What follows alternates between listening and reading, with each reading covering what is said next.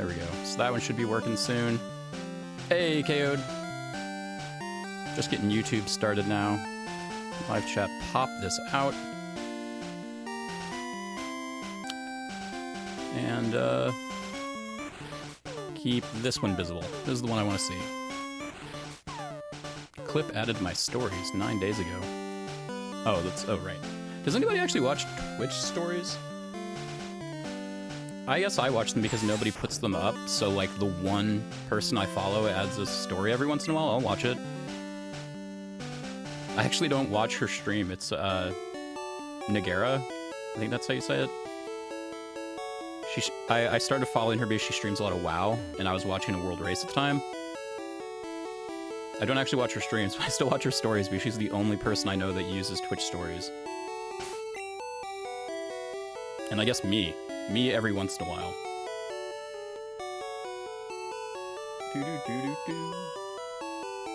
So we've got a suit stream.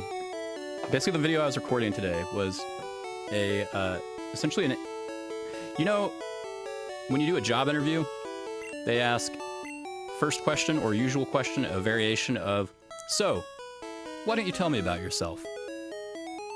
Since that's such a common question, if you're doing a lot of job applications and job interviews, Tech Foundry had recommended something I'd never occurred to me.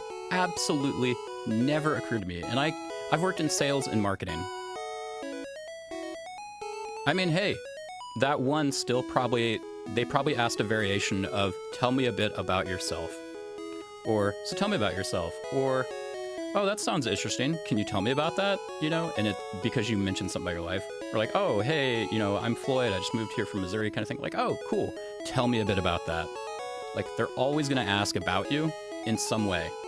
Sometimes they're sneaky about it. Like, oh, so tell me a bit about your blah, blah, blah experience. So it's all going to be variations of that. Did they already know you, KO'd? Because that's a potential reason they might not have bothered. Because I have done well over 100 interviews, and I can safely say I've probably heard that question 99... Oh, who wasn't relevant? Well, I'm not sure if that's entirely true. Because they have to work with you. And so usually you want to hire people you want to work with. So it's a pretty common question. So the Tech Foundry advice I got that was like mind-blowing to me was, if this question is asked every time, why don't you pre-write an elevator pitch? Are you familiar with an elevator pitch? Like, you're trapped for 60 seconds on an elevator with Steven Spielberg, and you've been writing a script. You know, how do you pitch it to him in that elevator ride? Like, you're never gonna have this opportunity again. You beat his ass. I could understand that from, like, George Lucas. You know, but Spielberg?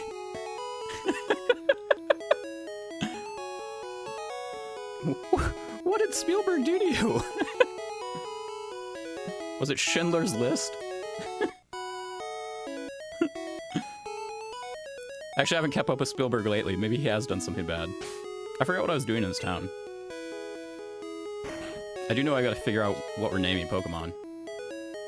He's trapped in an elevator with you. He's got to pitch to you why his movies don't suck. But yeah, anyway, so that's kind of the concept. And I'm like, wow. You know, they always told, like when I did a screenwriting class there, I was like, always have an elevator pitch ready for your script. Because you never know who you might end up speaking with. And if you don't have your script on you, which they're like, always have your script on you. If you don't have a copy of your script on you and you don't have that elevator pitch in your pocket, then that opportunity will be wasted. And it's apparently crazy how often people will get their first screenwriting job from a scenario like that. Like, oh, they just happened to be in a coffee shop when an executive producer on a TV show was complaining about not having content to write for an episode. And so you can be like, hey, I've written this horror movie spec script about a shark, and if your TV show can, like, if we can get them to a body of water, then I can rewrite this script for your TV show. You know, like, that's all you got to do. Like, you'll have that opportunity, and then you get your first writing gig writing an episode of, like, The X-Files or something. Oh, yeah, Adventures of Tintin was pretty rough. Slowpoke is knowledgeable about Pokemon. He even has some fossils of rare sting Pokemon. What? So yeah, the recording I did today was essentially my elevator pitch for me. The thing I'm remembering to say to everyone every interview I go to. And usually it's here, I can do it. I can do the pitch. There we go. Yeah, just tell me about yourself. I say howdy. I'm Florentino Zamaripo, or Floyd for short. I'm a versatile A+ certified professional. A+ certified professional with a I do the tongue thing during it. That's the important part. With a track record solving problems everywhere from high-stress restaurants, IT field support, high-dollar healthcare claims adjustment, and even a movie theater startup. I love tech, spend a lot of my time playing around with retro game streaming, and even learning programming and scripting languages for fun. I recently moved here from Missouri. I bought a historic house, and I've began solving its historic problems. Now that I'm here, though, I finished up at Tech Foundry, and I've earned the Google IT support certification while I'm on track to earn a few more. You know, and then I'm like, thank you for your time, love to hear from you or your company, that sort of thing. But the idea of the elevator pitch is because you're hearing this question so often in interviews, it starts you off strong. They get questions from it because you like seed it with interesting things they might follow up with. Like, oh, they might ask about that movie theater thing, you know. They might ask about what scripting languages I'm learning. You know, that sort of fun thing. And so that way when they ask, I don't just panic and be like, I stocked shelves once. And I'm like, that's so brilliant. It never occurred to me. Despite knowing what elevator pitches was, having used them and made pitch decks before, never thought to do it during the application process. Which makes sense because you're effectively trying to sell yourself, right? To the highest bidder. Fuchsia City, it's passion. Oh wait, I don't actually want these colors. I need green.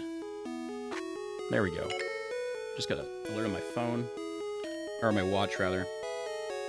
Got a message. I have too many things that I can get a message on. This one's on Teams.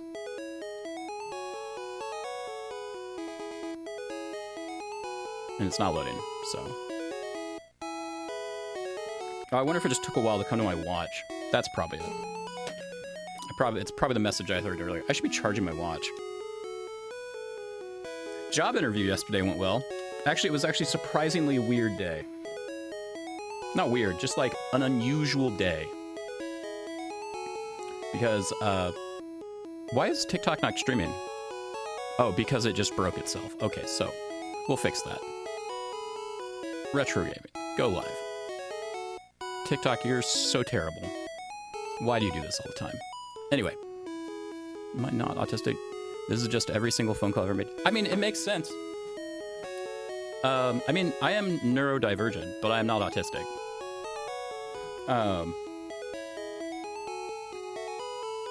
Where was I going with that? You know, planning ahead of time what to say always helps. And I do that to some extent, and I think everybody does that to some extent. You know, outside of like even improv comedians, they, like I said with the shark script, you're creating bits in your head and then you rework them for spur of the moment things a lot of the time. Like, oh, it's a shark, but then somebody said it's an improv bit about they're married. Well, now I'm going to say my wife is the shark. LOL. So is this a zoo? Why is TikTok still not showing I'm live?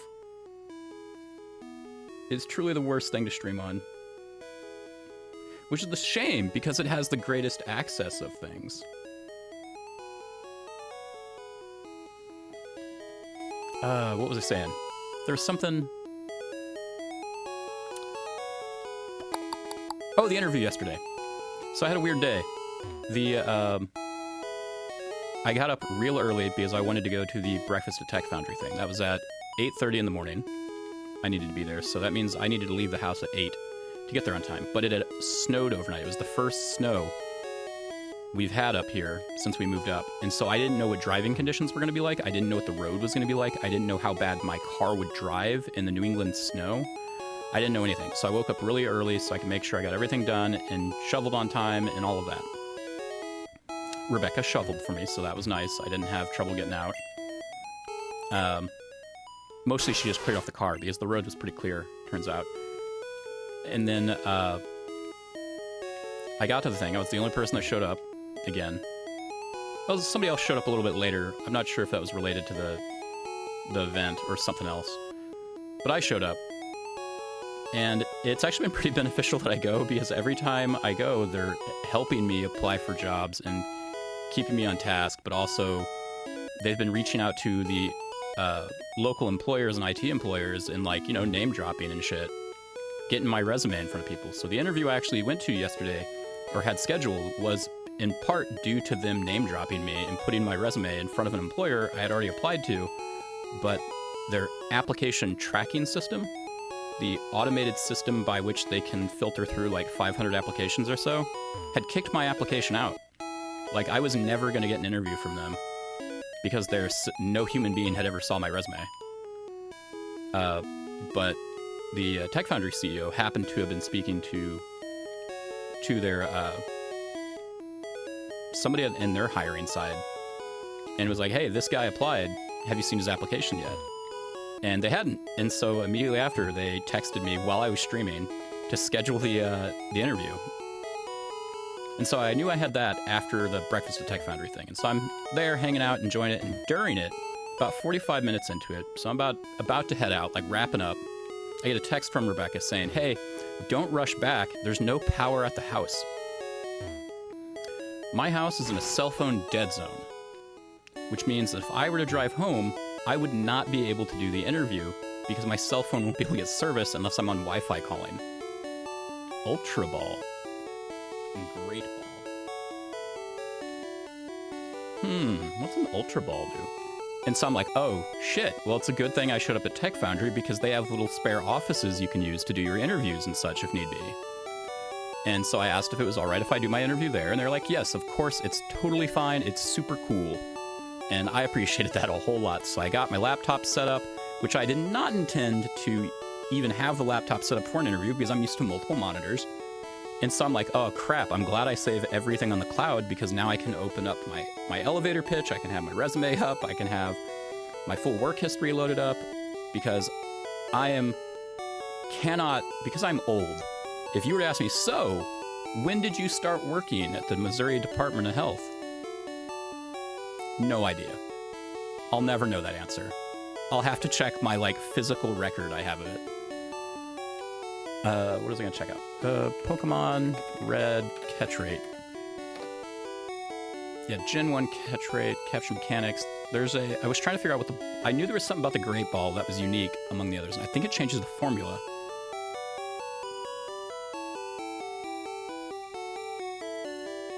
Ball modifier. I like ball modifier. There are 2 ball-related modifiers. Pokeball. 2 linear progression. However, in Ruby, the ball modifier is B. It's 250 Pokeballs, 201 for Great Balls. Ultra Balls is 151. So Ultra Balls is the best ball. Okay. And there's no reason to get just get this guy. Anyway, so had everything ready for the interview, and I do the interview, and I'm great at it. As usual. I rock at interviews. I love interviews. You try the Safari game. Some Pokemon can only be caught there. Huh.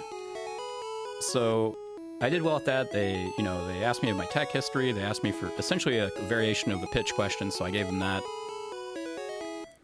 And did well at it, and it was awesome. And it lasted about 30, 45 minutes of them questioning me about tech stuff and my comfort with it and what they do and if I had any questions for them, which I did not have ready. Because usually I write them in advance on my computer, and I had it in a notepad document, which I didn't save in the cloud. So I had to, I asked a rough question that I can ask generically anyone, and then while they were answering that, I Googled IT tech question interviews to ask the company. And I asked a few of those that seemed relevant, and wrapped up the interview with that. So that interview went well. While I was doing it, though, Pokemon that was resurrected from a fossil. Oh, he's adorable. Power still hadn't got turned on by the end of that. Started talking to one of the coaches there. And he's like, hey, follow me downtown a bit. We're going to walk downtown. I got to put some money in the meter, and then I've got to go do some stuff at the MGM Casino if you want to follow along. So I followed along, and he does a bunch of stand-up comedy on the side, and I always just assumed it was a hobby kind of thing. I have friends from college that do like improv comedy on the side, and I'm like, yeah, you know what, I'll go support people for doing their thing. I don't typically like stand-up comedy. Well, I mean, I like stand-up comedy as much as the next person, depending on the comedian. And I hate improv comedy for the most part. Most improv comedy is horrible. So I'm like, yeah, I'll go to this. I'll support this. So I end up at the location, the prime location you could put me where I would know 100% off where I would still stay, mind you, not just leave, where you'd place me in a conference of these people, and I would hate every one of them. It was a property management, like, conference rally or something for a company, and I'm like, boy, do I hate property managers. Like, you brought the one guy who is opposed to property ownership to this thing. Like, and I'm supposed to like rub elbows and or is it shoulders? I'm supposed to hang out with these guys and support you. And I'm like, I can support you, but I'm gonna have a real hard time talking about, yeah, property ownership. That's a thing you should all be making money off of. So I did not expect to end up there, but you know what? It was still fun. I got to see some fun comedy. He's really good, it turns out. And they had a free taco bar. Like, they were feeding everybody. He was the entertainment for the lunch, for the after lunch festivities, I guess. So it was like a well-paid gig. And so I just got to go and eat free taco bar and watch comedy, which is, you know, pretty solid sidetrack when I had no power. Did I already buy this stuff? Yeah, I bought that stuff already. Super Repel, Full Heals, Revives. I'm not sure if I need anything. And then the taco bar. It wasn't that great. It was pretty okay. It's what you'd expect from like a large-scale buffet taco bar. You know, about on par what I had at my wedding. And what was funny to me, though, is because they're property managers, everybody there is horrifically white. Like, there were definitely some Puerto Ricans there, but on the whole, the majority was a horrifically white audience. Oh, I meant to do Pokemon and then cut. And so I got to see the funniest thing I've ever seen in my entire life, and that was multiple people actually, use a fork and knife to cut and eat a corn tortilla. Blew my mind. I've never seen anything like that in my life. They had nothing on the tortilla. It was just like on their plate, like it was a side dish and they didn't know what to do with it. And they would cut little sections out of it and then eat it. And I'm like, what in the shit is this? I had mine piled with rice and some fish they had. They had grilled mahi-mahi. And you know I'm going to take that shit up. So I threw some fish and rice on there and I just rolled it as a taco and ate it. It's like just full on hand taco. And I'm like, these people do not know how to eat a taco. And then they did the churro. There was churros for dessert, and these people ate churros the same way. They're on their plate. They cut it with a fork and knife. And they're like, ooh, whoever does these are great. I'm not sure what culture does this, but that's brilliant there with all the cinnamon sugar. I'm like, motherfucker, it is a donut. Every culture has a donut. Pretty much a social justice story had a work thing at a comedy club in town. Well, that's kind of like the inverse. Except, you know, no property managers, hopefully. I can't imagine many property managers are into social justice. It is my first time here. 4 zones. Each zone has different kinds of Pokemon. Use Safari Balls to catch them. When you're out of time or Safari Balls, it's game over for you. Before you go, open an unused Pokemon box. There's new Pokemon. Oh, yeah, I probably should do that. It was a nightmare. Dude started with oh, shit! I hope we're just dead cats and a joke about a mentally ill guy. That is a nightmare. Whoa. What was wrong with them? I don't know where the Pokemon Mart is anymore. Oh, it was over here. Oh, no, I'm not going to the Mart. I'm going to the hospital. I should just teleport. I'm too lazy for this. Soupsbane, teleport me out of here. He was there to record his comedy special. So, it went well. The audience laughed and applauded and were mic'd. Yeah, they ate that shit with a fork and a knife. Whoa. Blew me away. I'm still baffled. Churros and corn tortillas with a fork and a knife on a plate. Where I'm just there like, how?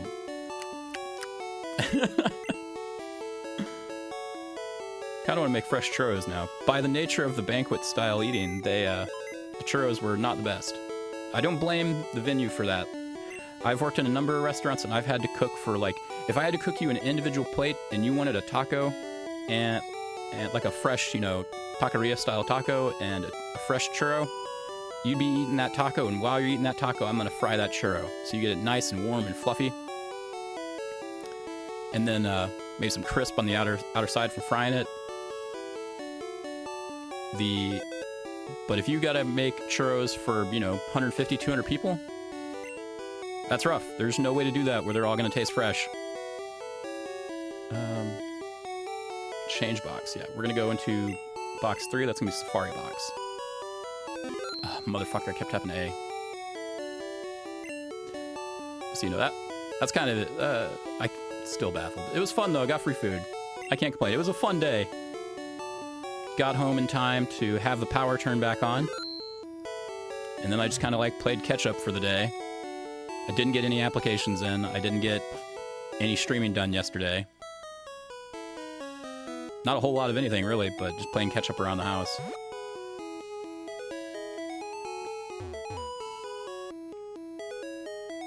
Interview is fun though. It's a power systems company. You know, they make and repair, maintain generators and that sort of thing. I would not be doing any of that. It's an IT job still. All the jobs I'm applying for are IT jobs.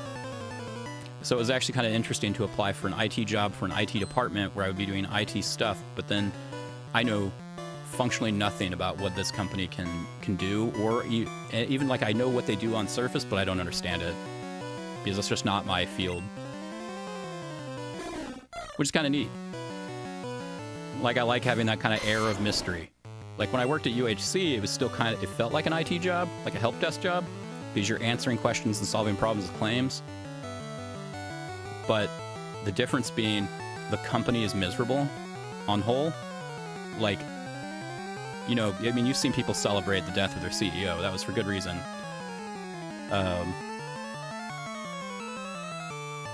Every time I see somebody complain about a denial, though, because I worked in claims, I keep wanting to, like, message them independently, like, hey, do you want help getting that paid?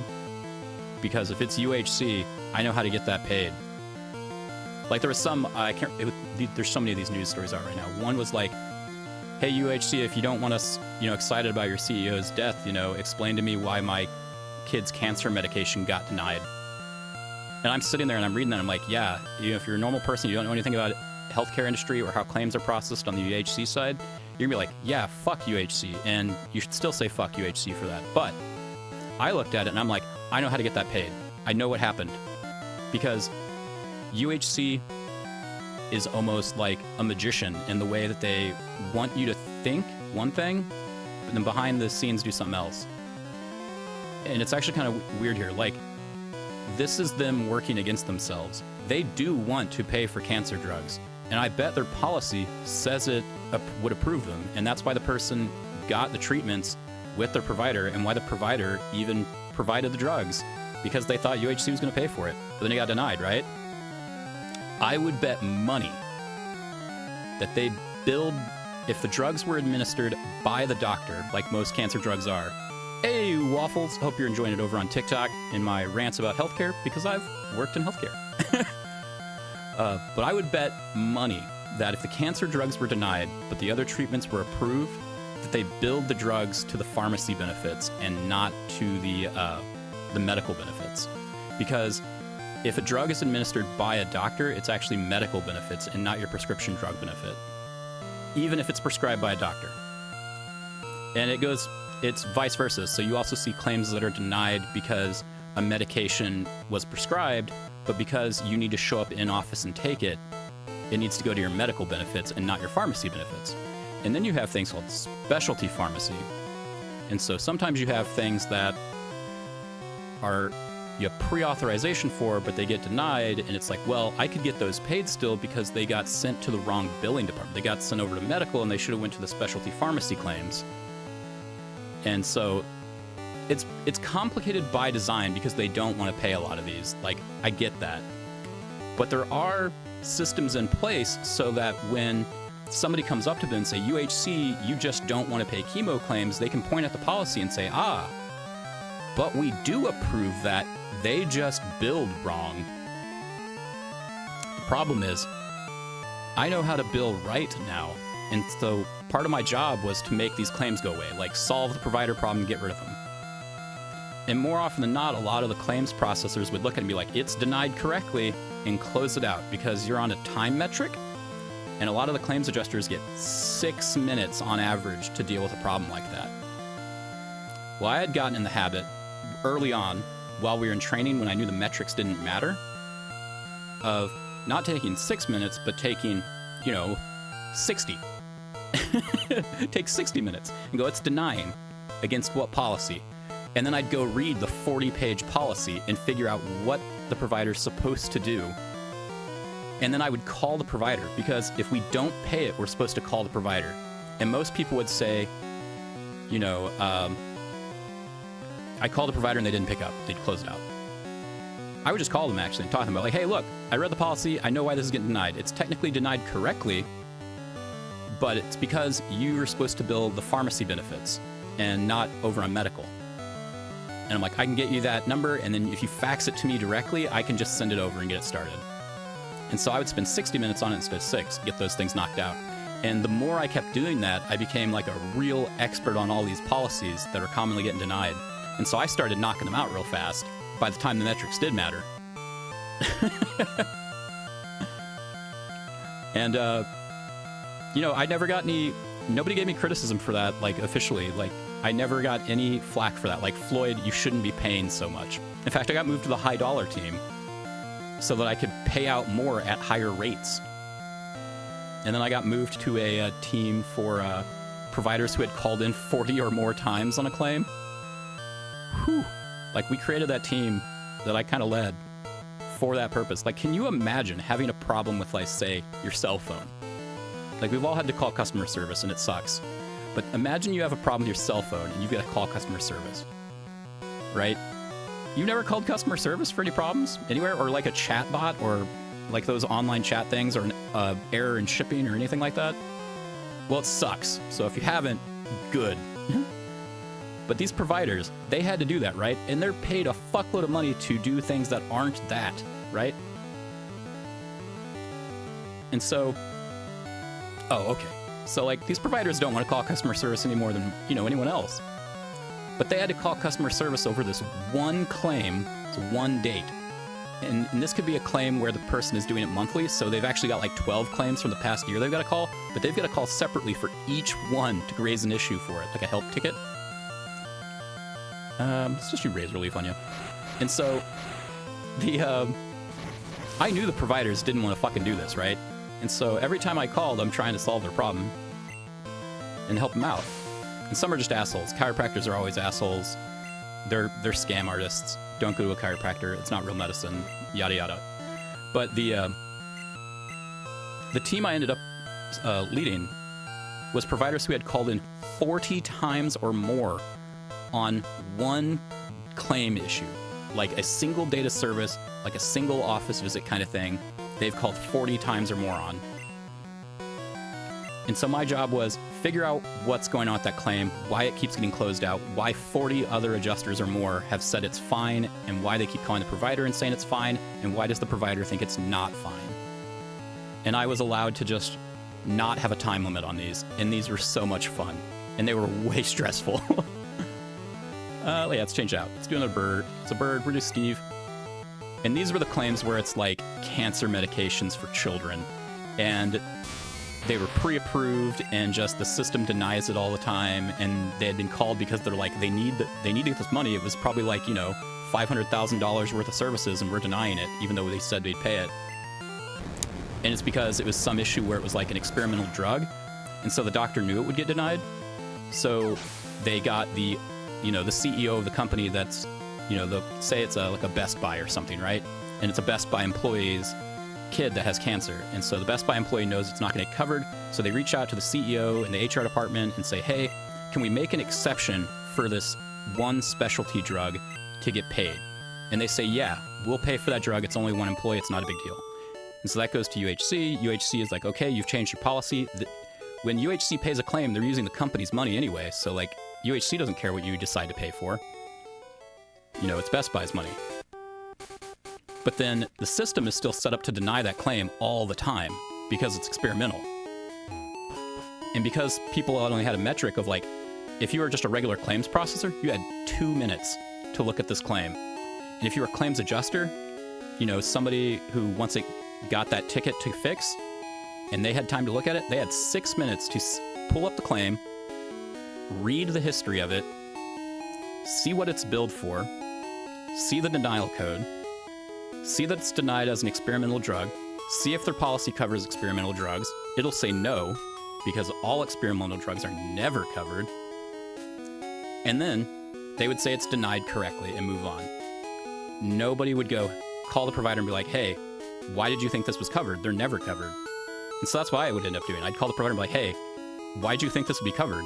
And I'd get the answer. It's like, well, we got a prior approval for it and got it added to the policy. And I'm like, oh, can you tell me when or why or for what purpose or the person that called or anything? And as soon as I would get any information on it, I'd go pull the records and try and collect everything, and then I'd get it paid. And that was the greatest feeling. But it was crazy to think there were so many of those. What was I supposed to do? What did you want to see? Slow bro. No, I don't want either of these. Well, it's an issue of metrics, KO'd. Like, when you have 6 minutes, those records took me forever to find. I had to, like, reach out and contact nurses that had, because I'm not a doctor and I'm not a nurse and I don't have medical authority to, like, I can see the doctor's notes. There wasn't anything preventing me from seeing them, but I don't have the authority to look at those notes and be like, yeah, this is a doctor's notes. He knows what he's talking about. He got the approval, you know. I didn't have the authority to do that. So if you're an adjuster who's paid based, like you're paid hourly, but you're punished if your metrics are slow, and you get a claim like this, and it's saying it's processed correctly, you have no reason you have no incentive to disagree with the system at that point. Oh, I don't want to go this way. And because it's not incentivized, and you're actually punished for doing more research, nobody would do it. And so once we got a team together of people who weren't punished for it, basically, we got a lot of that shit paid. And I ended up having to go talk to a bunch of executives, not like the big executive who just got shot, but like way higher up people than me, people with director in their title and shit. And they're like, hey, you've paid out like $3 million in a month. What's going on? You know, and this wasn't an issue. I was worried they were going to be upset, but they weren't. They were more excited because I use pivot tables to impress anyone in a meeting situation like that. And so what I did was I essentially made a PowerPoint deck with pivot tables in it from Excel. No, I need Charmander. Everything's named so weird, I never keep track of anything anymore. So, first page of the PowerPoint deck was a picture of a kid I had Googled. I told him it was, you know, hey, this is the age of the kid. I definitely implied that the picture of the kid they were looking at was the patient.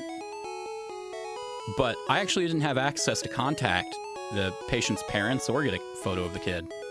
So, you know, I just Googled a picture of a kid and threw it on the PowerPoint deck because I'm like, hey, this kid's 12 years old.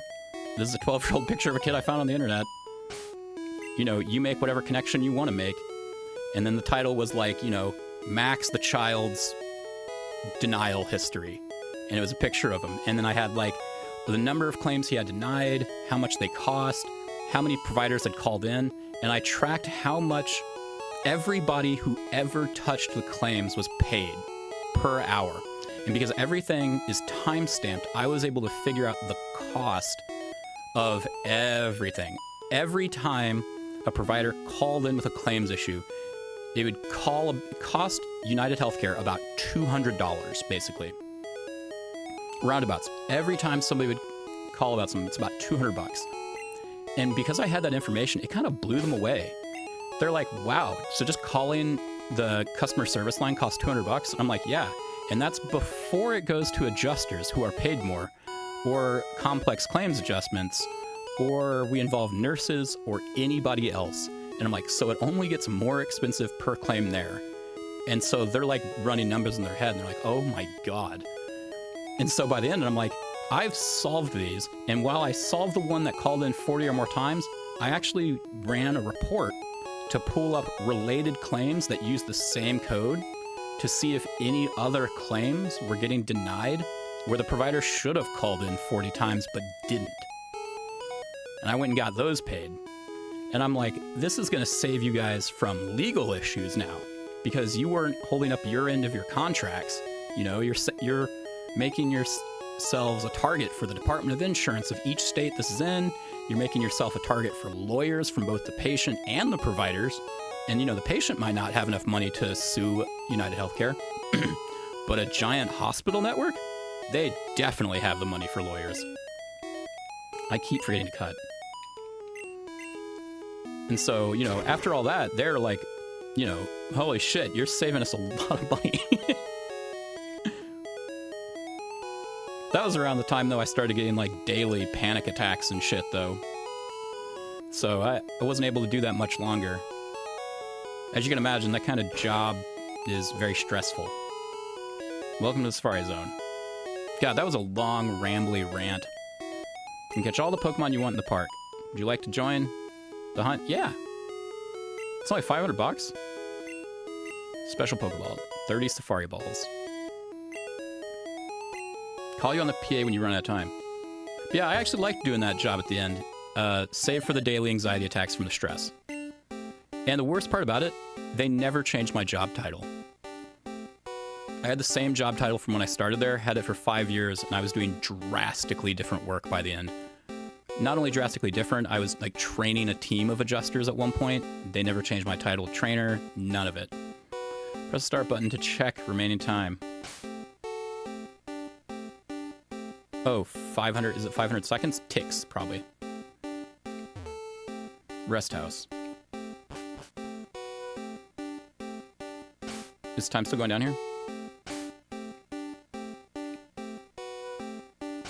Yes, shit. I don't have time for this.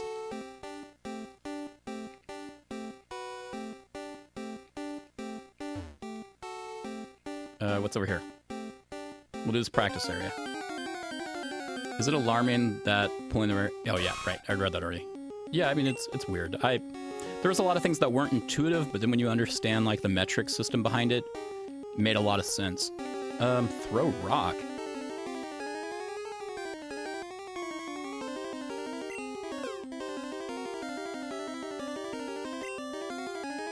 Yeah, get angry.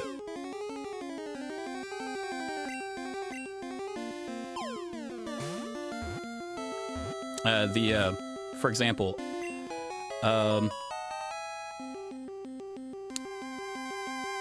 there was, there's this thing called the, when you get like a help desk ticket there, and you look at it and you read it, and you're like,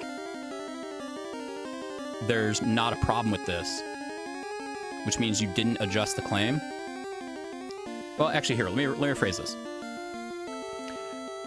How are the adjusters checked to see if they are doing their job correctly? That's a better question. Like, if you have a team of claims processors and adjusters, how do you make sure they're doing their job correctly? Like, what do you use to check them? Do you pull random? Do you check every claim they do with another set of adjusters and make sure they're doing all of them right? Well, those would have to be some good adjusters, right? That would be a lot of time, and you're effectively making everything cost twice as much. You could randomly sample them, right? And just check one every once in a while. See what's going on. right? Stiffens its ears, sense danger. The larger its horns, more powerful. Secret its venom. Do you want to give it a nickname? Yes, right. Oh, shit. I'm not even sure if we got a theme for names today. We have... I think we named somebody Berserk, and I think we did name Free Ren. We named Free Ren. We named someone Habanero. I don't think we've named somebody Tahine yet. Removal approval process for procedures that medical profession deem necessary. Yep, well, okay, well... I agree for that part, for the most part. Like,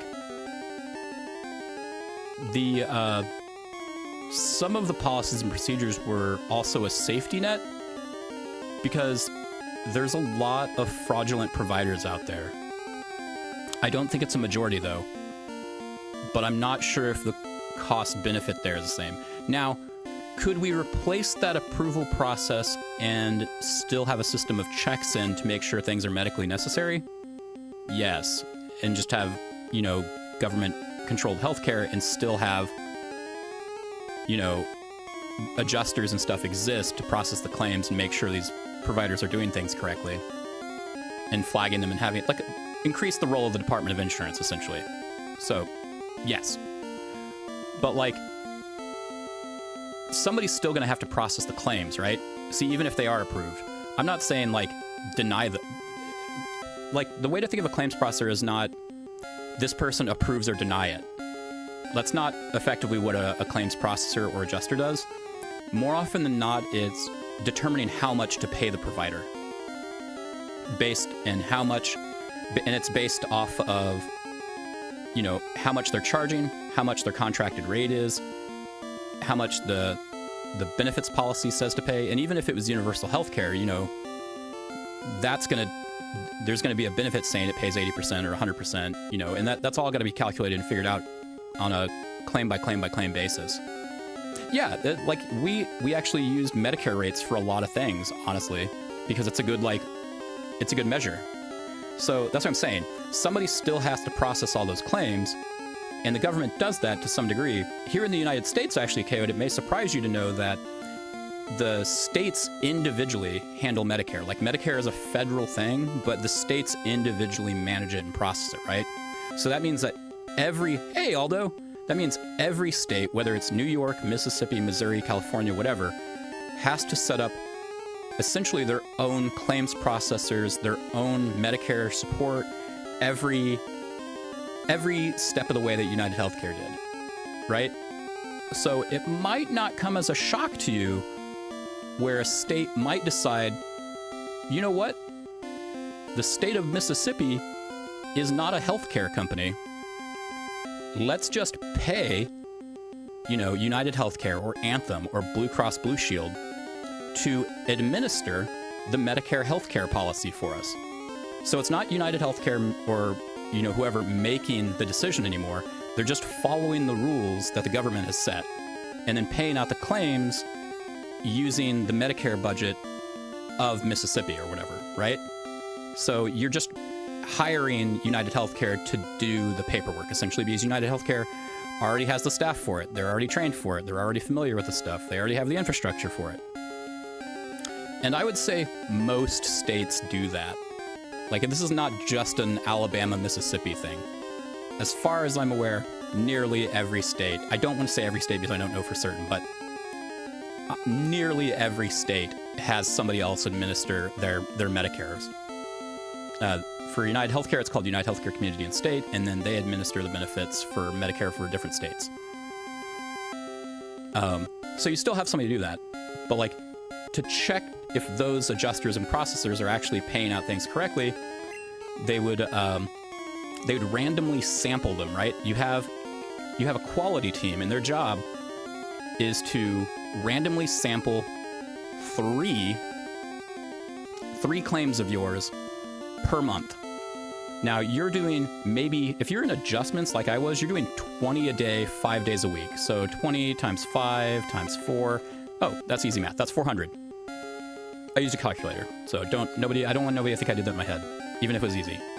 So you're doing 400 claims a month. They're going to randomly check 3, right? unless it pays past a threshold, then it's guaranteed to get checked. For low dollar claims adjustments, if it's over $1,000, it's going to get checked. For high dollar, it was if I paid out like over $100,000. But normal claims adjusters over $1,000, it's definitely getting checked.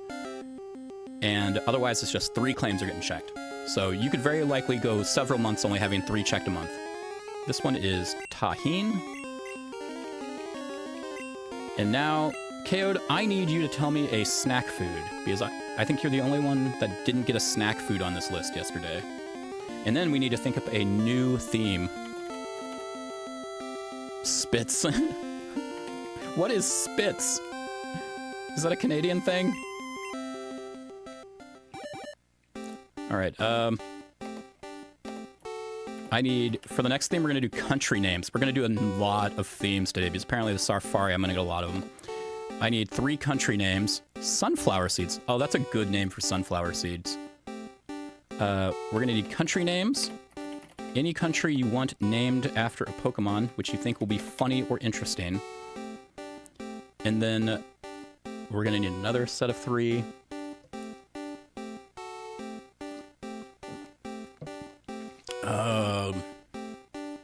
YouTubers. Actually, no, let's do YouTubers first and then country names.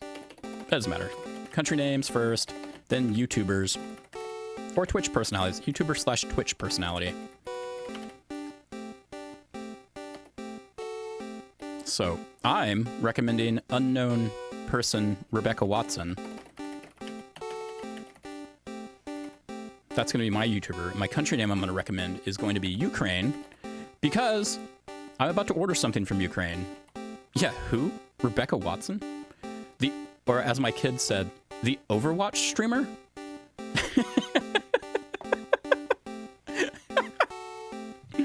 Oh, I'm not sure if anybody noticed. It's a bow tie day. The mic covers it up, but it is a bow tie today. I actually tied that.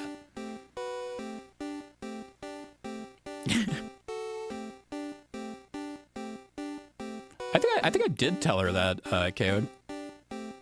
I did carve a pumpkin of her once. I wonder if I still have that picture. Oh shit, this timer's going down. Wait, does it only go if I move? Is it based off footsteps? It is. Oh, that's fun. That's a clever way of handling that, because they didn't need to run another formula. Anyway, I'm about to order something from Crix. Rebecca asked me what I wanted for Christmas for my big present.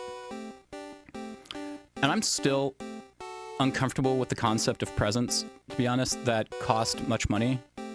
Money in general makes me nervous because I grew up very poor. So I'm not sure if any of you have heard me complain about my power pack, my NES power pack, but I damaged it pretty much as soon as I got it. And in the years since, I sent it back to Crix, and they repaired it, and it got it working again, and it's great. And I love the pack. It's fine. I do like it. But in those years since, the EverDrive for the NES has gone up and up and up in quality and can run more NES mappers.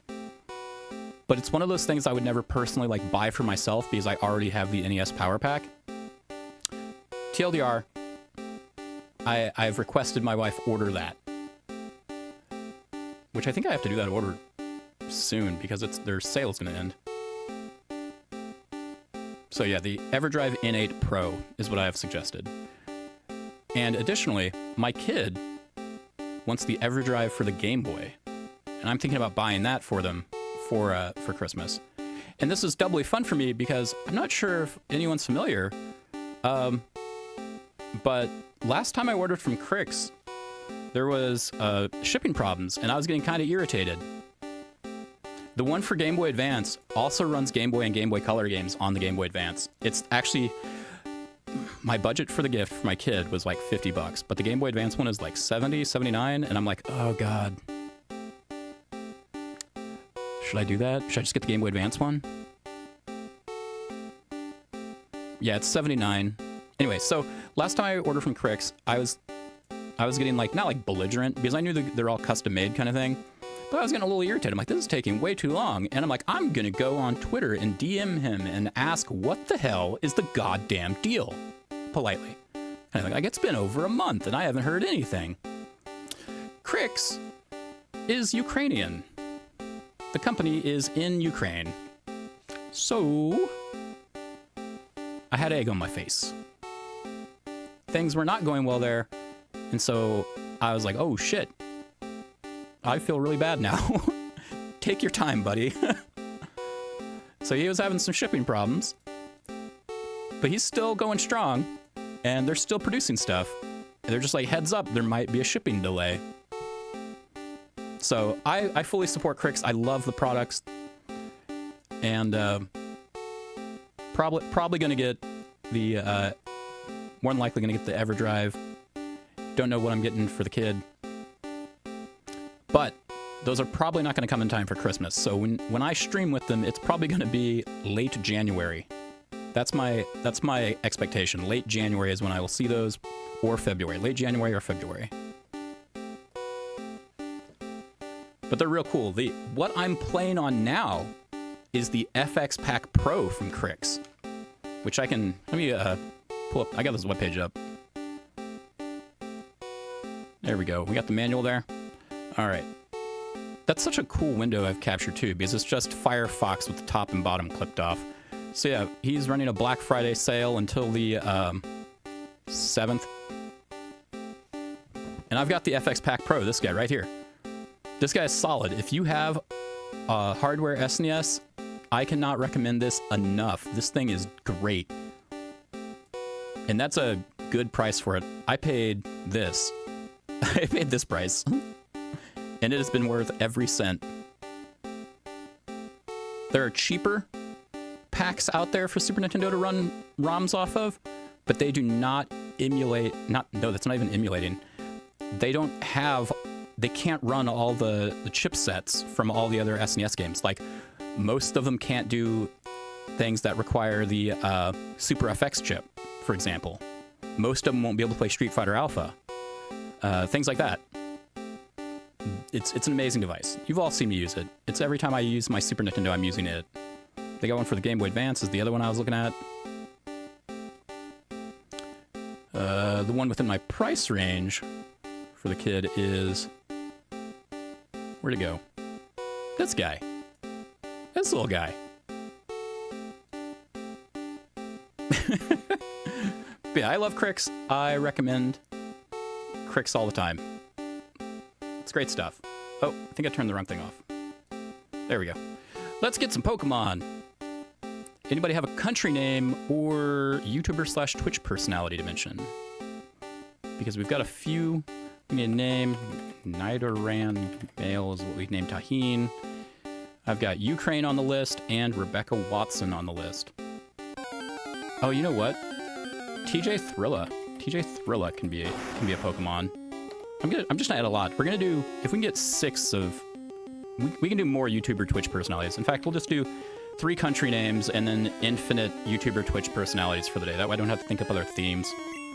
Wild Rhinehorn. I'm throwing a rock at this guy. Throwing another rock at him.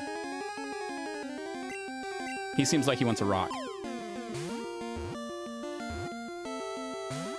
Oh no. Is that just a low % chance, or does he want bait?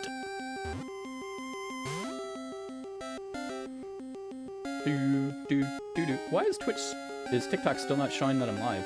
Am I not live on TikTok still? No, it's live. Why do you do this, TikTok? Hold on, TikTok. What's going on there? It says I'm live, but on the app, it says I am not live.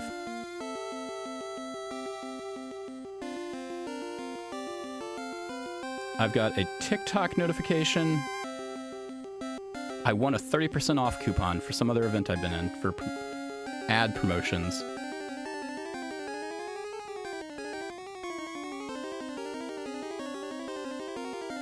I got a bunch of likes on something for something reason.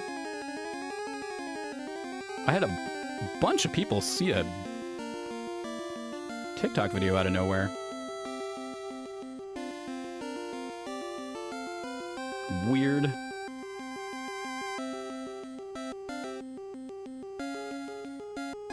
That's so weird. It's not showing me as live anywhere on my own TikTok feed. Oh, no, there we go. I finally found... It's just not showing me live on every video.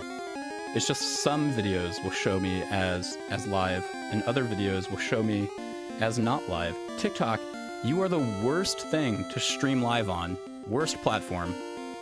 Sean! Yeah, Sean's a good one to name somebody after. I think I've got my kid interested in watching Sean videos. I think. DPRK. That's funny.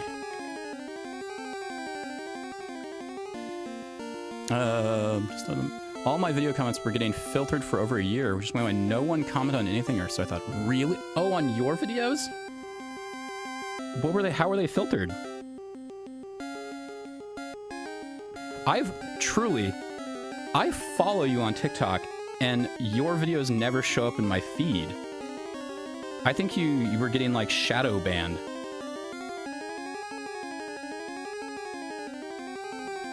Although when I search KO'd, I do see extra accounts. Maybe I need to follow more of them.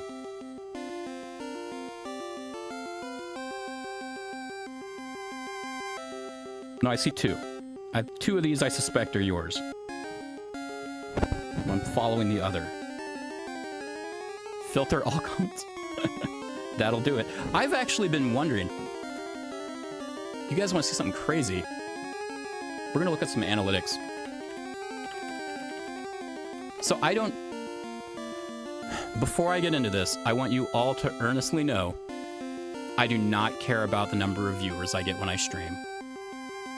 I stream because I like streaming. I like the equipment. I'm interested in all of this. I love broadcasting. I like having a microphone, and I like being able to pull up videos of things I played for fun clips to show friends. And I like streaming because I like playing video games on a couch with friends.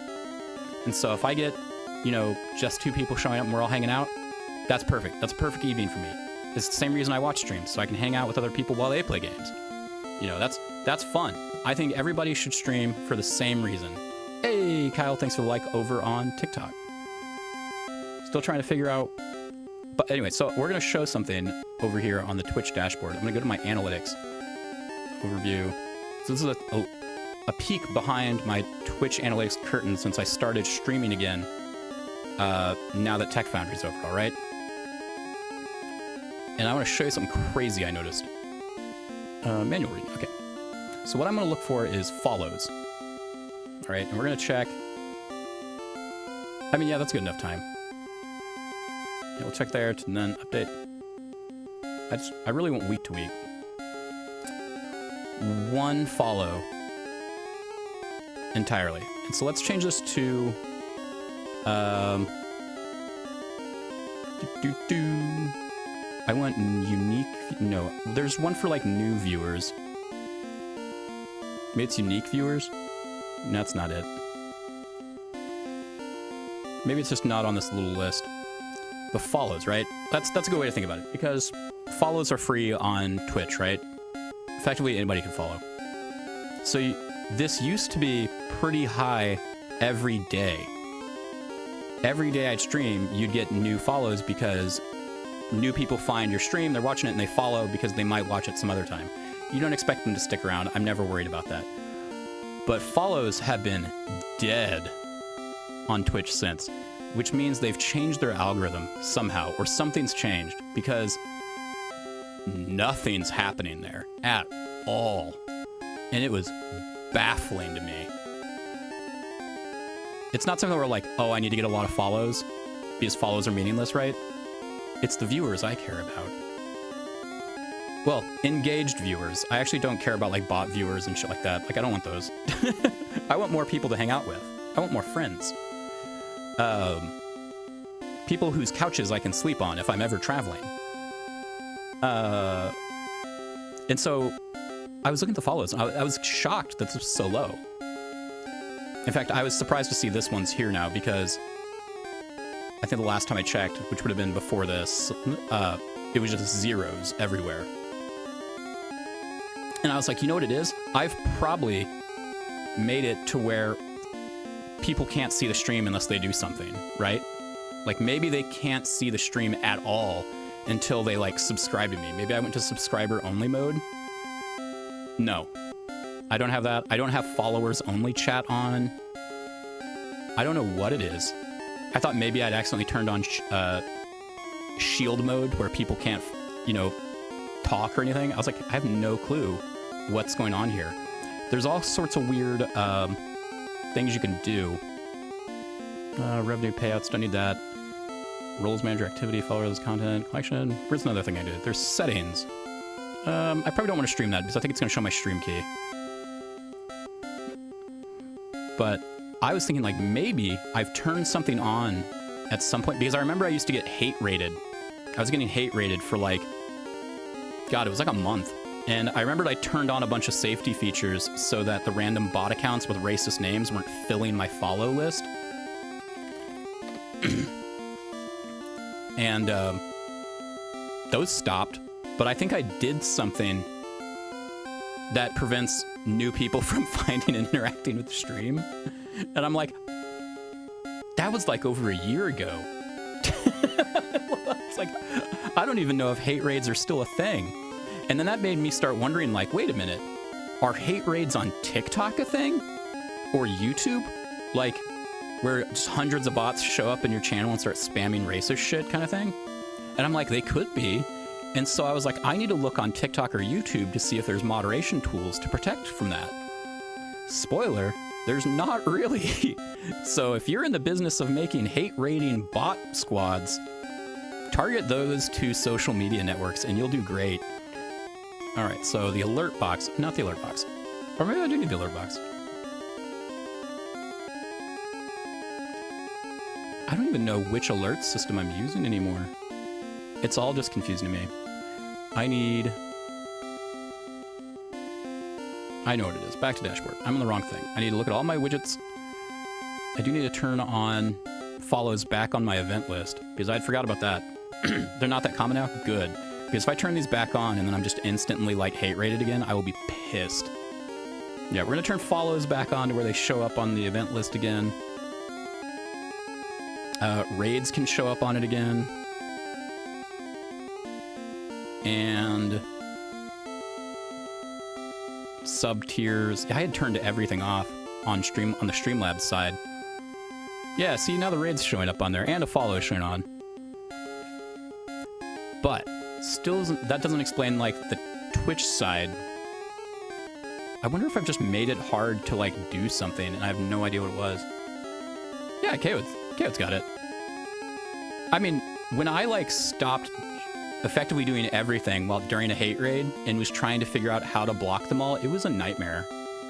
Like I couldn't keep up with like it just blocking them all. I think I ended up just turning into subscribers only chat because I knew I had 0 subscribers at the time. And so I'm like, oh, well, this will stop it. And then I turned off all my Streamlabs follows and notifications so that I just wouldn't hear any of it. It was a nightmare. What the hell is plus progress? Plus program. Add a plus goal.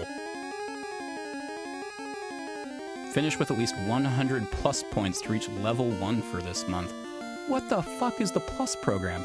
Streamers in the plus program will have the opportunity to receive different revenue share tiers on all recurring monthly subscriptions for at least 12 months. To qualify for it, affiliates and partners must maintain a minimum of 100 plus points for 3 consecutive months. I don't care about this shit. You all saw it fast? It was crazy. Let's do... I bet it's something in like the chat settings rules, wherever that is. Moderation, maybe?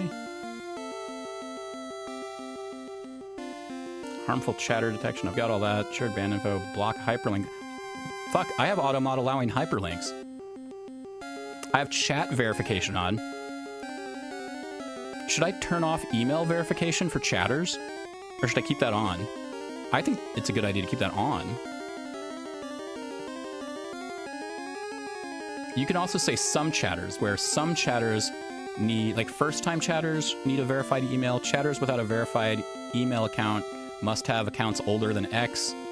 Chatters without a verified email must have followed for more than X days. I have phone verification turned off.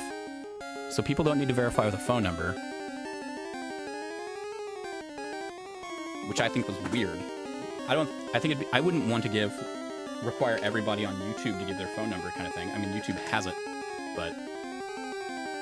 Oh, no, I don't have... I have follower verification. Users without a verified email can only follow with accounts older than 6 months. That's what I have turned on. I don't think that's bad. I don't think that's keeping everybody away. Because they're not even counted as, like, unique viewers.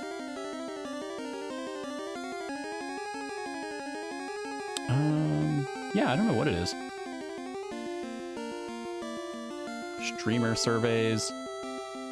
Yeah, I don't know. Who knows? I'm getting too distracted. I don't need to do any of that. We didn't get Rhyhorn. Hey, got him. This is going to be Spitz.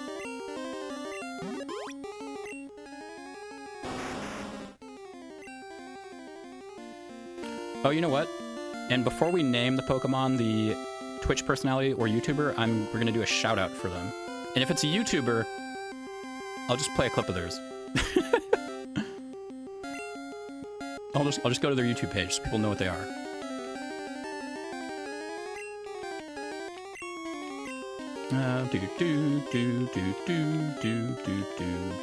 Maybe it's that Twitch on whole has given up on, like, algorithmically getting new users to, or new viewers to channels. That could be it. Like, they just gave up. Or maybe they're focusing on their stories more. Maybe that's an experiment I can run. I can start sending clips as Twitch stories. We'll see what happens.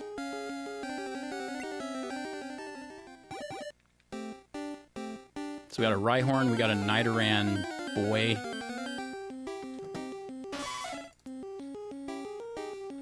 And Rhyhorn. Nidorina. Bait? She's eating. Throw a ball at her.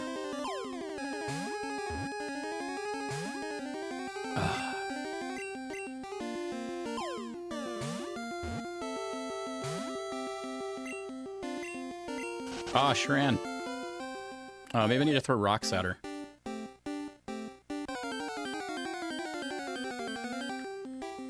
Whoa. Execute. Nidoran, yeah.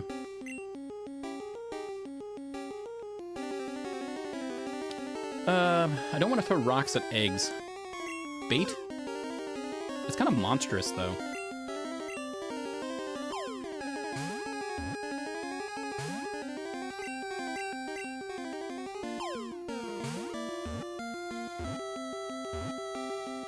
Got him. So this, everybody, is Ukraine. Quickly gather and attack in swarms. So it's a swarm of eggs. It's not like one thing with a bunch of faces. I always assumed it was one monstrous thing with a bunch of faces. So execute is Ukraine. We need one more country. Aldo, do you have a country suggestion? That font looks weird. Am I spelling Ukraine correctly? Yes. I'd feel real bad if after that whole spiel about me wanting to support a Ukraine business, I'd feel real bad if I spelled it wrong.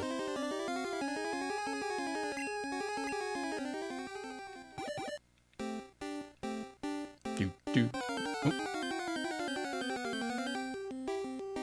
We got this guy already.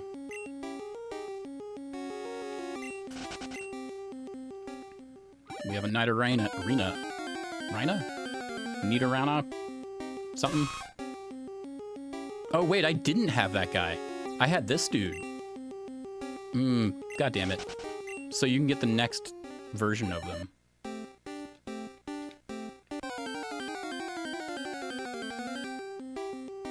I definitely got this guy. The Nidos are weird to me. I think you can only get the final version of them by trading. And there's so many of them, and one's defensive and one's offensive. I already got this guy. I know I have him.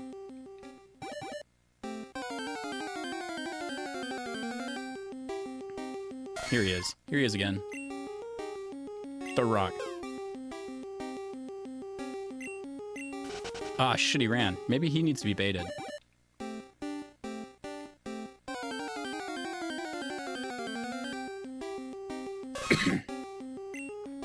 I've got you.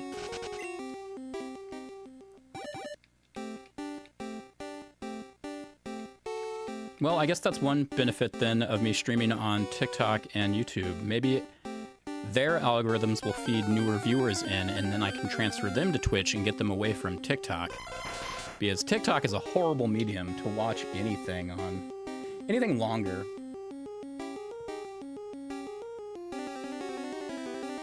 I already lost my own videos again. There we go. There, they're back. Alright, Execute. We got an Execute? Execute's Ukraine, right? Yeah, Execute is Ukraine. I gotta name these. Execute? Oh, God. Execute. We're gonna say that. And I spelled Execute wrong, even. Execute. Execute. There we go. Oh, I wasted a ball. No, I don't want this goddamn Pokemon. Can I just trash it immediately? Wait. Pokemon lore question. Can you make an omelet with an Execute? I know the final form is like a tree, so they're more like coconuts. Does that mean you can make an Execute curry? Because I would demolish a Thai curry made with coconut milk. And I'm wondering if, like, an Execute curry is like a coconut but, like, eggier, so it's, like, richer? What's this guy? Chansey. Do I have a Chansey already? I don't think I do. We're gonna bait Chansey.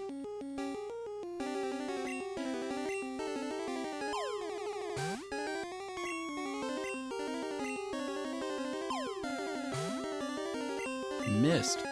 How can I fucking miss? It's huge. Motherfucker. I want the Chansey. That would have been really funny to have a Chansey called DPRK.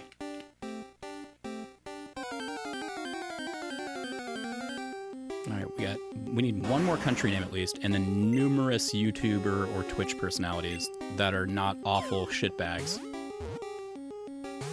Oh wait, I do not want to catch this guy.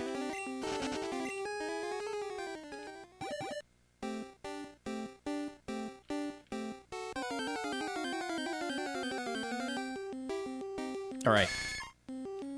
Natarino. Bait.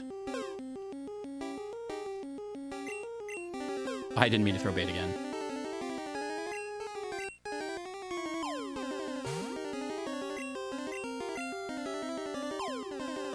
So I get 2 attempts per bait.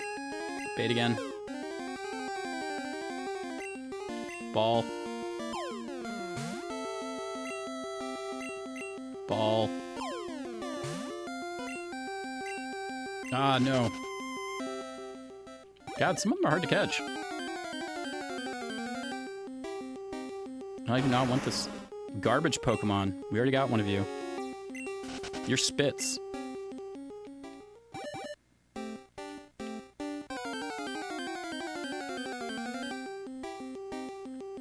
We don't have an... No, we do got an Execute. That's Ukraine. Future Thai curry in the Pokemon world.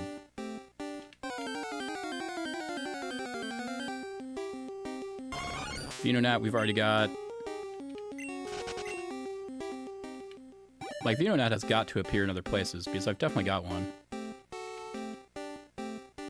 I might have already had the Nidoran male and female, actually. I mean, I definitely got one now, because it's Tahine.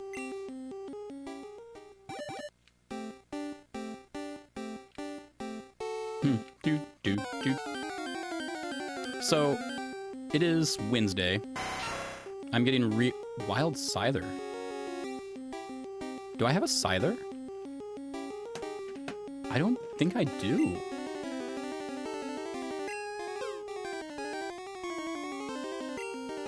Ah, shit.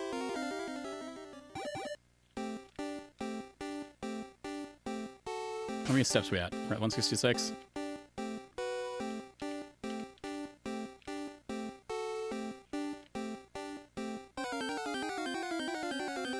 Anyway, so it's Wednesday. I want to finish this game so that I can stream Path of Exile 2. I already have this guy. I wasted a ball. When it's officially out, which I think is this weekend. And before that, I would like to play some classic Diablo 1 on stream as kind of like a warm-up to it. Get people hype. I actually don't need you, VinoNat. I meant to hit run. You enjoy your food, though. Welcome back, Aldo. So, I'm not sure how much time I'll spend in Safari Zone, if this is all it is. I don't know, maybe there's something I actually gotta get here. But maybe I won't spend so much time just playing to catch these guys. Maybe I'll explore it more. Maybe there's something to find. Like a key. Because I bet there's gonna be a roadblock and I haven't gotten anything. I know surf is something that I'll eventually get. I could have swore I should have had it by now. But I probably don't. The game's pretty straightforward, so if I don't have it yet, I'm just gonna assume I haven't missed it. Oh my gosh. Just give me something good. It's just VinoNats and Rhinehorns. And eggs.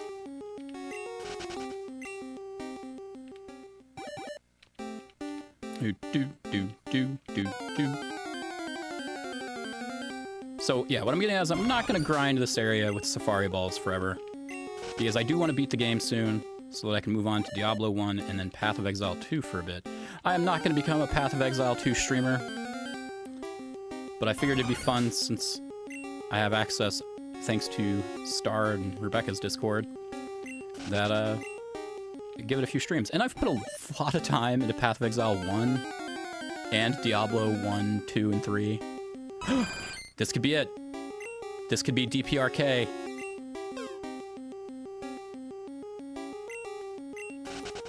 Fuck.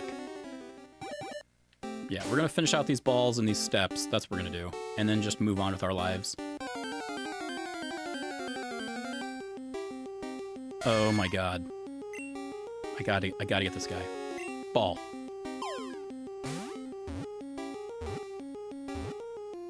Hey! This is the DPRK. The AKA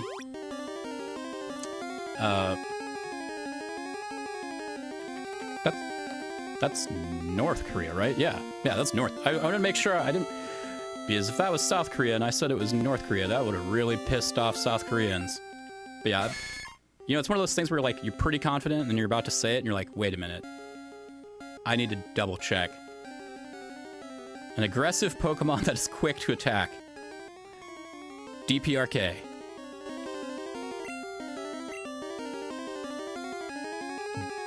The D, the P, the R, and the K.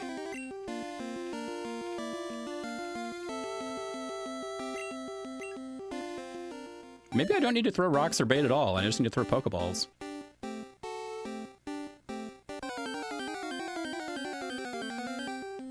Oh, you know what probably helps me with this? I bet the player's guide does.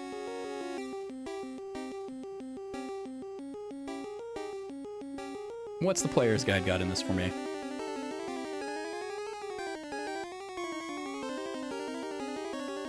We are in...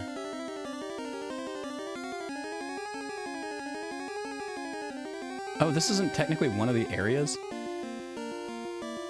Oh, no, it is. Okay, so the entrance... Throwing bait and rocks sometimes helps.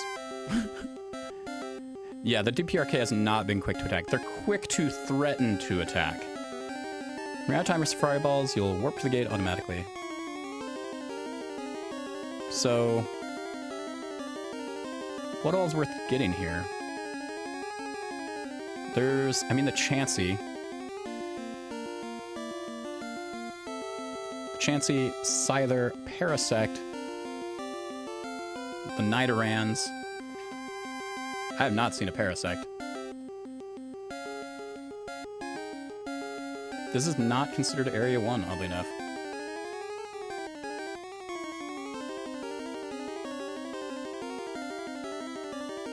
And none of these descriptions say anything about rocks or bait.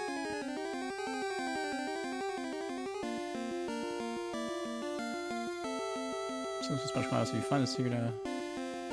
Yeah, there's Chansey. This rare and elusive Pokemon is sought not for battle skills, but its legendary ability to bring happiness to its trainer.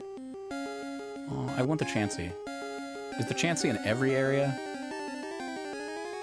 No, just this opening area, it seems. Area 2 doesn't have a Chansey. No, Area 2 has a Chansey. And a Kangaskhan. Or is that Area 3? That's Area 3. So Area 2 has Chansey. Is there an Area 4? No, it's 1, 2, and 3. And the entrance. So in Area 0, effectively. So Area 0 has a Chansey, Area 2 has a Chansey. Well, we'll explore the areas, but we're not gonna grind them. We'll again try here for the for what we got, warp to the back, and then just move on with live.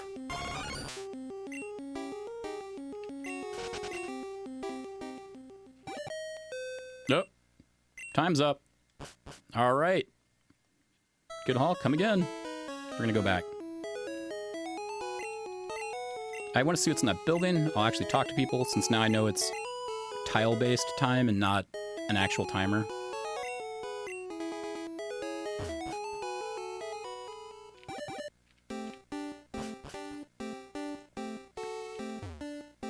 I'm catching Pokemon to take home as gifts. Where did my boyfriend Eric go? I don't know. Crammed full of Pokemon books. There is no reason to be here.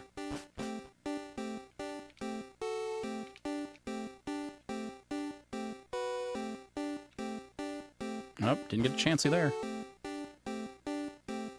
This is center area. This is left, north area too. And so this should have... This is area 1. I have a Doduo. So you're dead to me.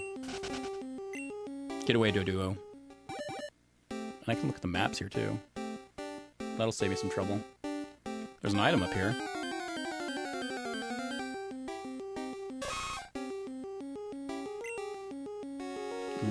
Got you already. So, oh, I forgot to ask, KO, do you, or Aldo, do either of you have, access to Path of Exile 2? When it comes out, like, did you get in the thingamajig? I think which requires you to either buy a key for $30, have someone gift a key to you, like I did, or, have spent like $300 and something over its history. You did? Cool. Well, that'll be fun. I don't know really anything about it. I haven't been keeping up. I know there's that class with the guns seemed pretty neat. And I know they're working harder on controller support, which they'd already gotten pretty good with it. Like, the PS4 version was pretty functional. Who? Carbo. This is... Speed? Something? What the fuck is a Carbo? Pokemon Red Carbo? It does something. Increases the speed, yeah. I'm gonna make Marks, that's who it was. Marks is on borderline fast, so I need to make Marks always go first. Okay, there's stairs. Wait, how do I explore further? Oh, I see. Oh, you misread the email? Well, I want you to play it. I'll see if I can find a key. I'll see if I can find you a key.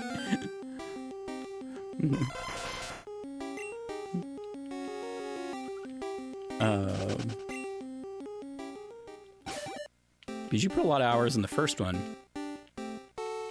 I think that might have been my fault. I think I'm partially to blame for that. I put a lot of hours into it. What was I checking? Items. Was that a TM? Contained egg bomb? What the hell is egg bomb?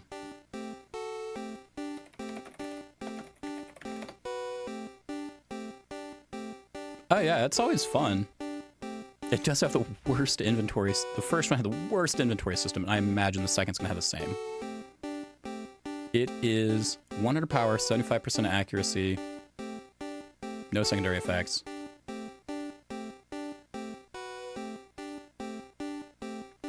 Not that great.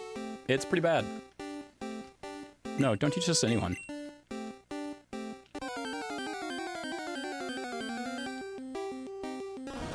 Do I have a Paris? Yeah, I have a Paris because you get it from that crappy cave. Where are we now? Here, another item. Max potion. I'll take a max potion.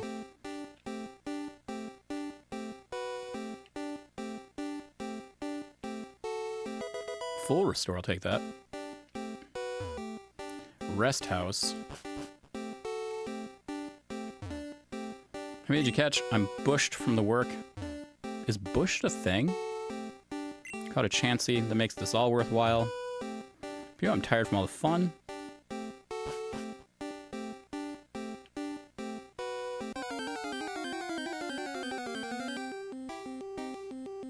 I don't know where I'm going.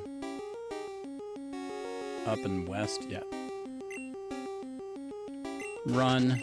Don't want to execute. We've already got one Ukraine. We don't need another.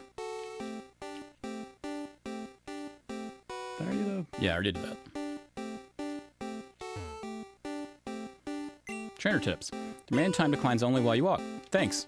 That took me a while to figure out on my own. They probably should have told people earlier. Now we're in Area 2. What was Area 1? Did it have anything? Yeah, it had a Kangaskhan that I might go back for at some point, because Kangaskhan's pretty neat. This area has a Chansey, though. And a Nidorino, which we have not caught. No, we did. Nidorino is DPRK, I think. Yeah.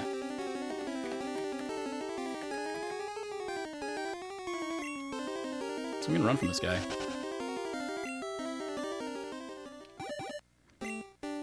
Win a free HM for finding the secret house. I want to find that.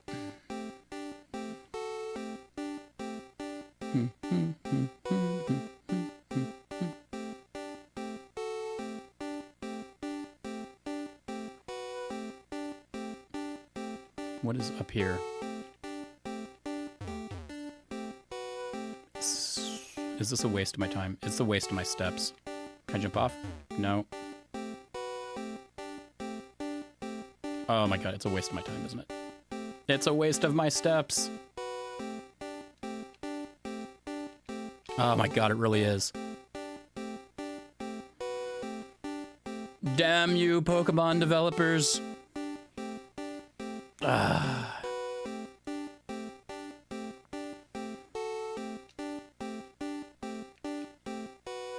Okay, we're going this way now? No, that's the same spot. I don't want to jump off there. Area 2. I mean, yeah.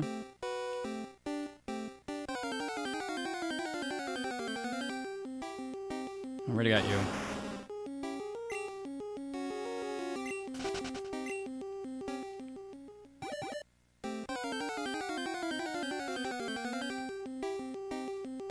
We already got you, Nidorino.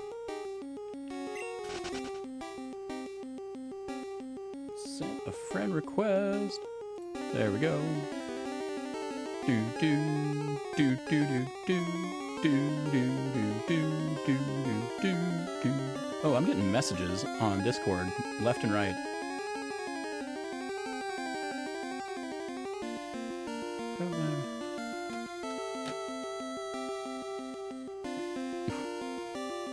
People discussing bow ties.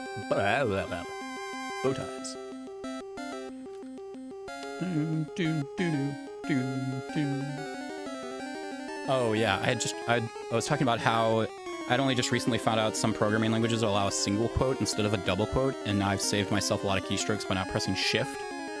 And people are chiming in that some languages are dependent, some require the double quotes. I mean, JavaScript's the devil, so I'm not using that.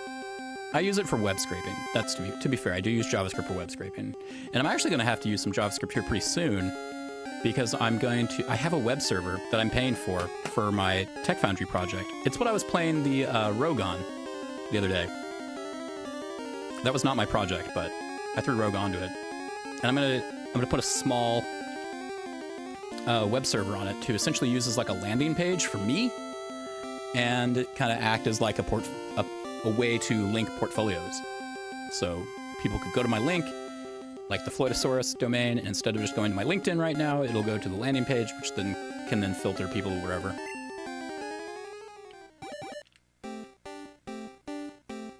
I wonder what fishing here has. Hey, a thing. TM40. What is TM40? They did say there'd be a TM here. A hidden TM. Skull Bash. Yes? Some people can learn it. Does Turtloid need Skull Bash? What's Skull Bash do? 130 power, shit. It does damage to itself, right? Does nothing on the turn is selected. The following turn it does damage. And counts as the second turn's move. So it's effectively 70 power per turn. And it's a normal type. If it's not fully executed, PP will not be decked. I mean, that's not bad.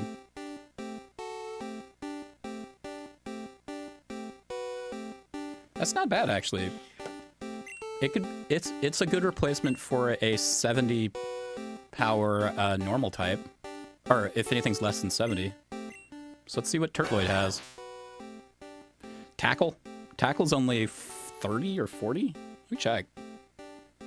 So it's better than Tackle.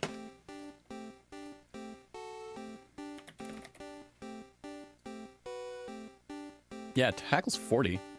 So this is... The only problem is I use Tackle sometimes to just clean up a match. Like, they only have a little bit of health left, throw out a Tackle. But he's got quick attack. Yeah, we're gonna give Skull Bash to Turtloid.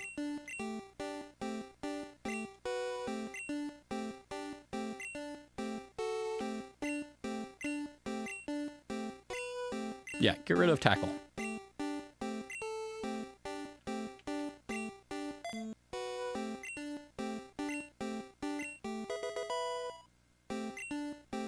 I like the idea of a fox that is literally on fire headbutting something.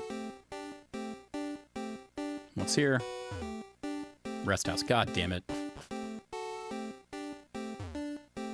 Go to the deepest part of the Safari Zone. You will win a prize. This is pretty deep, right?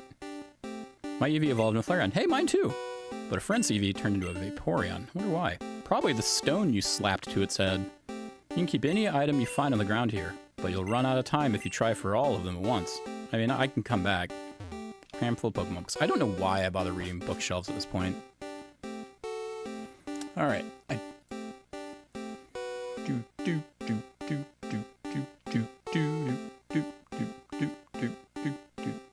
Okay. Try looking at the map to see like the rough direction I need to go. Protein. Protein increases attack. And the only person I have doing normal and grass attacks. Oh, it's actually Charmander. Yeah, so Charmander needs that. Oh shit, you don't get much time on this. So let's speed run to that. Oh, because I wasted time in that one area.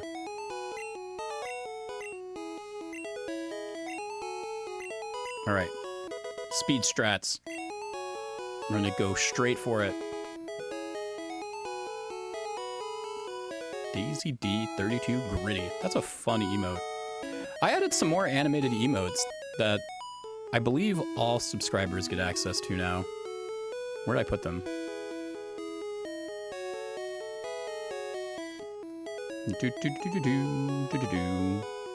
Hold on, let me get this going so I can see my own emotes. Yeah, so in addition to Floyd of Jam, these were the ones that are automatically made by, that you can automatically make with Twitch if you just add stuff and tell them to animate it. But I added Floyd of Rave, which is the Floyd of Poverty emote. Floyd of NES, which is the 8-bit Doug I've made, but not Hops. Floyd of Peck, and Floyd of Cat, which is the previously banned cat butt emote. But,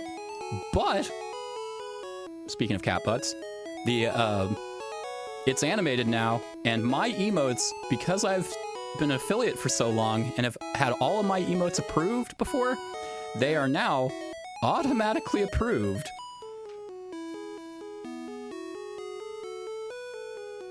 So cat butts for all.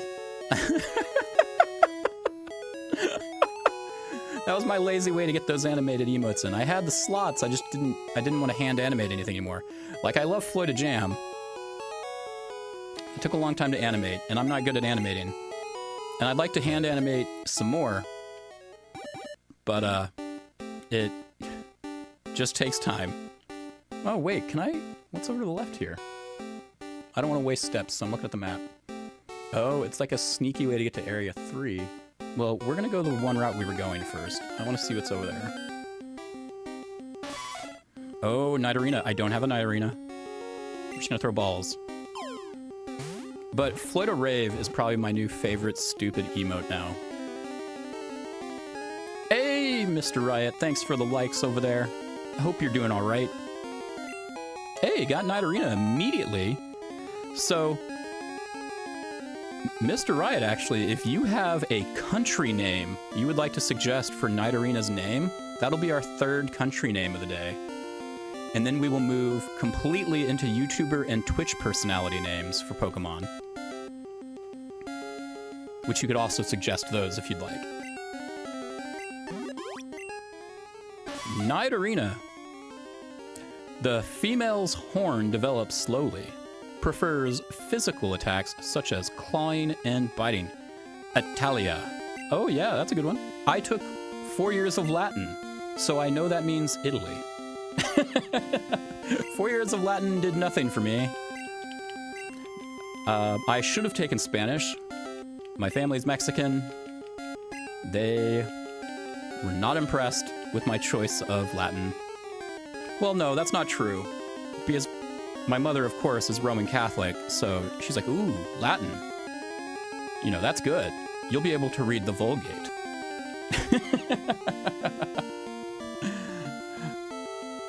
Italia's a good name.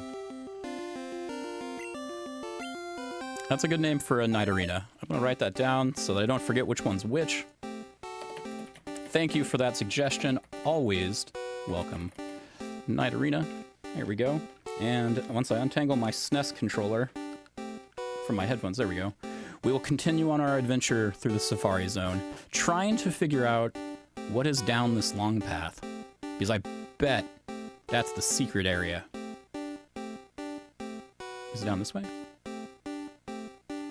Yes. Trying to not waste footsteps. What? No, it wasn't to the right. It was up here. Yeah, and then we go north.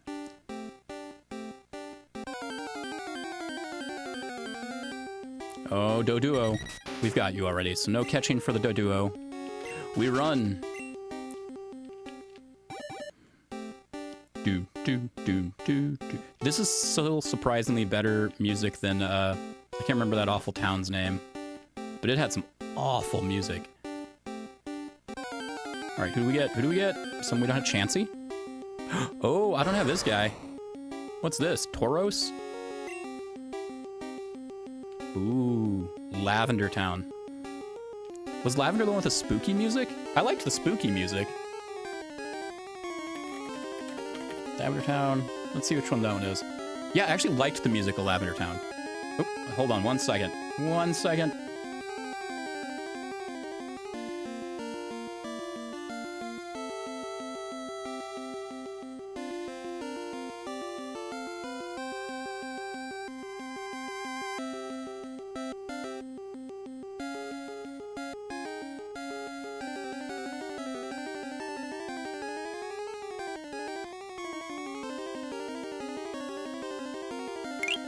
It was just, hey, thank you for the follow there. I appreciate it. Follows are all TikTok as an algorithm cares about. Well, no, that's not true. They love the hearts, which you're giving, and I appreciate. They love the shares. Like if you click the share button and then you don't actually have to share. I mean, if you want to share to all your friends and family, go for it. But if you click the share button and then just press copy link, they think you've given this stream to like thousands of people. You don't even have to give the link to anybody. I do that for every TikToker or TikTok video I really like and I think they should see more people. I'm like, click that share. Let the algorithm love you. All right, Tauros. Hey, thank you for doing that. If we catch this Tauros, this will be Rebecca Watson. And that'll be funny. Oh no! Ceruleans. Yeah, Cerulean Town might have been it. Cerulean Town? I can't remember. They were... Let me see if this is it. We'll mute this. Oh, where's my voice meter? I have too many audio things. We're going to mute the retro console. We're going to... Cerulean Town, Pokemon Red, Game Boy... I just need the music from Cerulean City.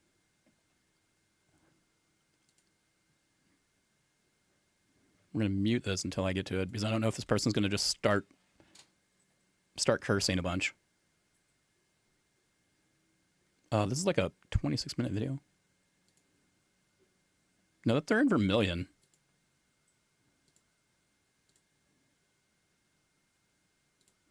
Where are they? This video, it's lies. It's nothing but lies.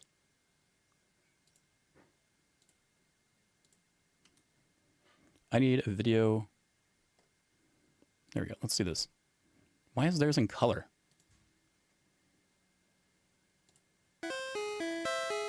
Oh yeah, that's it. That's it. Ceruleans. That place is awful music. That was garbage music in that town. Like, I like this timer theme better. All right. Oh, I'm mad we didn't get that Tauros. That would have been a really good Rebecca Watson. Whoa. Do I have a Venomoth? I don't think I do.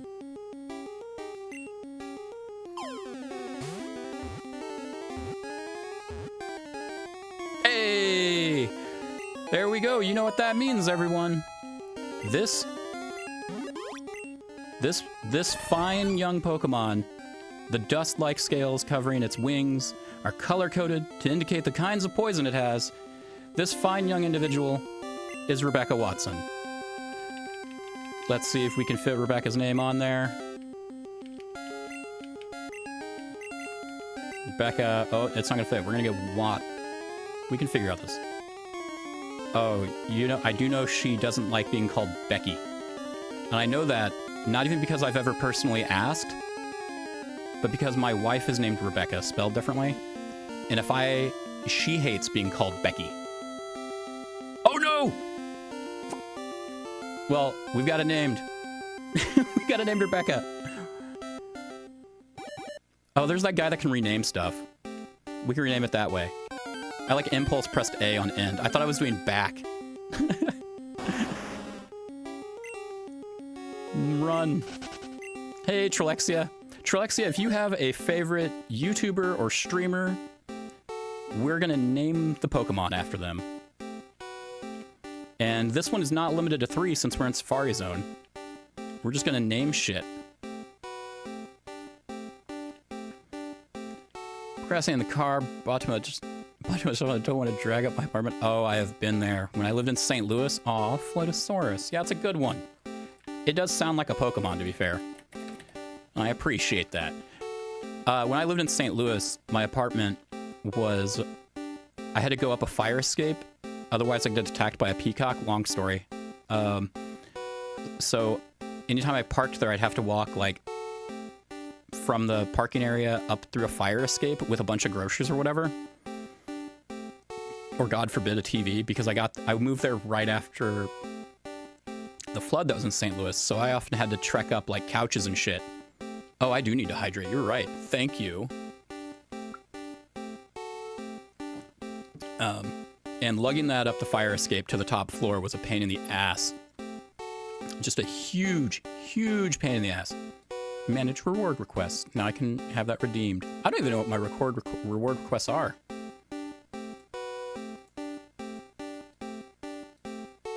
We have hydrate, stretch, shout out, compliment, and movie opinion. Oh, those are good. Oh, you know what? Oh, the points, I have them accumulating very fast because you can also use the points to get free emotes.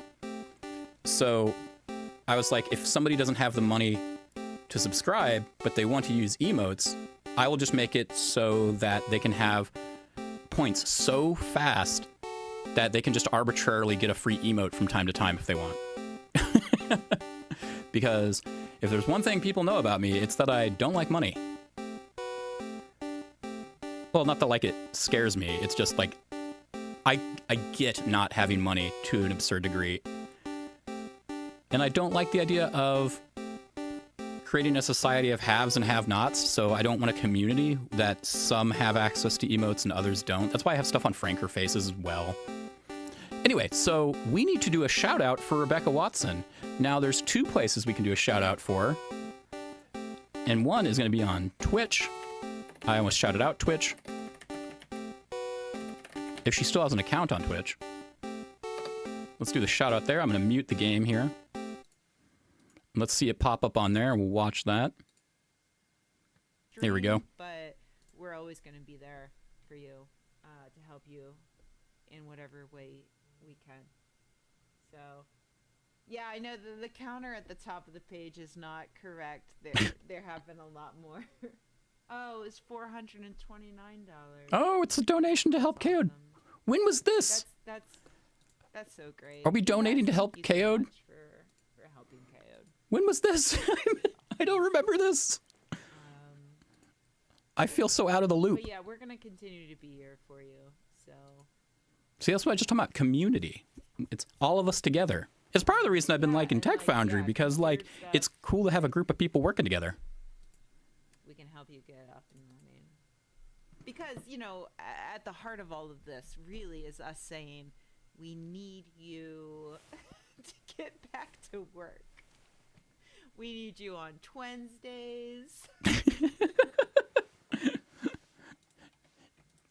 That is about it. We need you constantly working. Yeah, when was that? I missed that.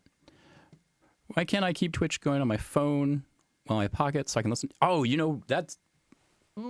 There's so many things that I would watch all the time, like a podcast, if I could just turn off the screen and it doesn't let you. Oh, I'm with you on that. Maybe I should broadcast as a podcast. Is there like a live... Floyd, you just invented radio. I was about to say, is there like a Twitch stream kind of service, but for audio? That's the radio, Floyd. That is radio broadcasting. It has been a thing for... How old is radio broadcasting? 1906. Wait. My house is 2 years older than radio broadcasting? Fuck, my house is old. That's craziness. Anyway, second shout out for Rebecca Versus. is actually going to be from her YouTube channel, which is funny. As I mentioned earlier, my kid referred to Rebecca Watson as the Overwatch streamer, which is what I was expecting when I did a Twitch clip. I thought it'd show like her playing Overwatch, which I don't think she does much anymore because Overwatch isn't any good. Sorry, Overwatch, get wrecked. So I'm going to play a clip. I'm going to pick a random. We're going to have a sample of what Rebecca is actually like and how I know Rebecca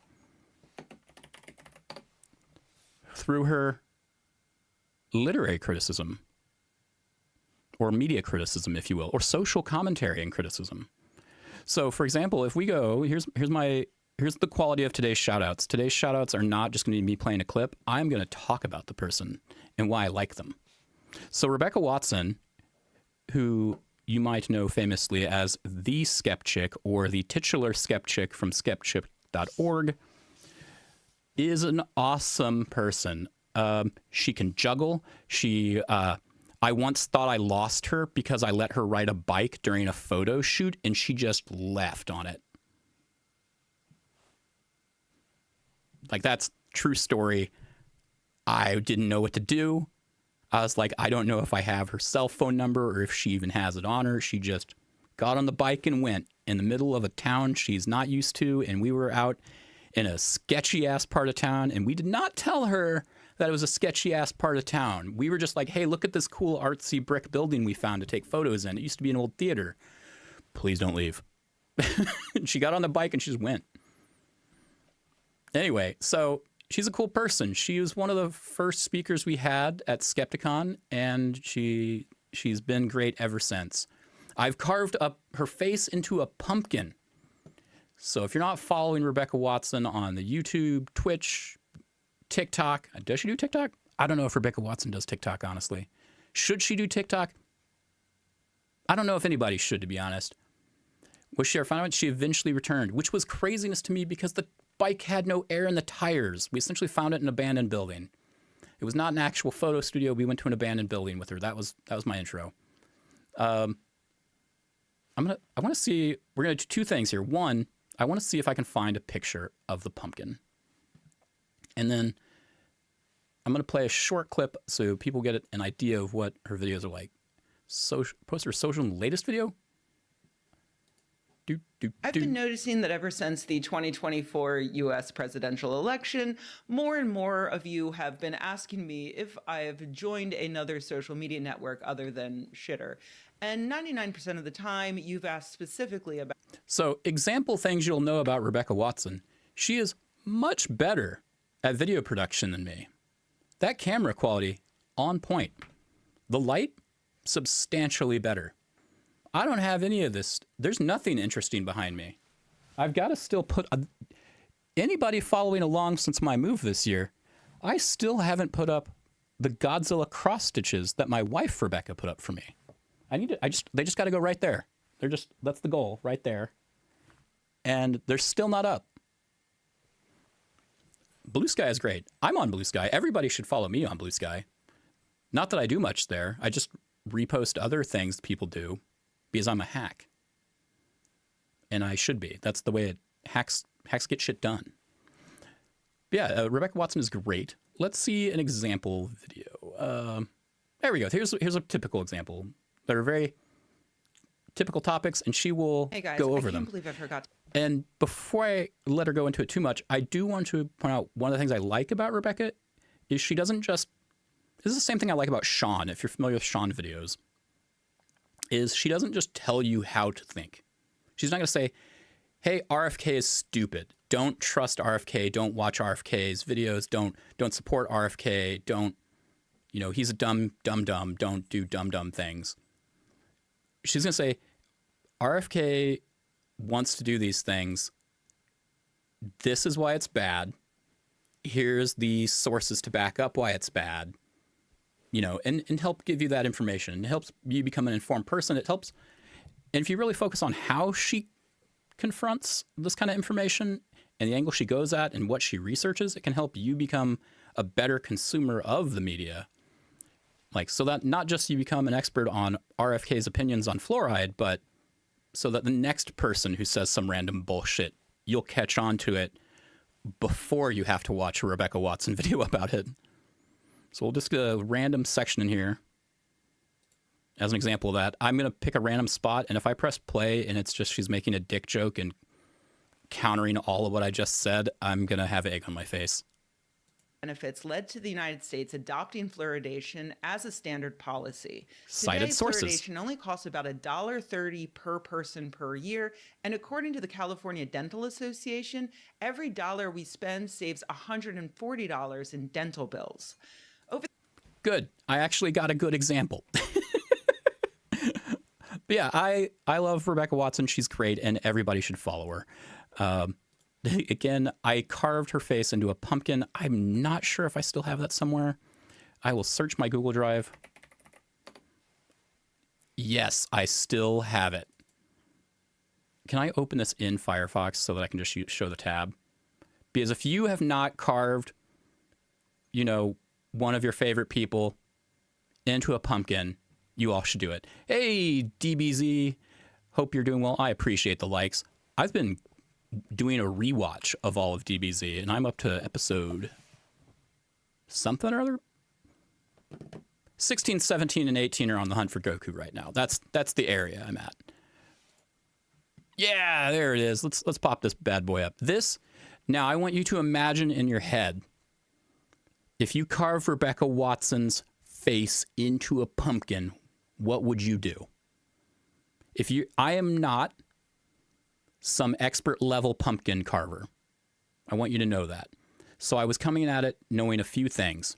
I knew how to use Adobe Illustrator, and I knew that you could not carve a pumpkin completely through to get a secondary lighting effect. This is the pumpkin I came up with. That's an actual picture from the pumpkin while it's lit with the lights off, with a candle in it. I am so proud of that. And I damn near want to put it in my, like, anytime I have like a portfolio of stuff I've done, I always reference the pumpkin. And there is no job or work I will ever do that requires skills of carving a pumpkin. But I am so proud of this goofy ass thing, because the number of times I have an idea and it's like a virus that gets in my brain, and the only cure for it is to release it out into the world so other people have to put up with it. This was an example of that. I was like, a Rebecca Watson-o lantern would be really funny. And so I took a photo of her, and I had done this for Skepticon 6, I believe. Maybe it was 3. It was an early Skepticon. And we had, in retrospect, this is real funny. We made it a Team Red versus Team Blue. And I just mentioned earlier, I don't like dividing communities up into classes and like haves and have-nots. But I thought it'd be funny at the time, even with that same mentality, to divide the Skepticon community and attendees into 2 teams and make them fight against each other. It was a non-profit conference, and I divided them up into Team Red and Team Blue. I think it was Skepticon 6.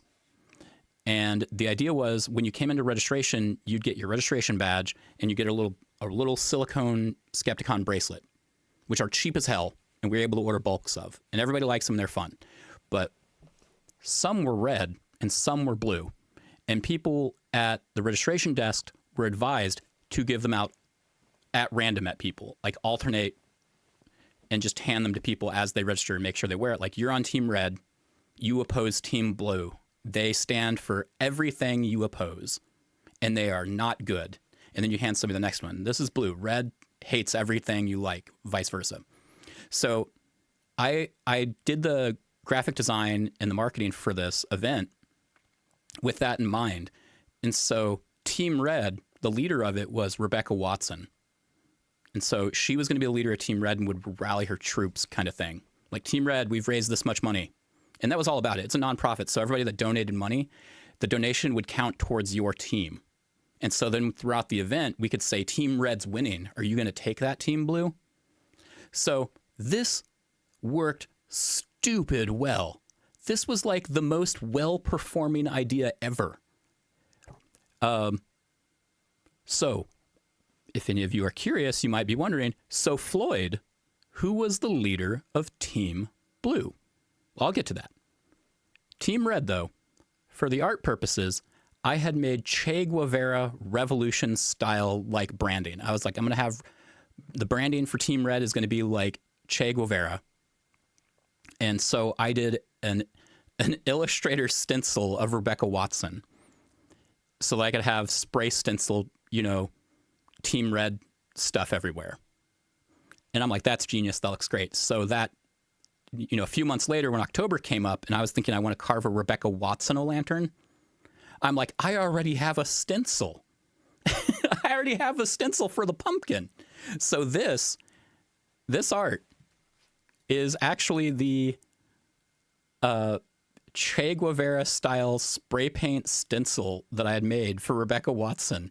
And what I did is I just taped it to the pumpkin, punched holes through it, through the paper, and then carved it out with an X-Acto blade to a shallow depth on the inverse. I just basically carved out everything that was the stencil. The part you would normally put spray paint on, I carved off. And it worked perfectly. So who was the leader of Team Blue? Richard fucking Carrier.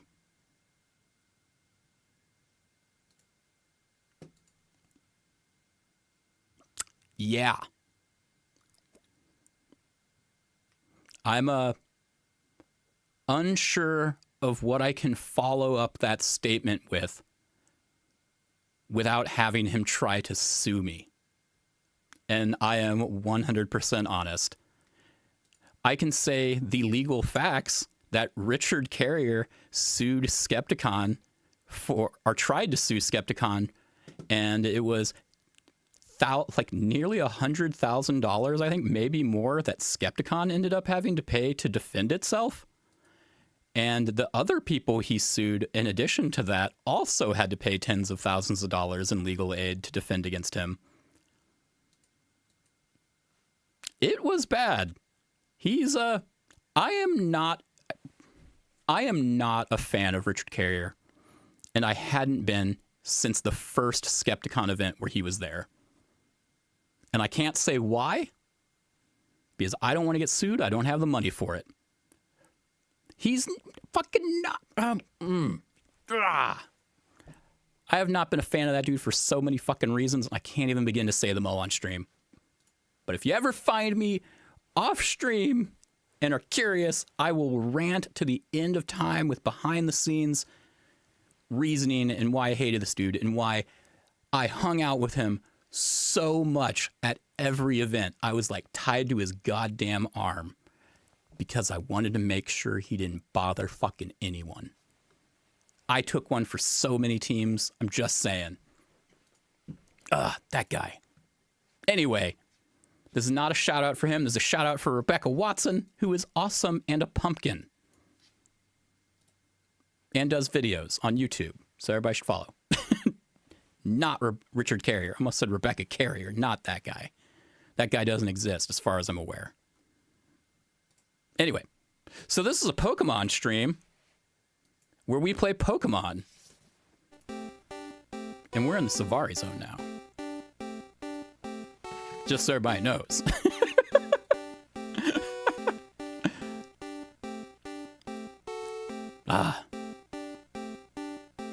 Anyway, getting all riled up about people who can sue me. Where am I going?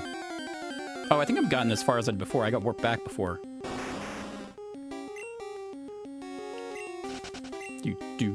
Everybody's gonna get big shout outs for these too. So yeah, we're not limited to 3 for the YouTubers and Twitch streamers. So if anybody has any more people right now, next up is gonna be TJ Thrilla, Sean, Floatosaurus. Looked him up, yikes. That's the appropriate response. RP Genius. Let me get him on here. Mo, he's a great dude. Oh, Mr. Radon. And we'll do these, we can do these out of order if it ends up being that way. If it ends up like several suggestions from me in a row, I'll mix mine in somewhere.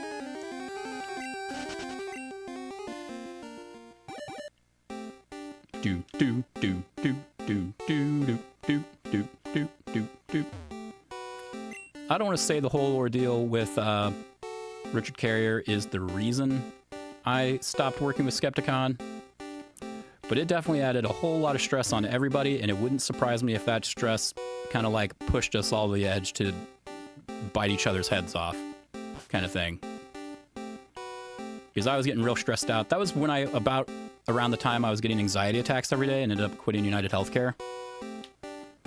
So it was not fun. Please find the Safari Warden's lost gold teeth. They're around. Oh, is that the dude that can't talk? Oh, well, found the gold teeth. They're right next to the sign.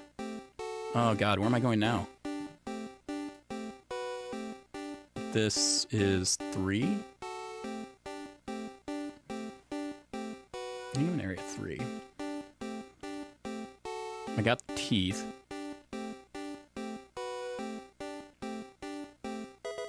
TM32.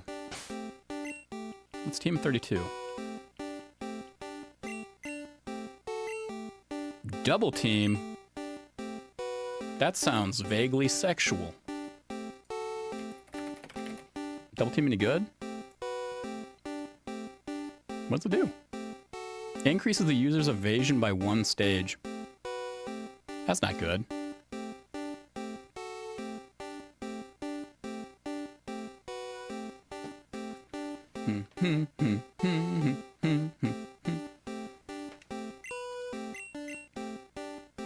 Like 1 stage?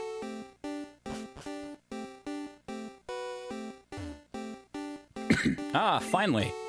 You're the first person to reach the secret house. I figured it would just be the long thing that I kept getting zipped away from.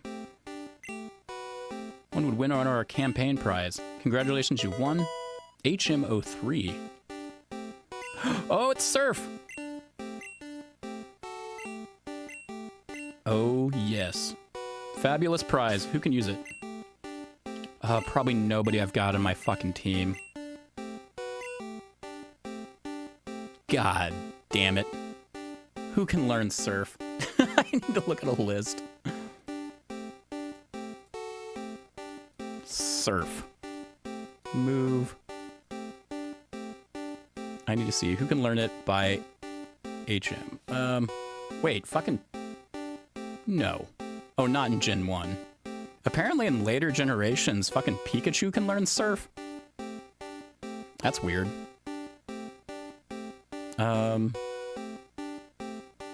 Psyduck can do it? Slowpoke and... Oh, no, Slowbro... Oh, Slowpoke and Slowbro can learn it.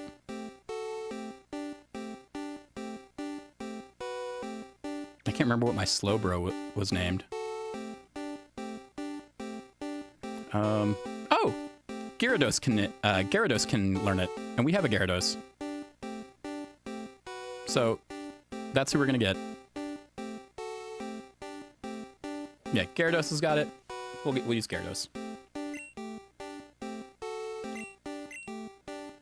Sorry, Turtloid. Looks like you're leaving the team. Ah, right there, too. Oh, there's a thing right there. What is that? That's a surfy spot. Oh, we gotta go. You can't teleport? Can we dig? We can dig. We're getting out of here.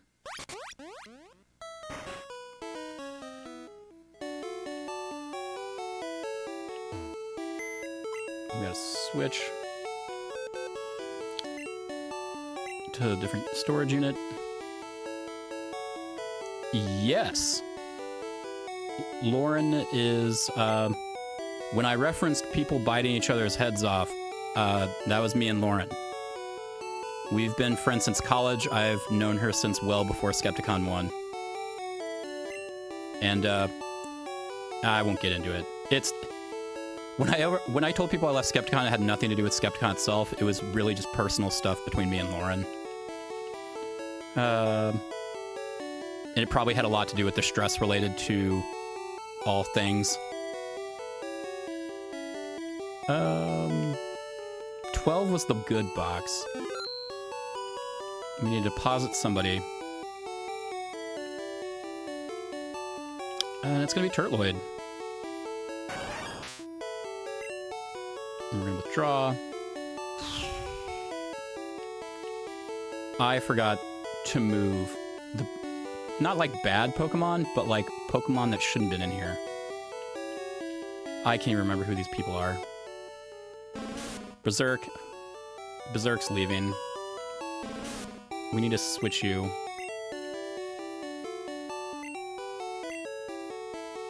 Yeah, you need to go into 2. Yeah, I've known Lauren longest. We were super best friends for the longest time. She was going to be in me and Rebecca's wedding. Like, she was going to officiate it, even. We were going to have her officiate it. And I'm good friends with her family. I've known her for a long time. Yes. We're into. We want to say that. Now we know to pause it. Berserk. This is going to be a pain in the ass. Maybe if I change it to 12 and then put in all of my good Pokemon and then come back out and get all the bad ones. So yeah, let's do that. So Charmander, you need to get deposited. Chrono Trigger is getting deposited. Snoopspan, you're getting deposited. Alright. I don't want to change box set. I need to withdraw the Pokemon that shouldn't be in here, like Papaya. Papaya, you're coming out.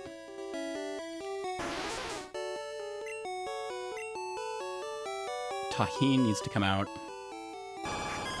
Yeah. Oh, I had 2 named Taheen, I think. Oops. Withdraw Habanero. Oh god, yeah, taking that guy out. He shouldn't be in here. Frieren? Yeah, I knew I had a Venonat. Okay, now we change box to 2. Oh my god, this is so tedious. It's not as bad as, like, Resident Evil's Pokemon management, inventory management.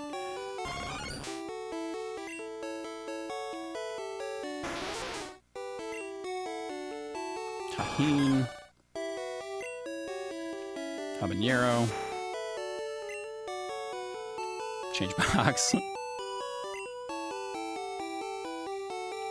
12. Draw.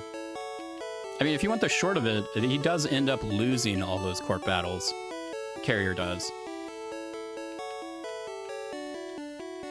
But I can give you some interesting insight from behind the scenes, especially from the Skepticon perspective. Because that shit irritated me from no end. Not on stream, I won't give that, of course. Because I'm a polite person. Who do I need to pull out of here to get rid of? No, these are all actual Pokemon I want here, so that's good. Which one is Gyarados, not Wolverine? You know how many people mentioned in this recap I've seen naked, right? I agree. I have that same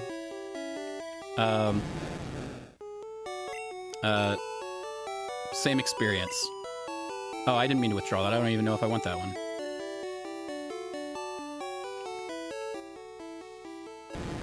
Oh no, Diclofenac is the one I want. Charmander.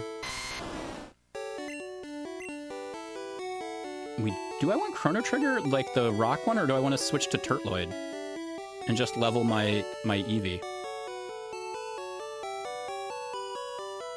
Let's do Chrono Trigger. I know I have at least an electricity place and a fire place coming up, and so, right? Like those are the elements I haven't done yet. So Chrono Trigger is going to be more useful than Turtloid. Snoopspan is always going to be useful. Yeah, I think I got as many as I can get now. Okay. Oh, went to the wrong one. Oh no, there's only one badge left, so maybe it's either going to be a fire or an electricity place. Contains Surf, yes. Gyarados. Diclofenac, you're going to learn it. Oh shit, yeah, I guess we're deleting a move. I like Ice Beam and Bubble Beam on you. Oh, Tackle. Get rid of Tackle.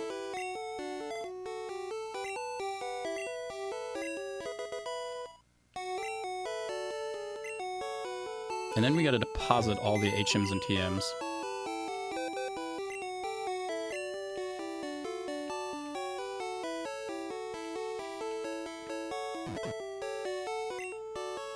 Oh no, not the bicycle! Fuck. XP all, what the hell does that do? Oh no, that's the thing, I like that, I want that, right. The thing's spreading out the XP. Gold teeth. Oh right, I gotta give that guy. Do do do do do do do do do.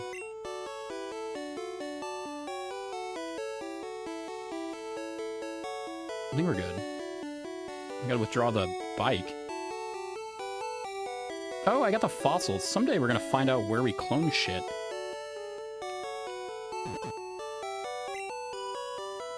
So there's gonna be a spot where we clone shit, an electric spot, and a fire spot. That's my goal, our bet. The guy who can speak, was he over here?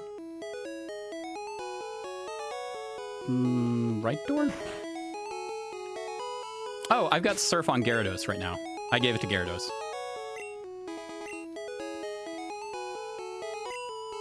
How are the fish biting? It was not this guy. Oh, they said to give it to the warden anyway. And I teleported out. Oh, no, I can give it to him directly. Oh, he's the warden. The warden's the one without the teeth. Popped in his teeth. Thanks, kid. No one can understand a word that I said. I couldn't work that way. I caught on, man. I use something for your trouble. HMO 4? What's that? Strength? What the fuck does strength do? I'll be honest, it's very cold today, but this suit jacket is keeping me pretty warm. It's not bad. Not saying I'm gonna wear a suit every day. Just I'm pretty toasty. And it's kind of nice since it's been so cold. 80 power, 100% accuracy, no secondary effects. And it's a normal attack? Fuck. Well, that's... Yes. Who can learn this? Diclofenac, Chrono Trigger. I mean, Chrono Trigger's getting it.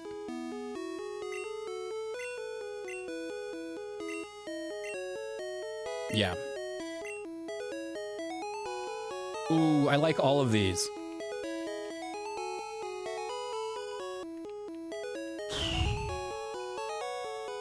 I think we're getting rid of self-destruct.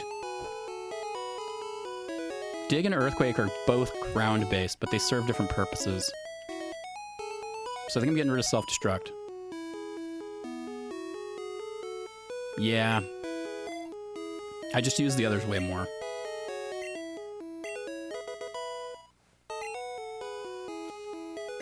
So... Now can you move the rock? Yeah. Oh.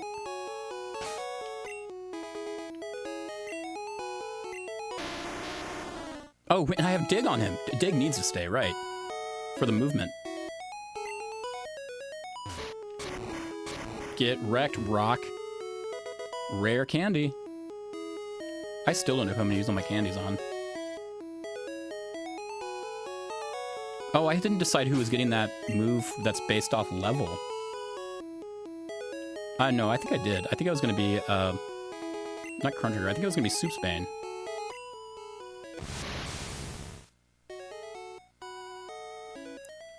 That does the damage based off level? Yeah, because Soupsbane is gonna level up real fast. And just keep Psychic? That wouldn't be a bad idea.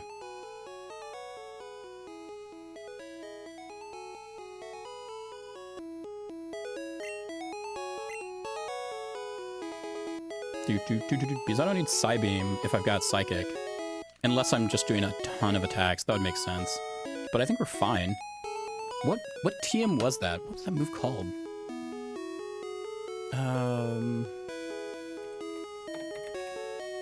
There was a name for it.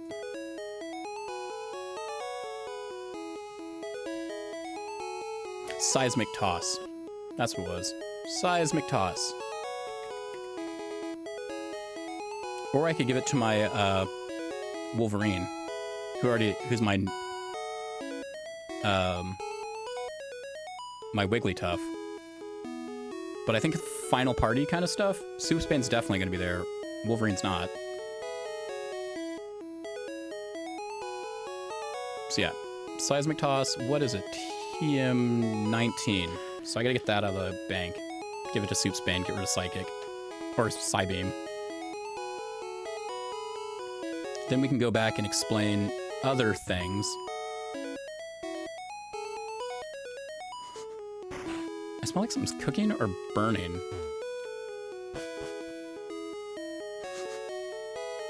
Hopefully my... This sounds weird, but hopefully my kid's not cooking. Because if they cook unattended, they usually burn things. I don't actually need to heal. 19 is what I'm looking for.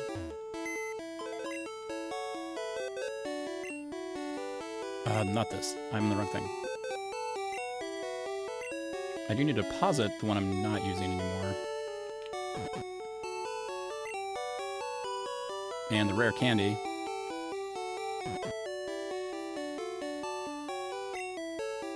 Can I move items while I'm here? Yes.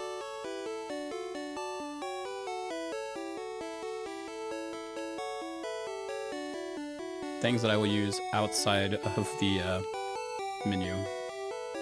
Withdraw an item. TM19. What, is that it? No, it's 18.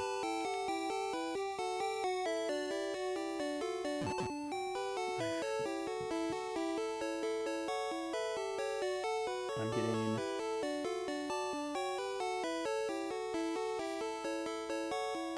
messages. I have to make sure it's not like a job thing.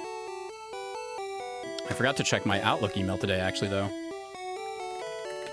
Because I still haven't received any information on my internship.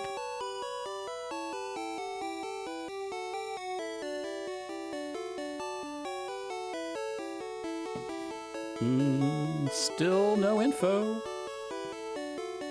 What a weird situation. Alright, so now TM19.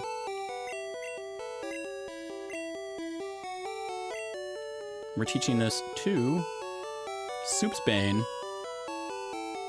Steve can learn it too.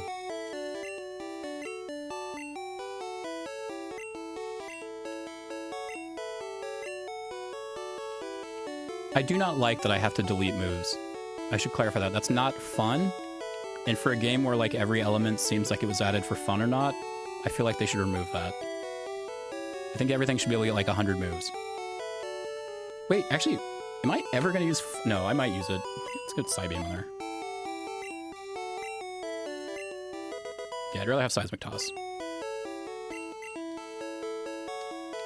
Always does the same damage. Is everybody healed up? Do-do-do-do-do-do. Surf. No surfing here. The move deleter can delete cut and flash freeze. Oh, yeah. Okay. Good to know.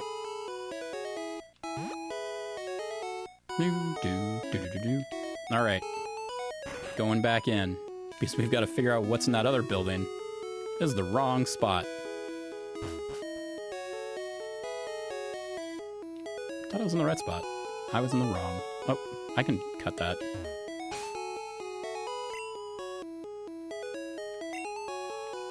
Wrong one. Charmander. This is what I get for never naming everybody goofy shit. Do-do-do-do-do-do-do.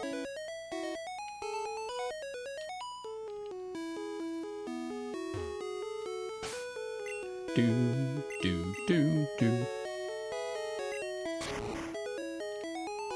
Is this the same music as Cerulean? This music's fine. Maybe I'm thinking of someone else instead of Cerulean then. There was one that was like ear grating to me. I'll have to fly to it and find out.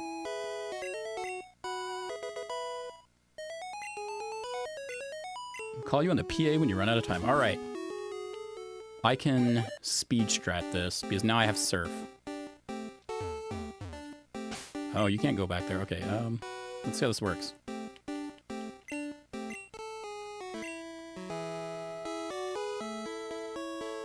Oh, hey.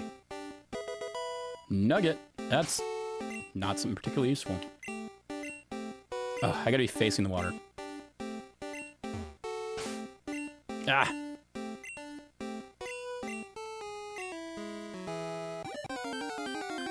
Here we go.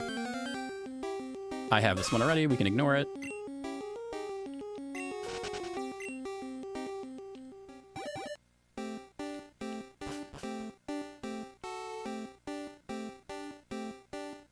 Do do do do do do do do do do. All right. Is this where I wanted? No, I need to go up. What is this? Do I have this one? No, I don't have Night Arena. Ball. Hey! Oh wait, I do have a Night Arena. Aye, because I named it Natalia. Okay, so no nickname for this. Fuck, we forgot to change the box too. At least we're on box 12. Let's get out of here. Let's... we'll get back up here. This is gonna irritate me. Yeah, see, this is why I don't get rid of dig.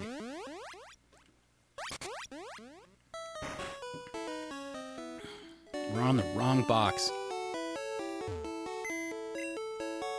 We need to switch to box 3.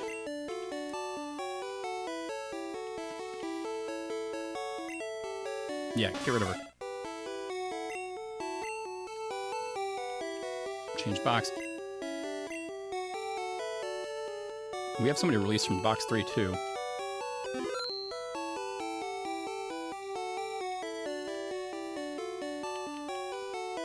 Oh, no, we don't. No, execute.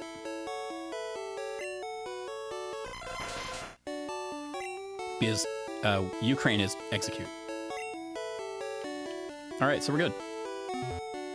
Now we're on box 3. We're on the correct box. Let's do this correctly now. Bike time. Speed strats.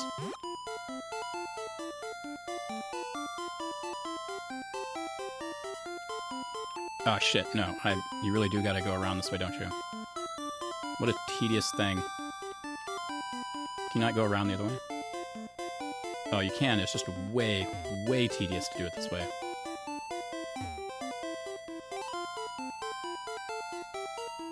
Oh my god, that is the most tedious way to do this. Alright. Can I ride my bike in the Safari Zone?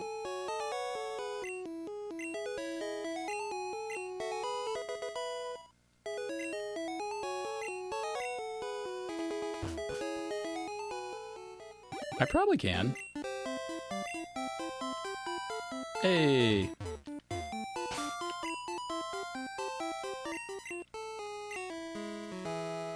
You know, that doesn't look like a Gyarados. Just saying. I don't think it looks much like Gyarados at all.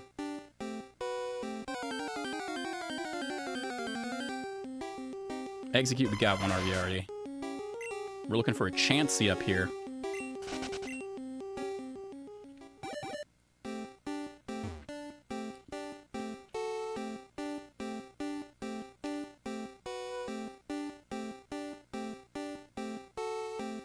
Oh, I could probably sneak my way over.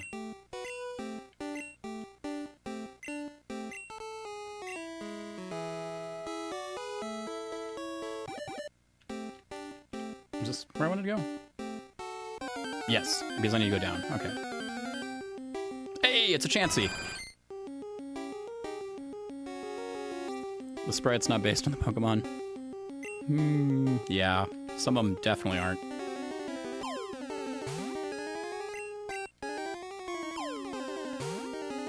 Oh my god. Do I definitely have to bait a Chansey? I think I might. Yeah, I think I have to definitely bait the Chansey. Because I've baited Chansey successfully before.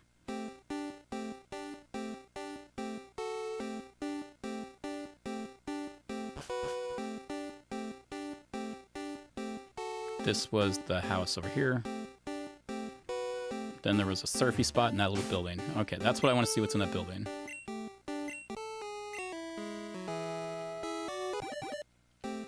Rest house. This is the rest house. Tossing rocks at Pokemon might make them run, but they'll be easier to catch. Oh.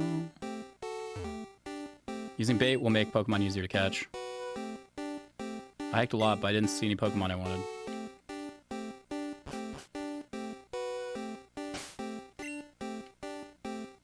Do, do, do, do, do. Okay. Eggs. Always eggs. I don't need any more eggs. Max potion, I'll take it. Oh, what's over there? Goooooo. How do I get over there, though? Stairs. Fuck. Venonat, I've already got. You are actually a Tahine. And a Nidoran. So that goes to show you can name Pokemon multiple Pokemon the same name. That'd be a fun run. Just name every Pokemon the same thing and confuse your ass to all hell.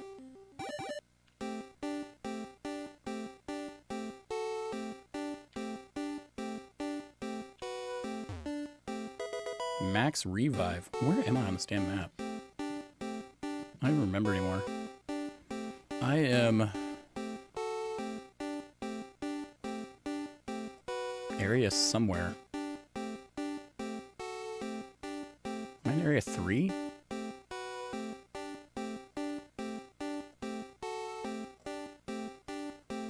Yeah, I'm in area 3 right now.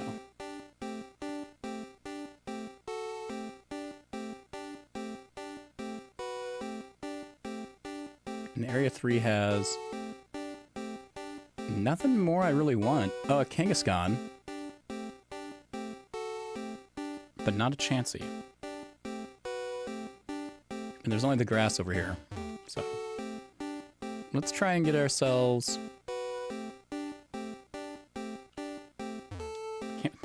Wish I could just jump off. See if there's a Kangaskhan we can get here.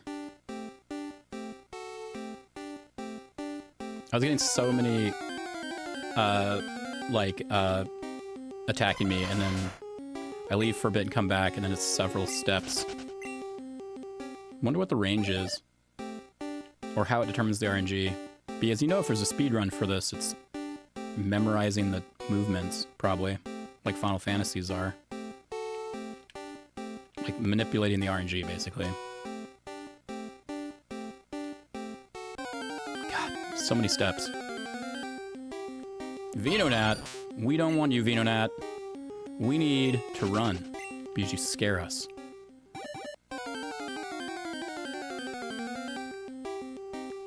Do I have a Nidoran female?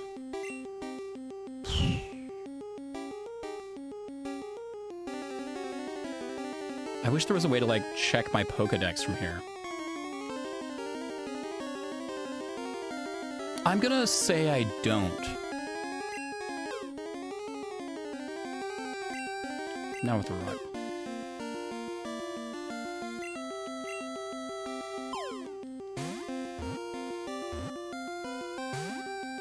Ah.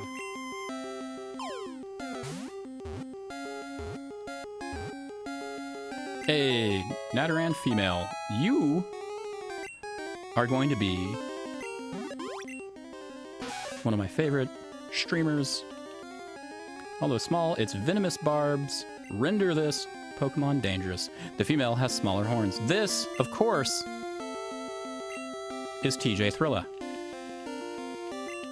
TJ, we will give a shout out to if I can spell. Where'd letters go?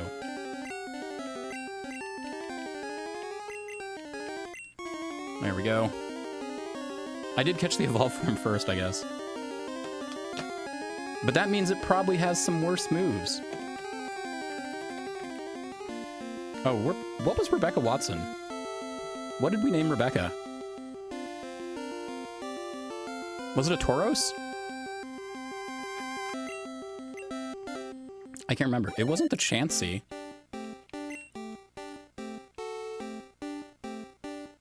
Did we get a Chansey? I don't have a Caterpie?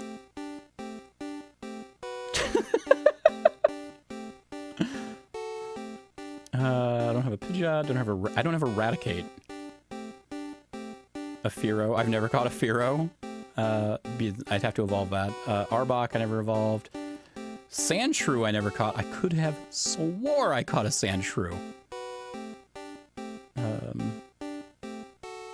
Cleavery Vulpix.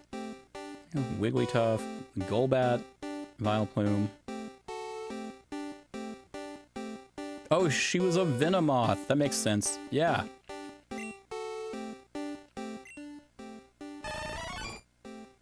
Yeah, that's right. Diglett, Dugtrio, Meowth, we haven't caught because it's only in red, or only in blue. Primeape, Poliwag, and Poliwhirl I haven't caught. Machoke I don't have. I haven't caught a Bellsprout, Weepinbell, or Victory Bell. Huh. I haven't seen a pony to catch. I thought I did have a Slowpoke. Hell, I thought I had a Slowbro. Guess I didn't. Although I haven't wandered around those. I haven't caught a Coughing or a Wheezing. I'll be damned. Did I not catch any of the ghosts? Gyarados, Orion, Flareon, Jolteon, Kabuto, Snorlax. Well, I'll be goddamned.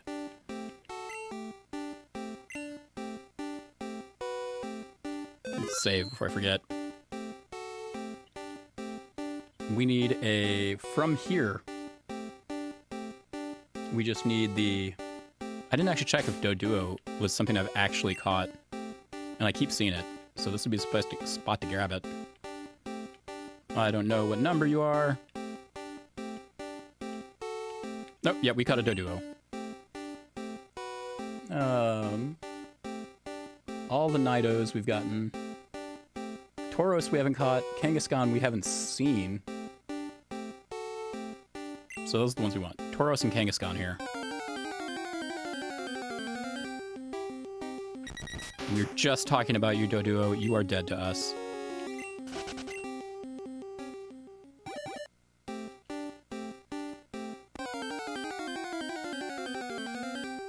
Oh my Christ.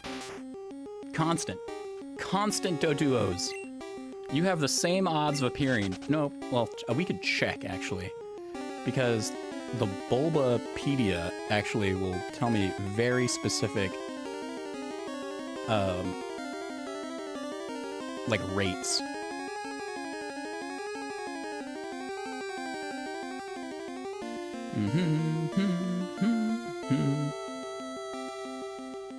Sorry, I was on Kanto. Or Kanto. Alright, so we are in 3. We are looking for a Kangaskhan, a 1% spawn rate. Wow. And Tauros has a 4% spawn rate. That is crazy. That is crazy. Alright, so there's strats apparently in Gen 1. The start of the encounter, 2 counters, an angry counter and an eating counter are set to 0. Whenever bait is thrown, the angry counter is reset, while the eating counter increases by a random value between 1 and 5. But no more than 255. Oh, the opposite occurs if a rock is thrown. The eating counter is reset and the angry counter increases. The catch rate is doubled whenever a rock is thrown, but halved when a bait is thrown. Okay, so we can game the system. Throw bait a bunch, then throw a rock. Throw bait a bunch, then throw a rock. Throw bait a bunch, throw a ball. Each turn, if either angry or eating counter is non-zero, it is decreased by 1. If the angry counter is decreased to 0, the modified catch rate resets to the Pokemon's initial. Okay. The end of each turn. Okay. Random value between 0 and 255 inclusive is generated. So we always want to throw...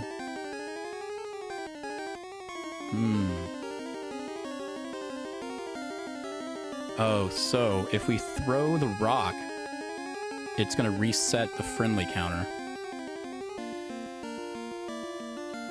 Oh, wait, so rock thrown.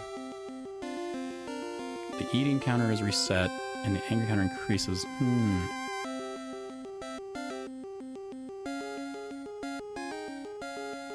Random up being 0.25 includes generated. If this is less than half the Pokemon speed, rounded down, double the speed, or 4 times speed if the Pokemon is angry, the Pokemon escapes. It makes them twice as likely to run if they're angry.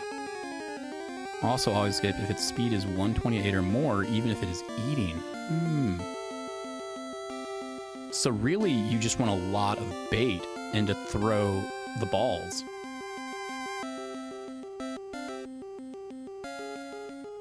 And if this is less than half the Pokemon's speed, rounded down if the Pokemon is eating. Down if the Pokemon is eating. Double the speed. Pokemon in neutral state, or 4 times speed. Escapes.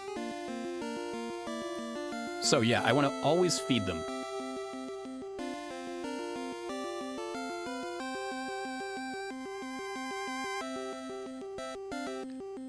I'm gonna feed them a few times. Definitely. If it... Okay, that'll keep them around a little longer, make them easier to catch. I think we've got a strat now. I'm definitely not going to grind this out for a Tauros at a 1% rate. Or a Kangaskhan. Or the Tauros is 4. But we're in this area already. We'll try our best for these steps. And then we'll go to... I don't know if I have to do anything more in these areas. Well, here's what we'll do. For the streamers we've got so far, we'll get Pokemon for them. That's my goal. And then we'll move on with the game. Do do do do do do do. Ooh. Oh, Venomoth. Too bad we already got one. Wait, can I repel? Because what level is Tauros and yes. Tauros is 28. Well, in the western area, he's 26. So that'll get rid of a lot of them. And Kangaskhan's 28, so if I have a level 25 Pokemon, we can repel. We have Diclofenac in the lead. That'll block everything 24 and below. Which is still a lot of these. In fact, it's all of them. All of them can still spawn here in red. Except one version of Execute. But hey, you know, that's better than I had before. If I get him one level, it blocks a lot more.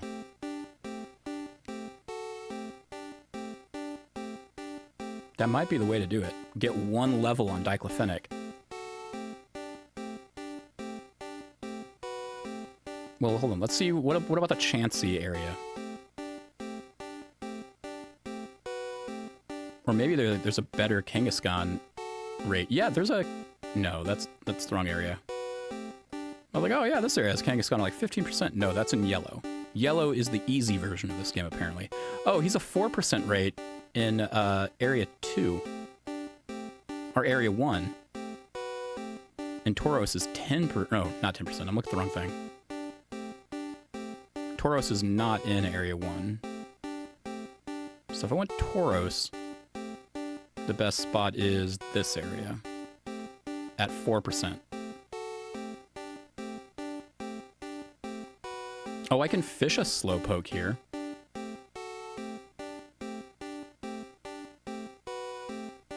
That's fun. I can do some fishing.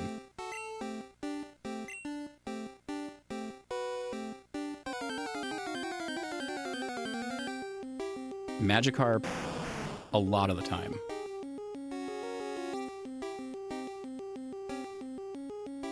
Oh, if I use a Super Rod, I won't get Poliwag. That's weird. Super Rod will get me a Psyduck, Slowpoke, Krabby, and I don't have any of those. Oh wait, Kangaskhan. Oh, whoa, hold up. This is what we wanted. This is the 1% rate. All right, bait. Bait. Bait. We just need to keep throwing bait. It's 1 to 5 each time. It's a D5, so 2 each time.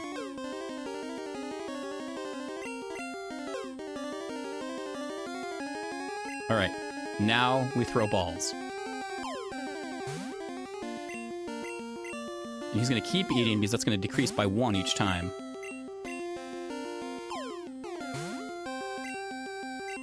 Do some more bait. Now he still has a chance to run, but we have much better odds this way.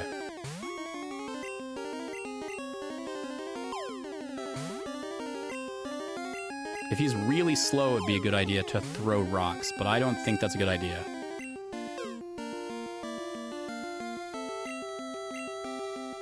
I'm throwing the...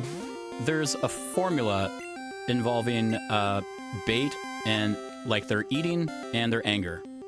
So if you throw a rock, you are doubling your catch rate with each rock, so you can get quadruple, right? Problem. Each turn, there's a check to where if they run away. And if they are currently eating, like the eating counter is not 0, then they are less likely to run. If the eating counter is 0, they have their normal amount of running. If they are angry, they are way likely to run. And anytime you throw a rock, it will reset the eating counter to 0 and make them angry. So every turn they're angry, they are way, way more likely. Why are the balls missing? Because Kangaskhan has a very low catch rate. And so I'm still failing the catch formula.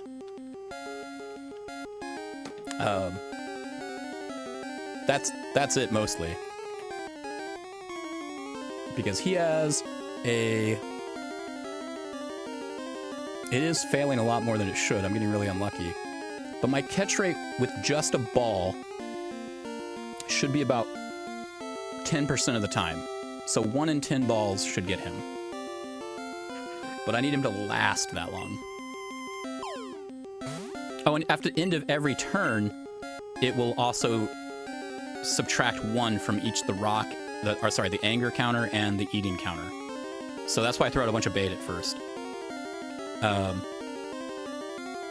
Oh, and the other thing, whether the ball misses or shakes absolutely has nothing to do with the rates. I looked at the formula. It's just after they run the numbers on whether you catch or not, they then run another formula to decide whether it's going to shake, miss, or whatever. It's just a visual, basically. So basically, I'm just failing the formula.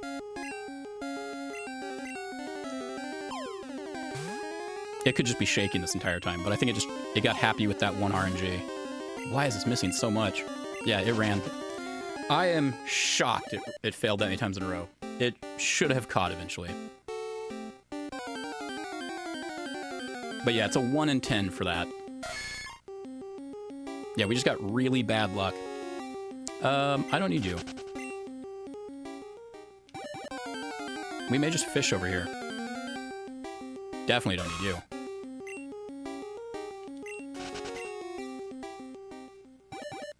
Fishing time. I passed it.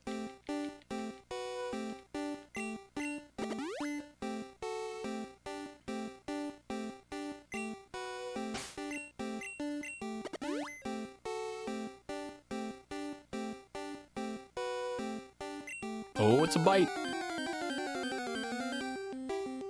Oh. Dratini.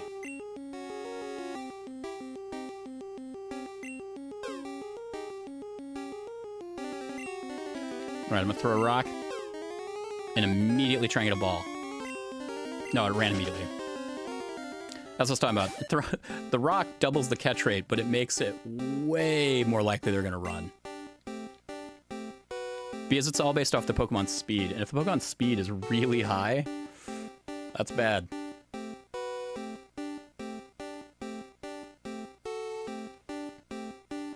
Kangaskhan looks weird as shit. Alright, not even a nibble. We'll get it. There's a bunch of stuff here I don't have in this particular pond.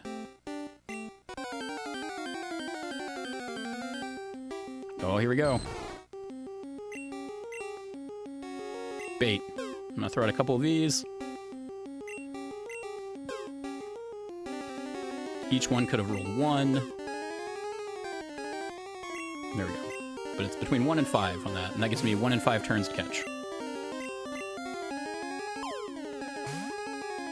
Oh my god.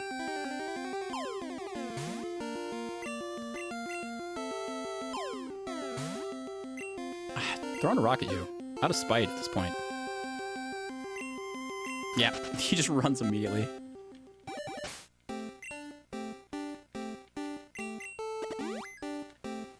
That was a lot of Pokeballs. Glad I'm not... I guess I am paying for them, but I'm getting a lot for 50.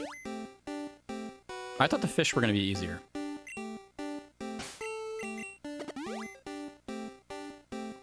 I guess they're more reliable to get to spawn, at least.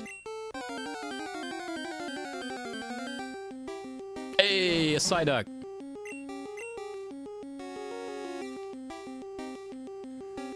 I like your run. I'm gonna throw a rock. Throw another rock. Ah, he ran. I was like, if I get 2 rocks off, I'm basically gonna catch this thing. Oh.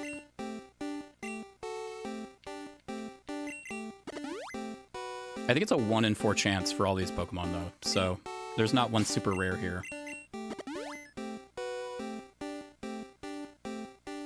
Not even a nibble.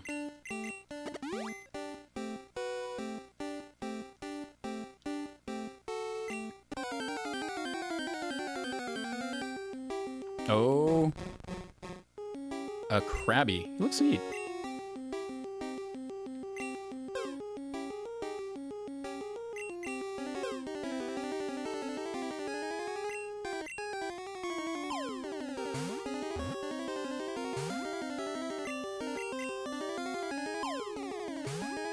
Yeah, the way the formula works is you're basically trying to get a number versus their, say, catch rate number. And if it's, or there's a, if the number ends up over the catch rate, it can choose one animation, and if it's under but you still failed, it's another. And sometimes just you get bad rolls. I should have given him more bait so he would not run. I probably just rolled 1 3 times in a row there.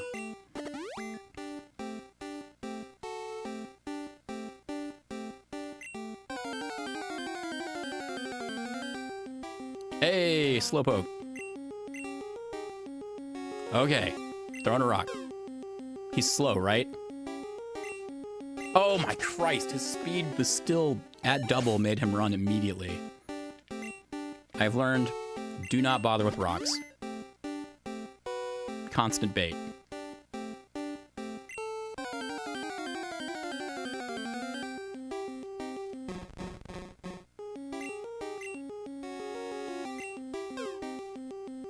Especially since you have unlimited bait.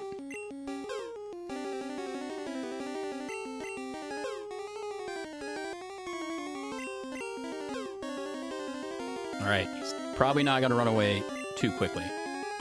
It's going to be really unlikely for him to run, so we're going to get a few attempts.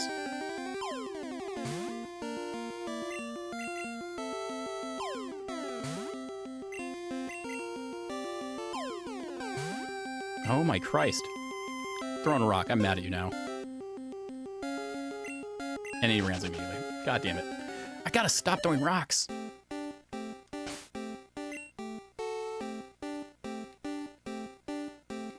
Rod?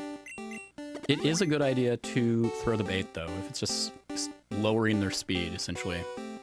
And the speed is what's determining if they're gonna run. Gen 1.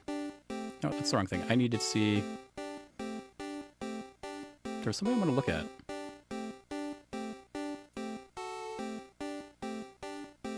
Yeah, the bait strat is what they call it.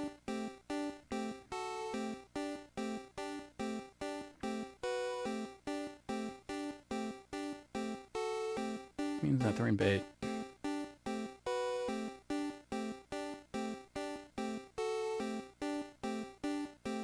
Yeah, okay, so there's a catch rate.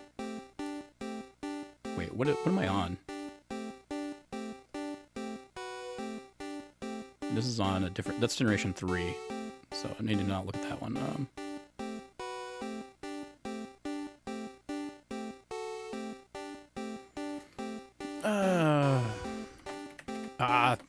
Fudge, what did I just do? Started doing something weird.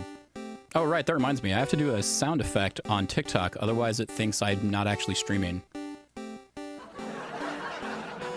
There we go. Twitch is being a bastard. Stream is stuck on loading, so I can't hear the response to this message. Floyd is sad emote. Let's see. Fishing info. We're gonna look up Gen 1 Safari bait strat. What are other people doing? Yeah, I mean throwing rock doubles it. Also make the Pokemon angry. I know the mechanics. I want to know what people are doing. And the fact of catching Pokemon. Throwing rocks is a death wish, sweet said. Rocks are better than bait, since you can always run into the Pokemon again. Rocks increase the odds of catching Pokemon, although they are more likely to run. Bait does not make them less likely to get caught. This guy's wrong. Chansey bait increases its catch rate for the rare Pokemon. For the rare Pokemon, it doesn't increase their catch rate. It keeps the same, but reduces the chance to run. It's because the rares are already at the lowest threshold that the bait sets it to, so they can't go lower.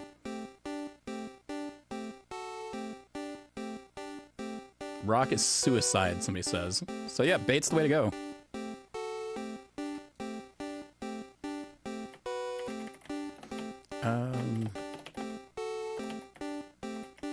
I assume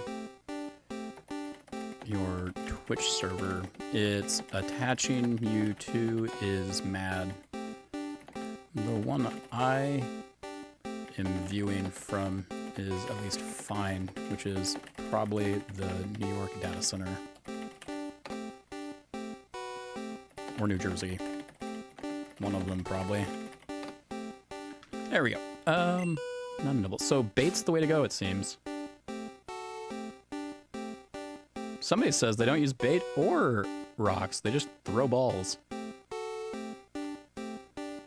I mean, bait seems like the way to go. Oh, well, no, because somebody's like rocks and then bait, but baiting makes the angry meter 0. Yeah, whenever bait is thrown, the angry counter is reset. Yeah, so these people don't know how the mechanics work, and they're giving their own suggestions. So, in general, I think the idea to do, after looking at the formulas for everything, throw a few bait to reduce their chance of running, and then throw balls. That's your best bet. But you can still just have them get a good roll on running away, and they'll just run immediately. Like, that's just possible. But bait and then ball is definitely the way to go. And rocks are definitely bad. With how fast the more rare Pokemon run, it is definitely suicide to bother throwing a rock.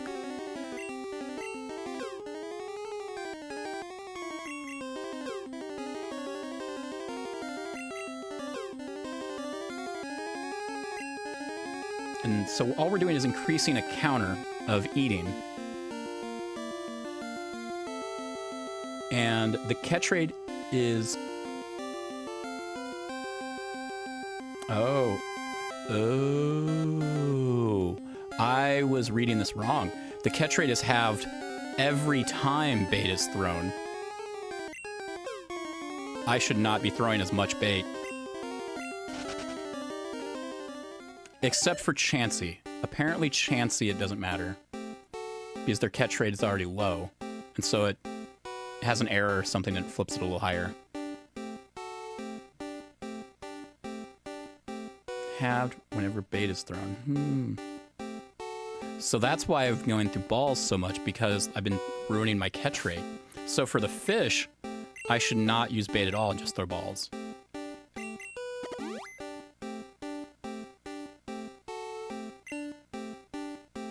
Chansey definitely use bait.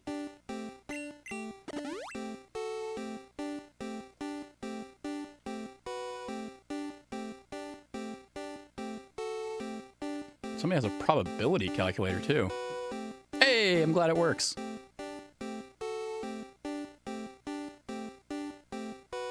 Somebody has a calculator.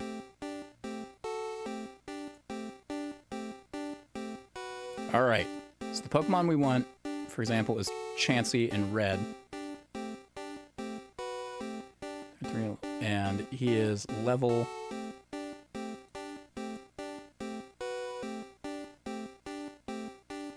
Hold on, we'll get there. We're in area 3. Or no, we're in Chansey. Say we're looking at Kangaskhan. It's level 28.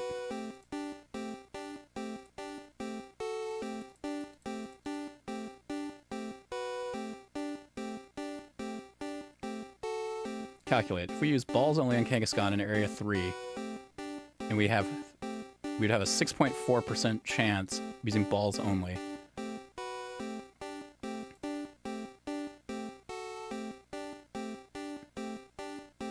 So if we use balls only on Kangaskhan, we have a 12.9% chance to capture it before it runs away, or I run out of balls. If I use one rock, it's a 2.1. 3.352 rocks, so rocks are not the way to go. If I bait repeatedly,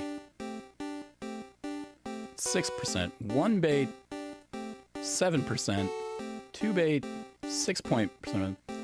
Three bait, 6%. Rock then bait, it's 1.4. Oh my god. So really, it's just balls only is the way to go for a lot of these. Chansey, who is the one we're going to go after, is going to be Chansey. You are 26 as well. 13.7 with balls only. Yeah, it looks like bait is not the way to do things. Oh, the Floyda cat emote. It's perfect. So we've learned a valuable lesson here. If you are in Safari Zone, do not use bait. Do not throw rocks. Like if they run, that's the way to, that's just how it is. But you will have way better odds doing that than anything else. I'm sorry I went to the bad music.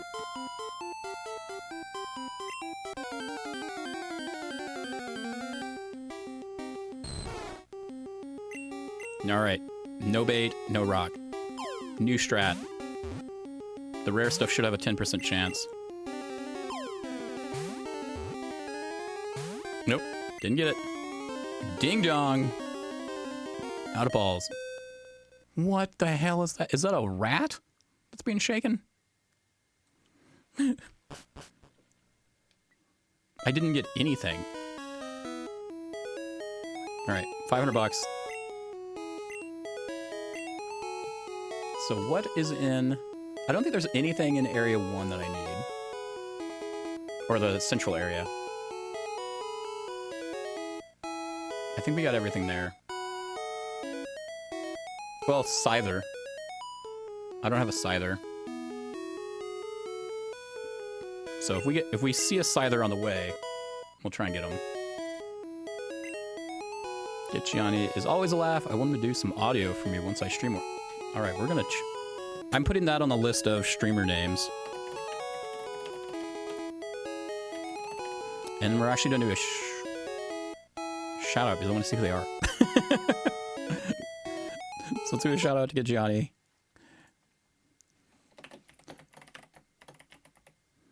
Gianni. There we go. Let's see if it pops up. Is that all you have to say, you little rat bastard? Oh, cooking. What do I do with him, Chad? What do we do with Spampton G. Spampton, huh? We hate this guy. What do we do with him? Oh, it's off center. You want me to cook him? You want me to put him in the chili? All right, say your prayers, you piece of shit. You're going in the pot. Where's my shout out thing? And why can't I move it? Do you hate it? Oh, I see why. Give him another dunk. That's where you belong. That's what you deserve. Ah, the shout out's gone. I was like, I was trying to fix it. We'll get back to you, shout out moving later. You do fairly well. I think that was some. Ooh, yeah. I mean, he's got a good voice. Sounds like he does voice work. All right. So we're going to 2. We're gonna look for our Chansey and or fish.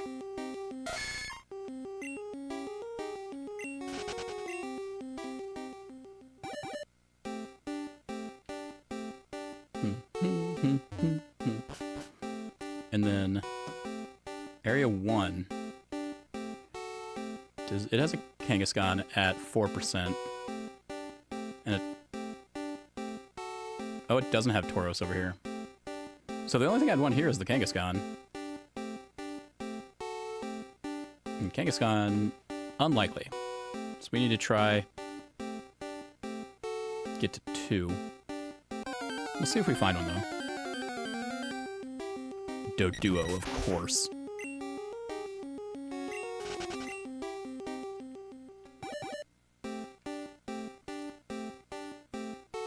Oh, there's water here. What's in the water here?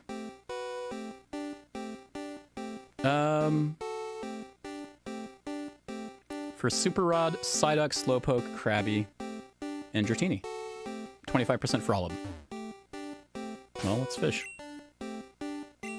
Using the new strat of don't hit them with rocks and don't feed them food. And if I want a Poliwag, I have to go down to a good rod.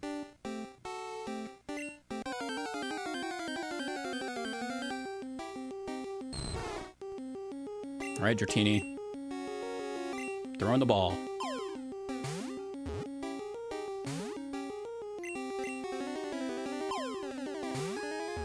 Do do do do. Oh my gosh. I'm gonna move you up there. Oh. Move you here. So I have less menuing to do.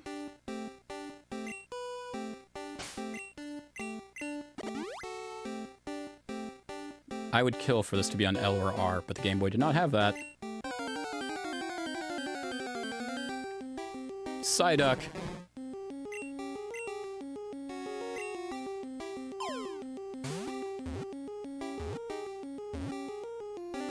Hey, we got him. So Psyduck here is going to be Sean. I would type Sean instead of Psyduck. There we go. And Sean's has a Twitch and a YouTube. Back to Twitch. Or capabilities, which is that I need to mute this because I want to make sure I get the name right. There we go. So let's do a shout out.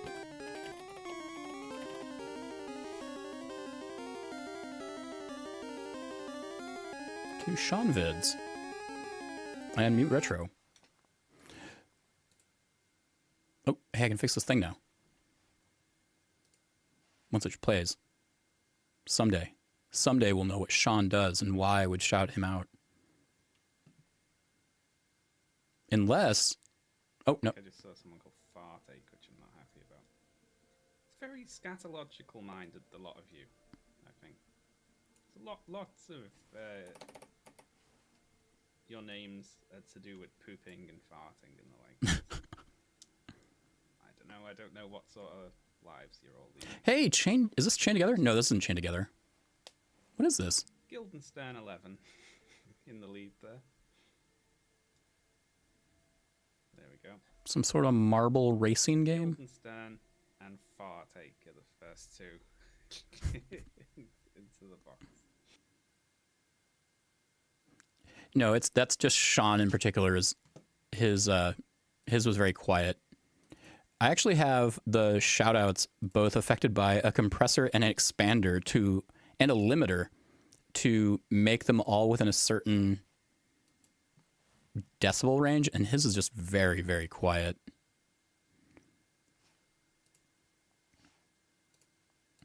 Like, I was paying attention to him down on the thing, and I'm like, wow, that's really low. Oh, no, it was even lower than it should have been, too. You know, maybe I will mix shoutouts one off by hand. I'll keep the...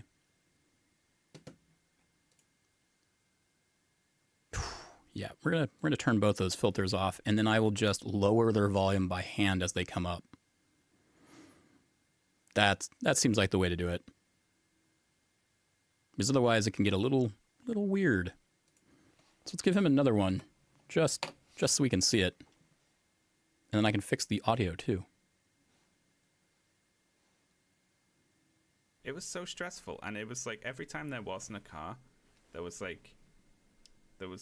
very briefly like a little snapshot Is that of like PUBG? what life would be like if they just didn't have cars there, you know? Fun marbles on stream. And then they're like mimicking my actions.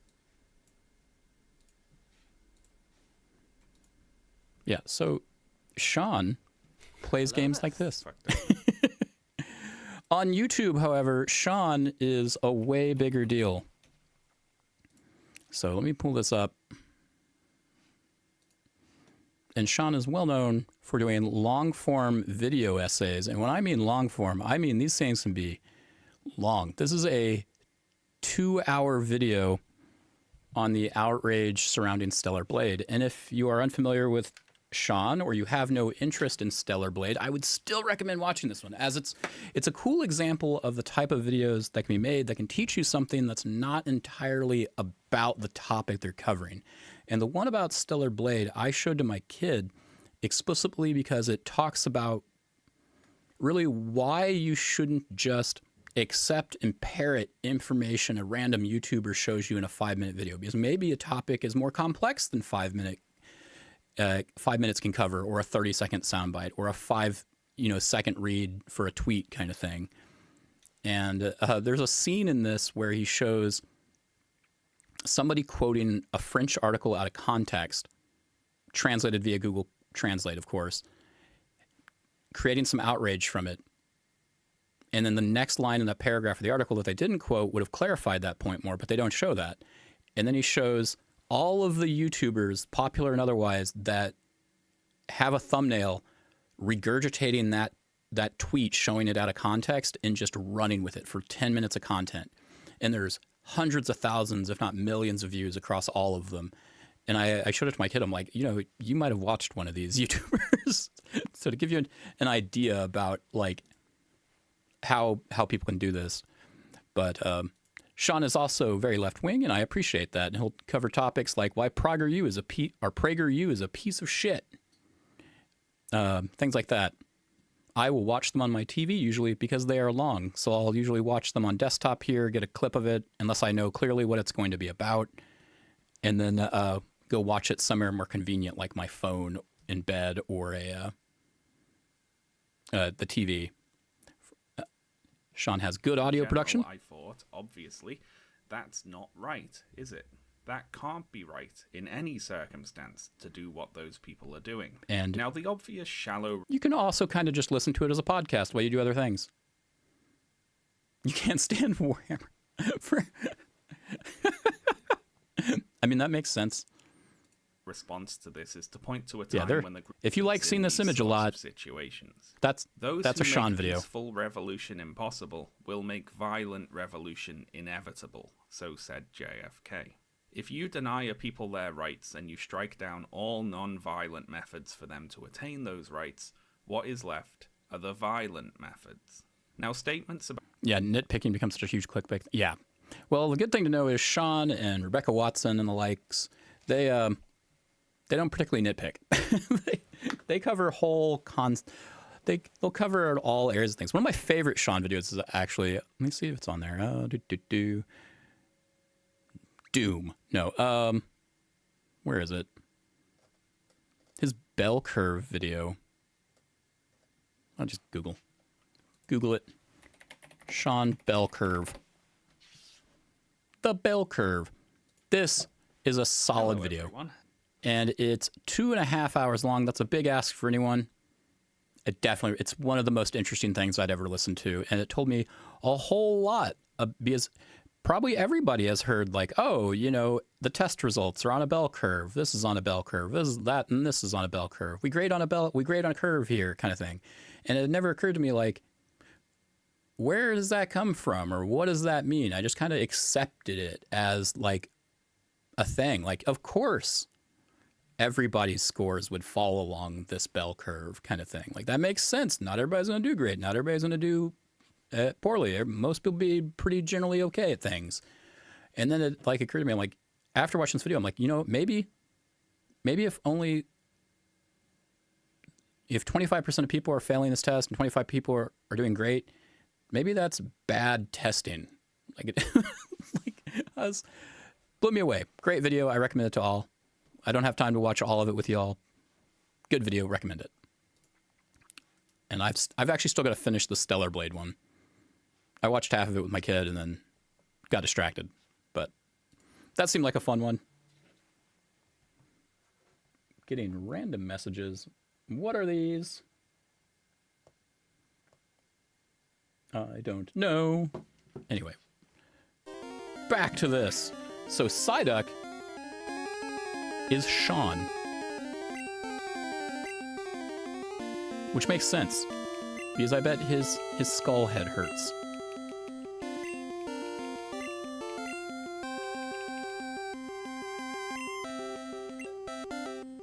All right, so now we need to get another Pokemon. Turns out the method of not using rocks and not using bait is the best method, and everybody should be doing that.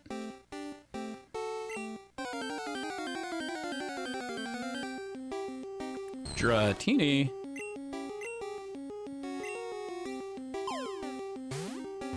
What are we getting? Nope.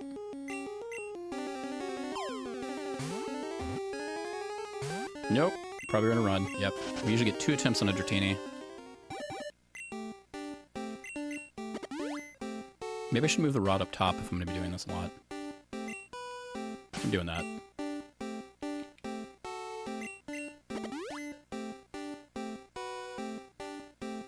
Not even a nibble.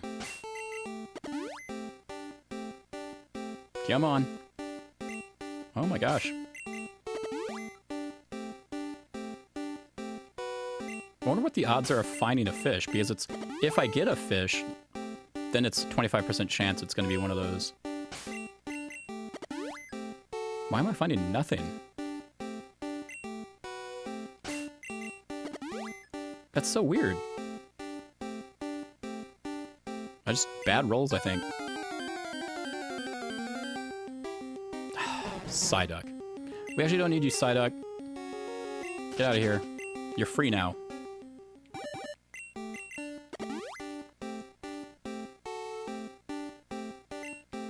I'm gonna move one spot because I'm superstitious.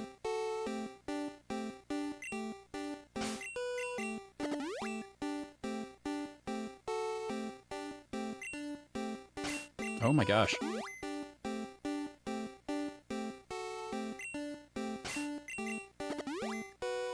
Why is this so low?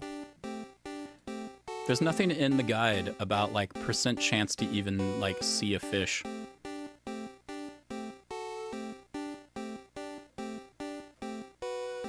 Like, what's the chance of just seeing a fish at all? Because apparently in this particular thing, it's low.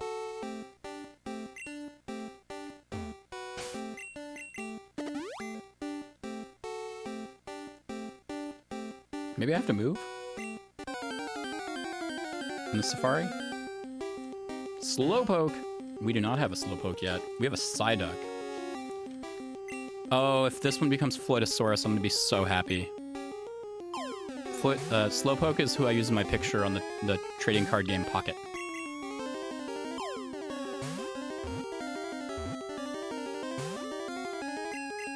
Come on, Slowpoke. Hey! Oh, that's great. That makes me so happy. Dopey? Incredibly slow and dopey. It takes 5 seconds for it to feel pain when under attack. I love Slowpoke. I think this Pokemon is adorable. And yeah, it's getting a nickname. This is Floytosaurus. Oh, and I spelled my name wrong. It's my own name, too. It's not like a streamer name or something. Floyd's my actual name.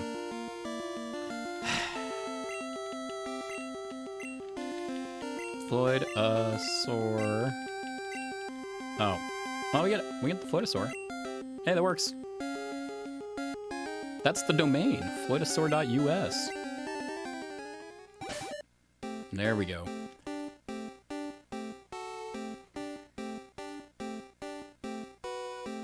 Somebody's finally responding to a message I gave a while back. And presumably you guys aren't hearing the Teams alerts right now, because I thought I piped the...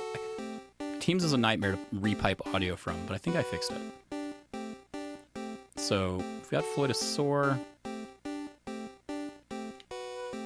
Do you want to keep fishing? Oh, wait, hey! That means I've got to give a shout out to myself.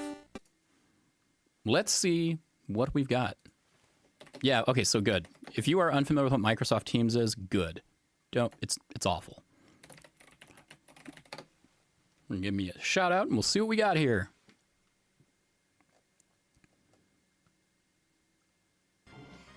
Ooh, a good one. I will say I'm a pretty good driver in general. I know where this is going. I'm not sure if that will relate to games. Not like Fast and Furious little driving, but like I've never been in a car accident that I could have avoided kind of thing. Like through more defensive driving or whatnot. I'm pretty good at being aware of my surroundings. Oh, fuck. God damn it. Good job, Floyd. Pretty good at being aware of my surroundings. Bam! Right into a wall. And, you know, while we're here, go to my own channel on YouTube, since we've shown off all the others. And I will show off a very, very old video. The oldest. We can see baby Floyd. Baby Floyd doing baby things. The Floytosaurus YouTube. That's actually an early picture of Doug, even. I did that for Skepticon's donation postcards. And it's just Doug eating a pile of money. Anyway, let's go really early. How early? Juggling. So all of these, all the audio on these have been scrubbed, and I had to replace them. So let's do a juggling video. Let's learn something. We'll do a learn. This is the apartment that was in a flood. Yeah, you did. You knew me before these videos. These are some old videos, 16 years ago. Which is a more... Yeah, we'll do this guy. This one didn't have a tutorial at the time. Nobody on YouTube had tutorials for contact juggling at the time, and the people who were learning contact juggling was like describing it via text to each other on a website that had a bulletin board. Hi, I'm going to try and show you how to do the two-hand cross-up isolation. And this time, I'm going to try and keep it in frame so you can see what the hell I'm doing. Look at those sideburns. All right, Use my finger here. Yes. Basically, your hands are going to be doing a finger roll. All right, with a ball. So move it between your two fingers at a time till you get it all the way across. If you can do a finger roll, you can do the two-hand crossed-up isolation. This is targeted towards people who are already learning contact juggling. For context. All the way over to your left hand's index finger. Then you're going to move your right hand over and to the side of your left hand. So over and off to the side, so your index fingers are touching. And then you're going to move the ball across to the other hand. Now once it gets here, you move it back. Then you take your hand back to its original location and move it back across. Once here, you move your left hand over till your index fingers are touching again. And move it back across. And then back. It's really awkward to do slow. Location. Then you just speed it up as you get used to doing it. That way you get the two-hand crossed isolation. Makes it kind of look like What the hell is this? What is this thing that pops up? It's a bit better with a larger ball, so I'm going to show you with that too. It just cuts into the video. Oh my god, YouTube, you are awful to watch. Look at this bullshit. All right. The video's still going. All right, thanks for watching. So yes, for those unaware, I am a very good juggler. Per video remove. Oh my god, that's a nightmare. Yep. Yeah, I'm very, very good at oh, this is me from a juggling convention. This is the apartment in St. Louis after the flood. This was me trying new things with video production to make YouTube more interesting. And have like a little story to it. And then there's juggling. And then I had to scrub its audio and replace it with something that was free on YouTube. So we'll just mute that. Yeah, the bagel looked, it was not good. I mean, it would have been in a bagel bought in St. Louis, Missouri from a bag at a grocery store. I'm told that the bagels around New York are exceptional, but I have not had one and I've not visited New York yet. So I would have been running a movie theater around this time in St. Louis, and this is the apartment. When I mentioned earlier that a peacock had attacked me, the Forest Park Zoo is right across the street over here. The old brick buildings here are the apartments I was in. So yeah, they... Oh, hey, that's a fun one. I was teaching a bunch of other jugglers how to balance shit on their elbows. That was always fun. But if you can put a ball onto it, you can balance it there. Which means if you can balance it there, you can roll the ball to that spot. There is truly no limitation to where you can roll a ball to on your body and catch it and stop it, which is always kind of fun. Keeps things interesting. All right, back to the Pokemon audio. And we will, who did I get? I got Slowpoke, so that's fun. We still need a Dratini out of here.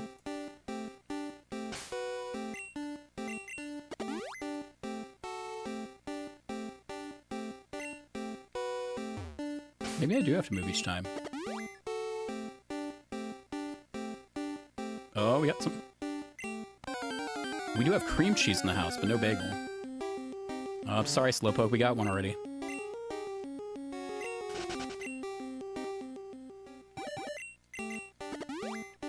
I haven't caught a Krabby. Krabby and Dratini. Krabby's the one I could care less about, though, to be fair. If we don't get a Krabby, I'm okay with it.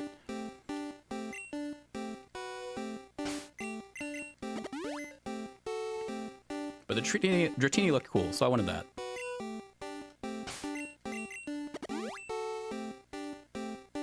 What is with this pond? You know, we can just go to a different area. We can go to a different area.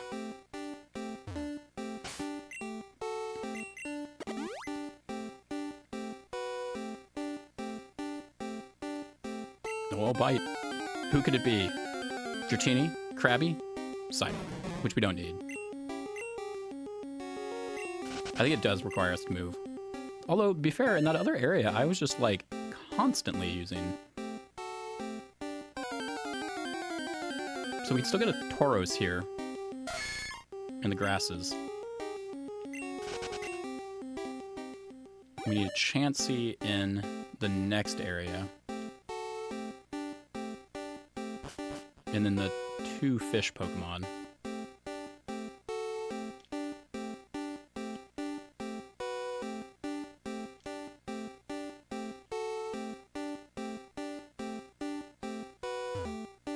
Oh, water.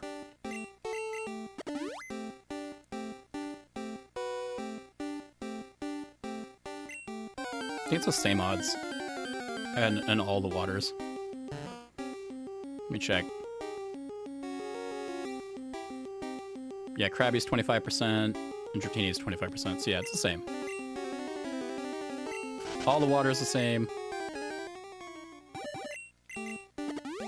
Maybe it'll be better odds based off, like, just fishing in general? Yeah. That could be it. Nope, none of you.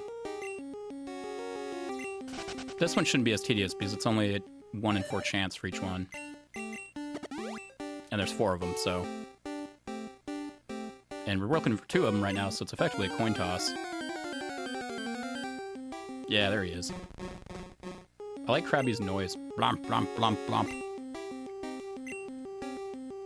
It's a shame they say their names in the anime instead of just these weird distortions.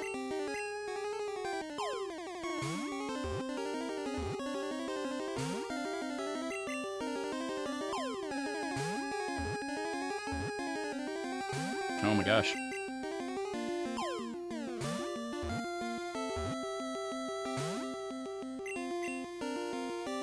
Why is Krabby so hard to catch?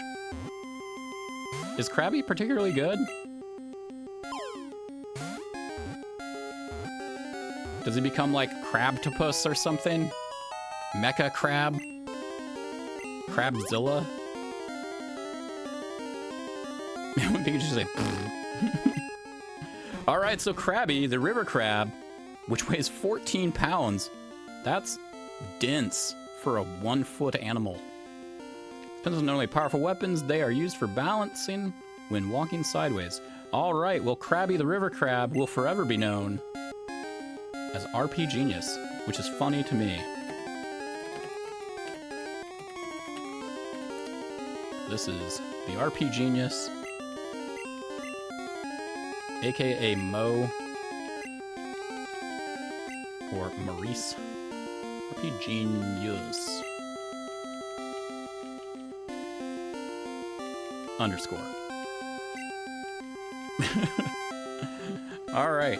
Was transferred to Bill's PC. Yeah, Mo's great.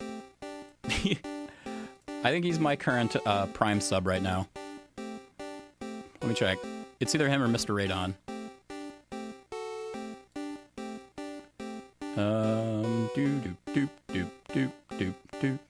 Yeah, it's RP Genius. There we go. Yeah, there he is.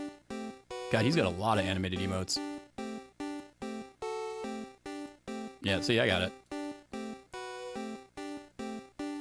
Alright, give him a shout out. And mute this timer music. And then let's see what we get.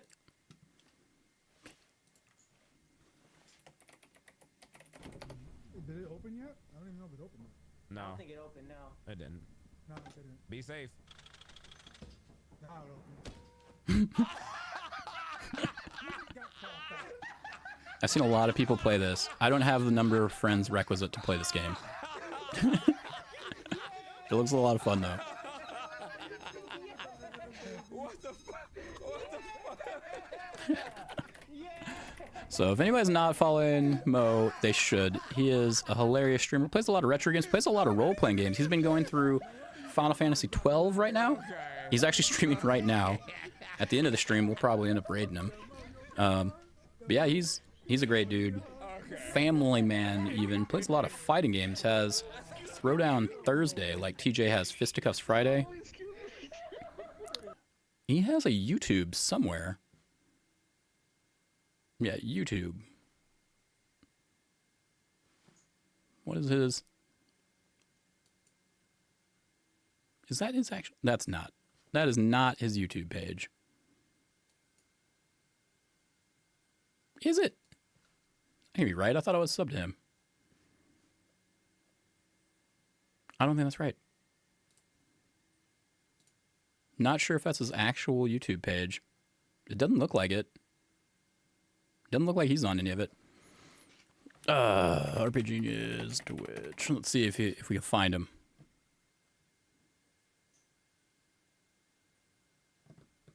Where did his YouTube go? Oh, no, it's still there. I just typed the wrong thing when I looked into YouTube. So we're going to switch over to that. The manual reading up there. And so, yeah, his YouTube, RP Genius, where he puts some clips. He's not as active here, and he has fewer subscribers than he should.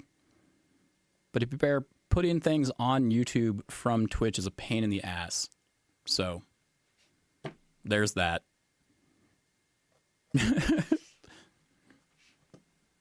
Yeah, he's got a few videos. He was trying to put a lot of effort into them at first, and then he got to about where I am with it, where he's like, this is not worth the effort. For Capcom vs SNK 2. That's what I'm talking about, man. And I didn't have to wait. Yeah, so these are all fun. Look at this. Yeah, anyway, I recommend everybody follow him. He's a great dude. All right, where are we going now? What new danger are we heading into? RP Genius was a Krabby. So let's try and get this Dratini with the super rod.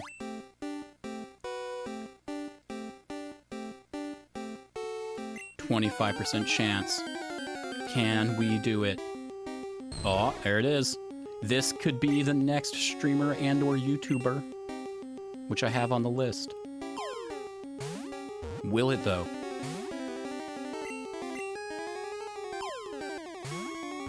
It's a fast one.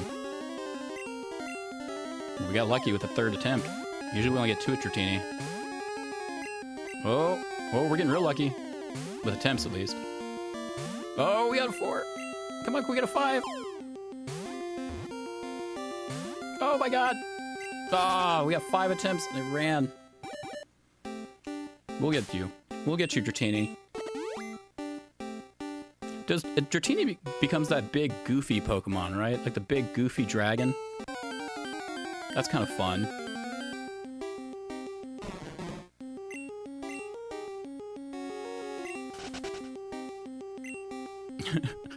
Can't remember what it's called. Big goofy Dragonmon.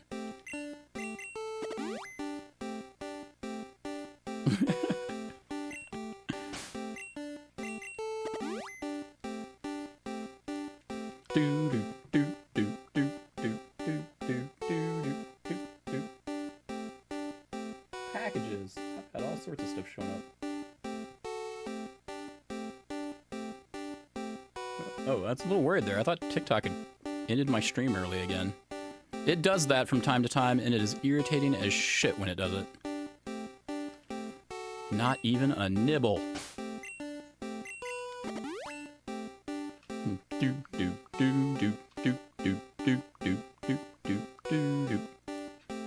It's a bite. Shrimp, come on, Dratini. Ah, Slowpoke. We run.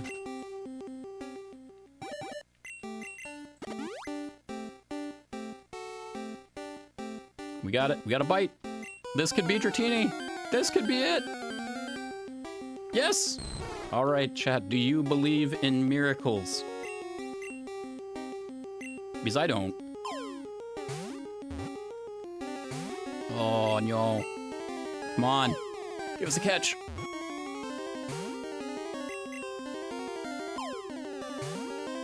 We've now done this 8 times since I started counting.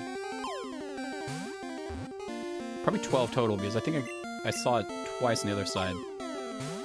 If not 14, 15, 16 there. 17. 18. Oh my Christ. We're having real rough luck there.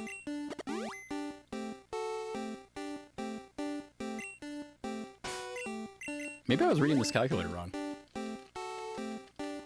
Maybe I'm reading the chances if I spend all 30 balls. Oh, I was. Oh. It's a 4% chance on Chansey then. And Kangaskhan is a 6% chance. And then Dratini. What level is Dratini here? Dratini is 15.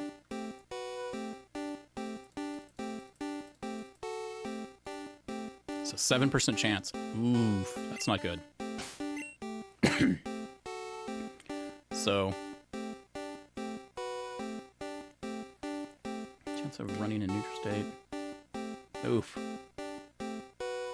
So 30 balls, I have a 30% chance. That's a way to look at it for Dratini.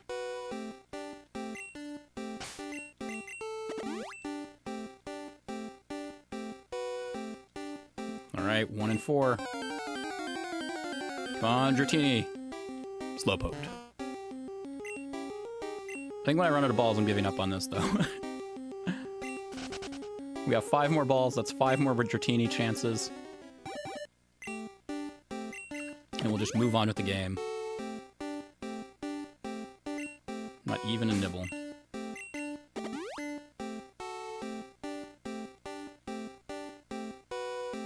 It's a bite. Oh, it's a Dratini. This could be it. We have 5 chances, assuming it doesn't run faster. We have a 6.9% chance. We've done it nearly 20 times so far. It says if we spent 30 balls, we'd have a 30% chance to get it 1 time.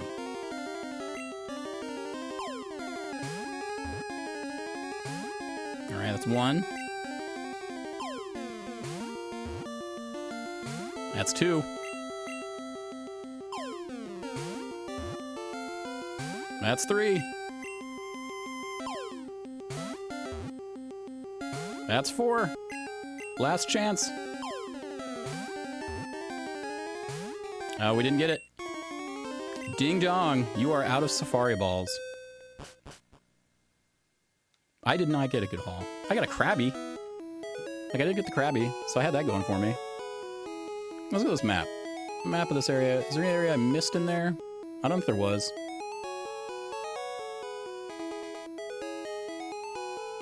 We can do, where does this take me to?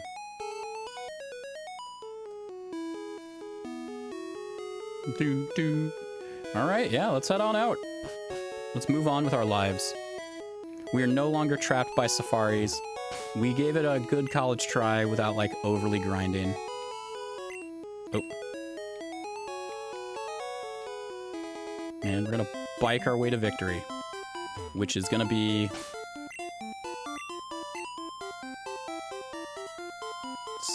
south or west?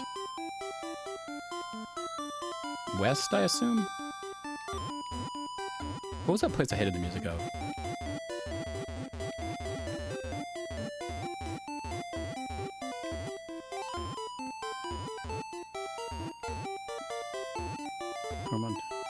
Celadon? I think it was Celadon, actually.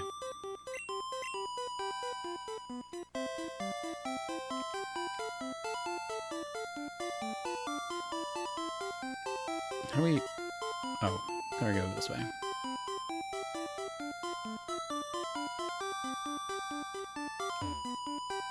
Font's your favorite city? Actually, no, wait, it was the one with the... was it the one with the boat? Hold on, it might have been the one with the boat.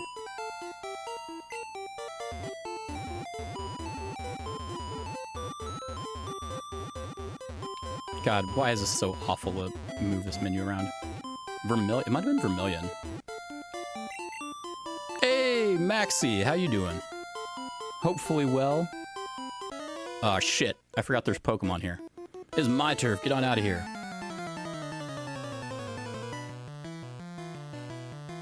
Alright, we've got birds. A Spearow, which we have not caught and I thought we did. Or maybe it's Fearow I don't have. I think it's Fearow I don't have. You're 24. You're a bird. Surf is also a water attack. I'll be damned. Ice Beam your ass?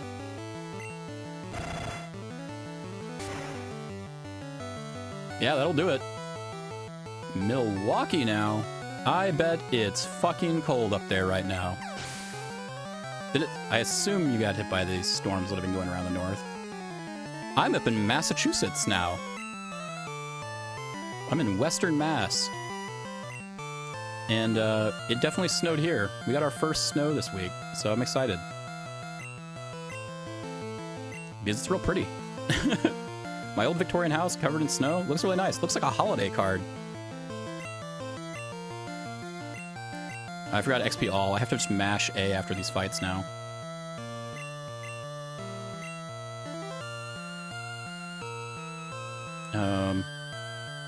Marks. I didn't mean to be Marks. I meant to do Steve. Someone sneezing? Pretty much. That checks out. There. Get him. Wow, I'm surprised Fly works so well.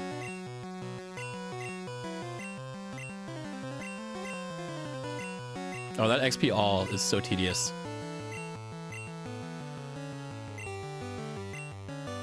Yeah, we're gonna switch to Steve.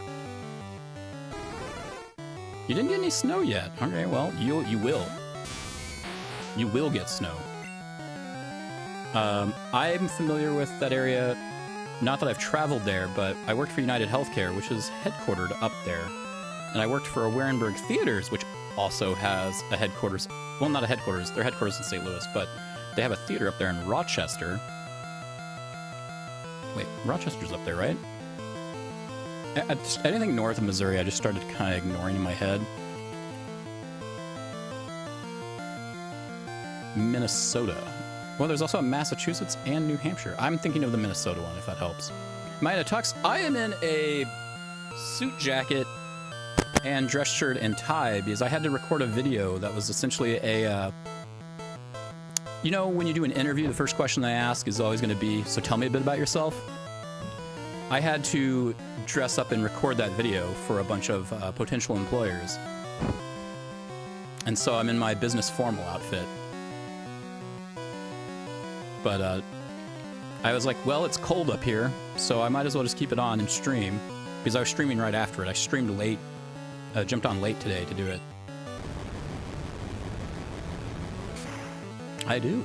And it's I tied the bow tie. Like, that's an actual bow tie that has been tied by moi. Which I can't do without a mirror and is real awkward to do with a camera. So I can't really show that off. I end up either choking myself or messing it up dramatically. Hey, Steve's up to 35. Diclofenac has gained... Oh, they've all gained everything. Right, XP all. I just gotta mash through this now. I do recommend bow ties for everybody. There are several reasons to wear a bow tie. They're all good reasons. Let's see. Distinct style. It's very memorable. I wrote these out earlier for some people. When you're working on a laser printer, it will not dangle, get caught in anything, and kill you. So that's another plus. It will show off your knot expertise. You know, because it's not easy, it's not common knot. It is whimsical, so you got that going for you. And it's a conversation starter. You got that going for you. Bout to you, Spiro. We are going to keep Steve out.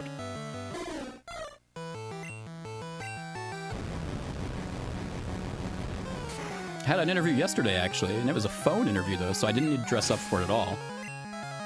And my power ended up going out about 30 minutes beforehand, but luckily I was at a place where I could use my laptop and have everything there. Interview went really well. It's probably going to get to a second interview with it, and we'll see how it goes from there. Second interview is going to be a lot of me interviewing that company, to be honest.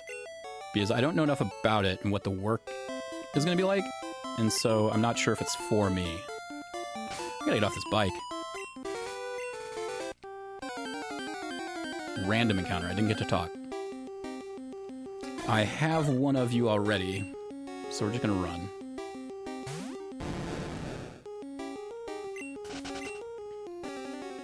I guess I should be killing things. How do you like my bird call? Engineer position in Milwaukee. Nice. All right, is it a choo-choo engineer or is it a clicky-clack programming engineer? Or is it like mechanical engineer? Basically, do you have to deal with not killing people, a lot of lubrication, or VMware?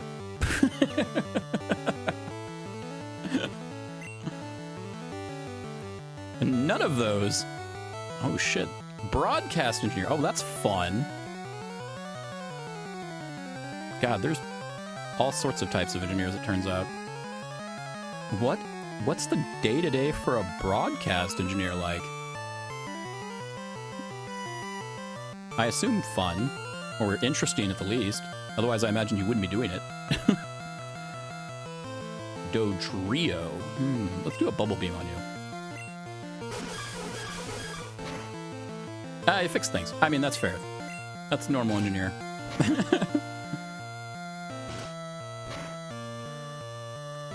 And install tech. I'm not sure if that sounds fun to me or horrifying, because I've had enough issues with, like, mixers and audio equipment that I had to learn a lot of audio crap. And I imagine if I ended up to be, like, an audio engineer, I would hate it. Oh, I wasn't paying attention to diclofenac. Steve, get out there.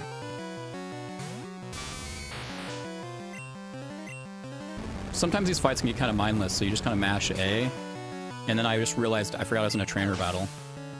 Maintain broadcast gear.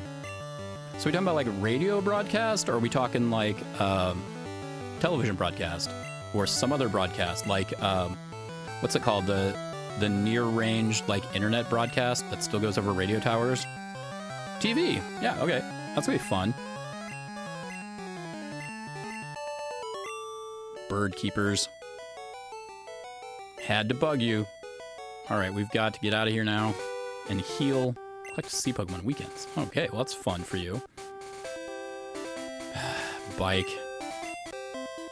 Luke also does that in Arizona. Oh, neat. Do, do, do, do, do, do, do, do. That's not the place I need to go to. Oh, you're over there. Okay, I'm gonna get to you. I'm gonna get to you.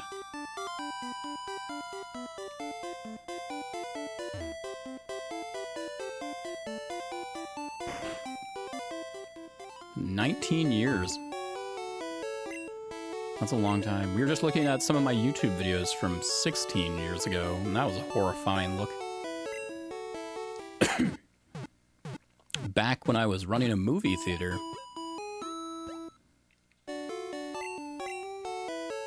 Now I'm getting into back into the exciting field of IT. And that's actually a good time for me to get back into it, because I left IT because a lot of there weren't a lot of jobs for it in Missouri, and the jobs that were in were things I didn't want to do.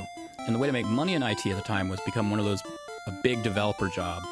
Like go work for Google and do programming on large abstract products and know a lot of math and all that sort of thing. And I didn't like that crap. I liked making small things.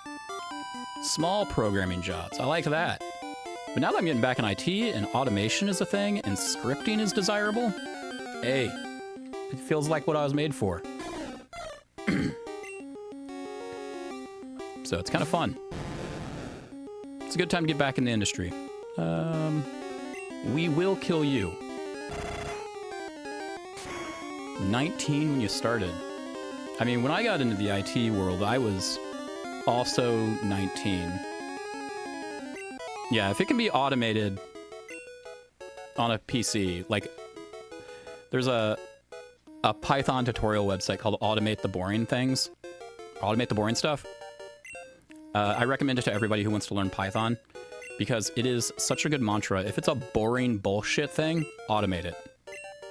I'm not saying like automate people's jobs away, that kind of thing, because I think the human element's important. But if you have to do something boring as fuck every week, automate it. Find a way to automate it. It's scripted away. Make your job interesting by automating everything that sucks. Wish I had a bike. I have a bike. I thought I was gonna be able to go over here. There's nothing to do over here.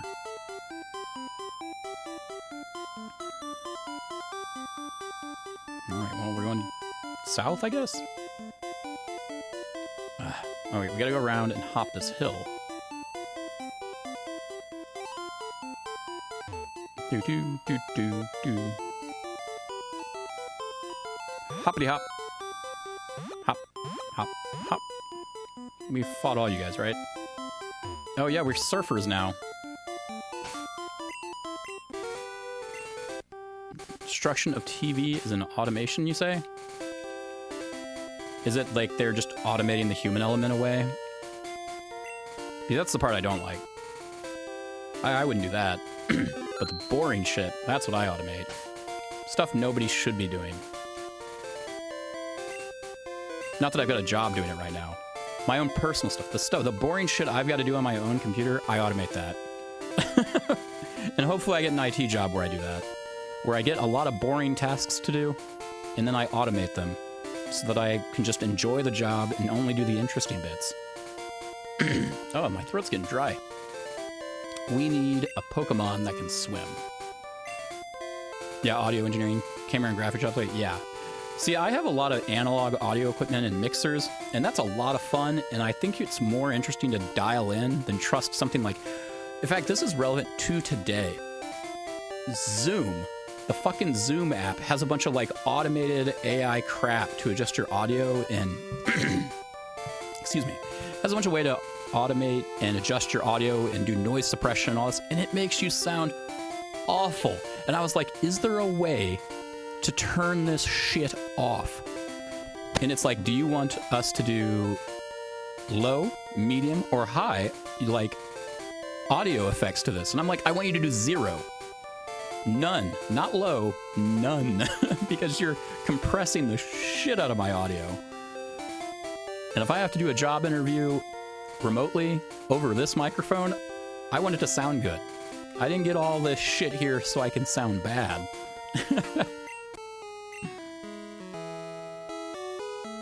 You know, I'm gonna be honest, I don't think that looks like a Gyarados.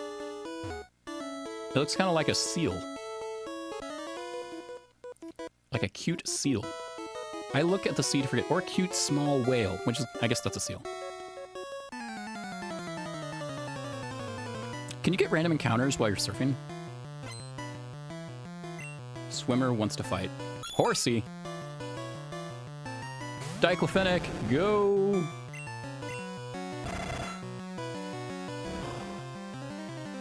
Crit, not very effective. Oh, that makes sense. Let's switch it over to Steve.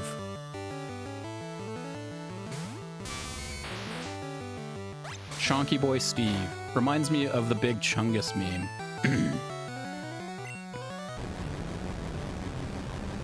Random encounters while surfing. I mean, I can see it happening. Most fun stuff I've done lately is set an Ansible at your place. Is that something I should be setting up? Because I will. I'll do it. Funny, when I googled Ansible, I saw it in the context of Ansible versus Terraform, and I've been looking into Terraform lately. Because someone recommended I should look into it.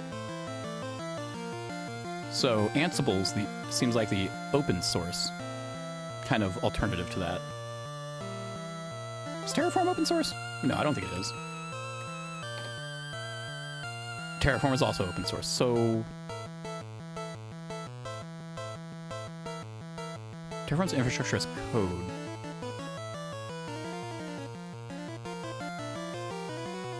So the Google doesn't make any sense then. Where it was like, people were Googling Ansible versus Terraform. Oh, okay, so you would use both, kinda.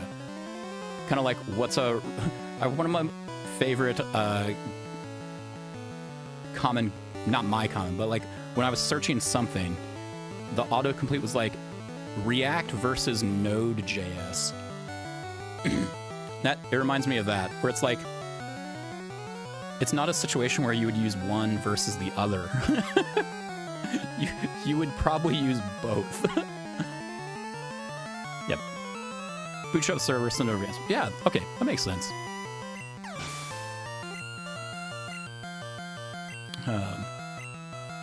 I've been playing around with my DigitalOcean droplet lately I made. it's very low, underpowered, but I'm trying to see like what small things I can do with that low memory and power, because it's really fun to see like what you can get away with.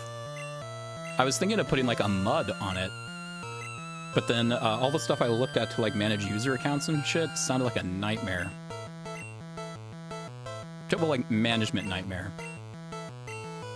No, I don't want to switch. We're keeping Steve out. I still might do it. I just don't know what I want to do. There's a Python-based mud engine out there that I thought was interesting. That'd be fun. I wonder how many users the lowest in DigitalOcean droplet could support on something like that. Because you put it like an Apache server on there, it's only going to be able to support like 10 concurrent page views. You know, unless you have like a all cached on Cloudflare, which you should.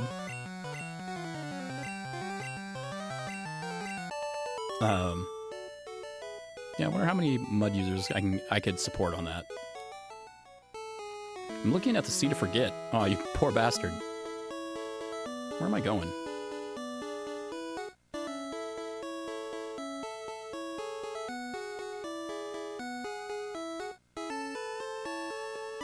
Let's move some of you guys around.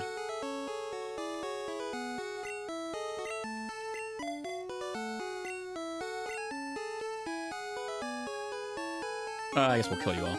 Oh, there are random encounters. Tentacool. Do I have a tentacle? I think I do. I should probably check. I should probably check that. That might be something worth checking. But yeah, if anybody has any fun, interesting ideas to do with the DigitalOcean droplet I'm already paying for, that might be, you know, I'd be willing to take the suggestion. I am thinking of doing like a small little portfolio landing page there to send people off to my other things.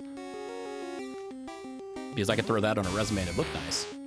Especially since I'm not trying to do like a front-end development job, that means I can be lazy with it. Because if I was going for a front-end development job, then I'd have to make it look fancy.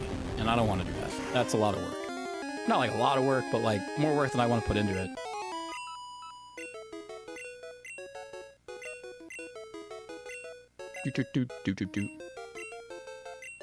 In fact, I might just do it with React and Node.js. Seems like the way to do it. Steve's gonna get a lot of XP, I think. We're just gonna be mashing A through them all. Polywag, which we do not have a polywag. I do know that much. You know, I don't think I have a tentacool, actually. Because I would have had to have fished it. And I just haven't done that. This is so tedious, doing the A through all this. Polywhirl.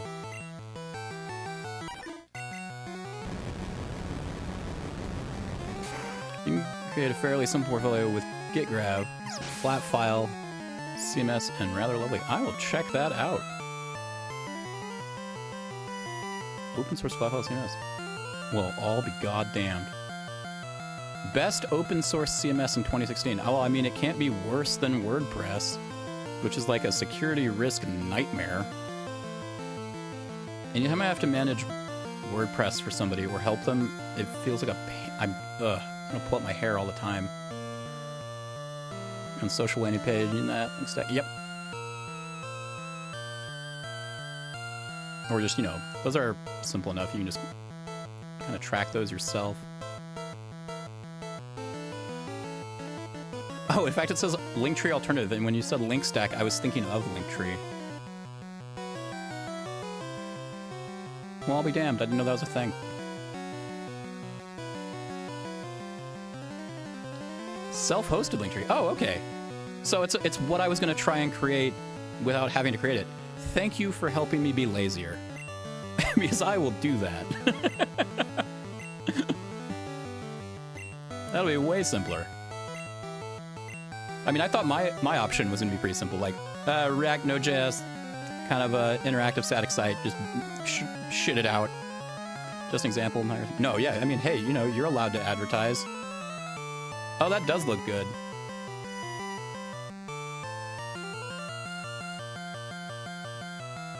I like that. Yeah, I mean, that's what I was thinking of, just doing statically myself.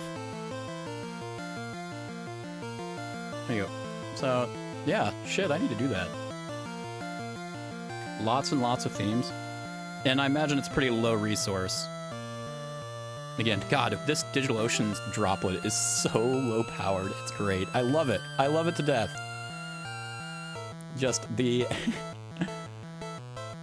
let me tell you how much memory and this thing has fucking access to. It's so funny. It has a 10 gigabyte disk. And where'd you go? Well, let's do a new project and then I'll no, hold on. Where can I show its resources?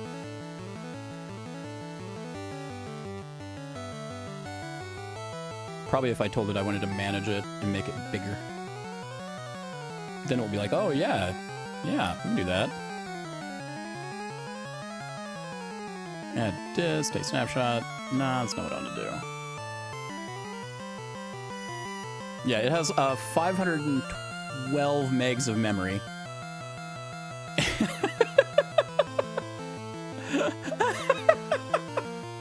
$512 megs. I love this server. Anyway, hey, you had a surgery. The surgery, even. How did it go? I do love analytics, Trill. Like, we were streaming my Twitch analytics earlier, just not even because I want a ton of followers or anything, just because I like analytics and I like trying to figure out why things are the way they are. Well, I'm glad you survived. That's always an upside.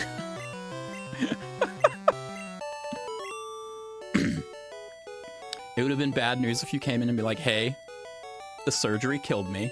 I'm no longer with us. Can beat Pokemon at swimming. Not me, buddy. I've turned into a tiny whale. What's beyond the horizon? Feels way better now? Well, that's nice. I mean, that's always preferred. Everyone should feel better. Which sounds like such an obvious thing to say, but you know, it's like, almost like hazardous in 2024 to say that. Be a Stefan Minor. Yeah. I mean, that's up to Maxi. I was being polite and vague.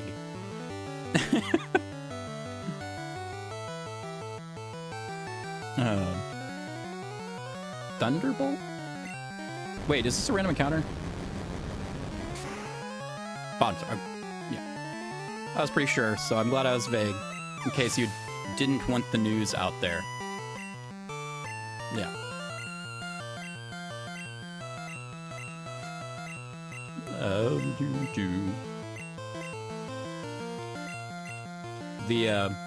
Yeah, it can be, I mean, we moved to Massachusetts for healthcare reasons, so you can, it's crazy to think how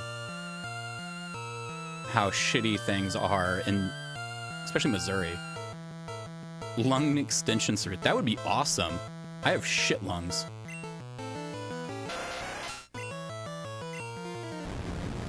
Like, you know how long I can hold my breath underwater? 6 seconds. Then I panic. Just had it, and they're so happy. Yeah, I've heard that more often than not. People are happy with it. I mean, that's not something people get without, you know, you've got to be pretty personally invested at that point.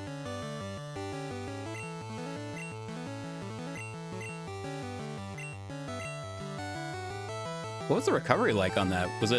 Are you still in recovery technically, or was it something like, for example, I had what I thought would be a more or less minor surgery, and the recovery for it was nuts because I didn't realize what I was getting into while they were describing it. I had surgery on my nose where they were just going to scrape some things out in there and straighten some things. But then afterwards they had me all bandaged up and they're like, yeah, it's kind of crazy that we had to break your fucking nose all over the place to do this. And I'm like, oh shit, this did not occur to me that you're gonna be breaking my nose like crazy and then carving up and crushing bone in there. So that took way longer to heal than I was expecting. Yeah, Trilla, I mean, that's the great thing. In some states. In some states in the US. It's getting rough. 3 to 6 months. Oh, that's actually not too great. That's about the same for my nose surgery, honestly. And all things considered, I think a nose surgery is less complicated. Each Pokemon? No. We're just gonna electrocute the shit out of everything. But I'm glad that worked out for you. You were in Illinois, so it worked out for you too, yeah. Illinois was a state we were potentially gonna move to from Missouri. In fact, the trans healthcare clinic that was in St. Louis is now operating out of Illinois because it's illegal for them to operate in Missouri. So they're just across the river now. But yeah, we ended up moving up to here to Massachusetts for all that. That was this year we moved because of that. So, like, it was getting crazy there. And then Kansas, we know people in Kansas, we know trans people in Kansas that are having their records changed without their input. Trying to learn Dragon Rage. What the hell is Dragon Rage? Yeah, well, I mean, fuck Missouri, fuck Kansas. There's a whole lot of states to say that to right now, and it is baffling to me. Let's see what Dragon Rage is. Oh, actually, I wanted to keep that up. Dragon Rage. I like to believe that's what I bring to the streaming world at large, is that we can have these incredibly fun, politically motivated conversations while I ask, what is Dragon Rage? Why is Dragon Rage? Dragon Rage. So yeah, Missouri's awful, and nobody should live there. And I'm glad I moved, and everything has been better since. Sure, we've created some new problems for ourselves, like the house is very old. The house was built in 1904. It's a historic home, it's Victorian. It's got a lot of problems, and it's gonna be really expensive to fix. But you know what? I don't have to worry about trans friends and family getting murdered here as, well, okay. I don't have to worry about that as much as I would have had to worry about it in Missouri. That's a way to put it. Right, Kaod? Fuck. It's kind of crazy to think about. I thought I had, like, lucked out of that as, you know, a cis male. You know, I'm bi with a, you know, a girl wife. And so I was like, I don't have to worry about a lot of things. And then you have fucking Trump in 2016 saying all Mexicans are murderers and rapists. And I'm like, fuck, my existence is politicized on a national level now. My whole family's existence is a political issue. Our existence in the Midwest is a hotbed political issue which I cannot bring up in the workplace because it's considered talking politics. I'm like, you've got to be fucking kidding me. Ugh. So, I don't like conservatives. I think it's safe to say that. They're horrible people and they should feel bad. Dragon Rage. What does Dragon Rage do? It always inflicts exactly 40 HP of damage if it hits. Well, that's crap. Yes, abandon learning Dragon Rage. I guess it is a dragon type attack, though. Well, we're too late. We're past that. You know what political issues I liked seeing on my Massachusetts ballot this year? This is the first year I got to vote in Massachusetts. We got here just in time for me to register and do everything. In fact, I didn't even have to register. I know it's crazy to say that a Mexican stormed into Massachusetts and didn't have to register to vote. And it's because they did it automatically when I got my driver's license here. When I got my driver's license turned to a Massachusetts state ID, I could vote with it. Registration was automatic. They made it easy to vote. I was able to vote damn near anywhere in this than I could show up to and vote to. It was awesome. But I had stupid bullshit to vote on, and it was great. And I loved it. I loved that the issues I was voting on were not people's humanity. I got to vote on should the city bus workers be allowed to unionize. Yes. Yes, I voted for that. Most people did. It passed. I got to vote 500 in a Docker container. Yeah, Docker will... Or, well, actually, wait. Is it, if you're doing like the Docker status command, is it just saying that's how much it will allow up to? Because I've had that problem before, where it will say I'll allow up to a bajillion gigs of memory, and really it's only using like 8 megs. But yeah, the stuff that was on the ballots this year in Springfield, Massachusetts, should the bus drivers be allowed to unionize? Should psychedelic mushrooms be allowed to be grown for personal use? Fuck yes, I voted on that. I was like, yes. It failed, and I was upset by it.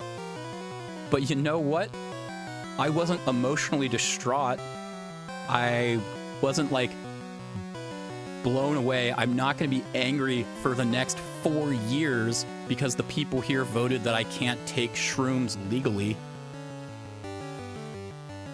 That's the blue state, you know, difference, and I love that, and I'm glad that I get to experience that now, and I'm glad that my kid gets to experience that now, and I'm glad that my wife gets to experience an election with stupid bullshit at its local levels, as opposed to should trans people be banned from bathrooms being a hidden legislation to allow their housing to be ended, because that was Springfield, Missouri. Oh no, you can bet your ass I was upset about healthcare, because I used to work in healthcare, and I was the biggest proponent for universal healthcare there while I worked at United Healthcare. People were all like, oh, it's gonna ruin us, we'd all be out of jobs. I'm like, no, we would just be working for the government, and we wouldn't have as many of these bullshit policies to follow. I mean, I'm still gonna be angry for the next 4 years, don't get me wrong. And I'm gonna be angry for every other state in the Union, and Puerto Rico. But, it's nice that the area I'm directly in isn't trying to legislate me or my family's existence away. And that's a good feeling. In addition, we're right next to a Vietnamese neighborhood, and there are 2 Vietnamese restaurants right across the street from each other. There are 5 within a half-block radius, and there's even more if you go further out. And that is amazing. I love that. Because in Southwest Missouri, it could support maybe 2 Vietnamese restaurants. That's not a lot of pho, people. It's not a lot of pho options.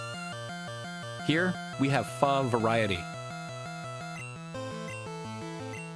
And it's great. I don't even like pho that much. My wife does. She'd kill for it. But it's nice to have.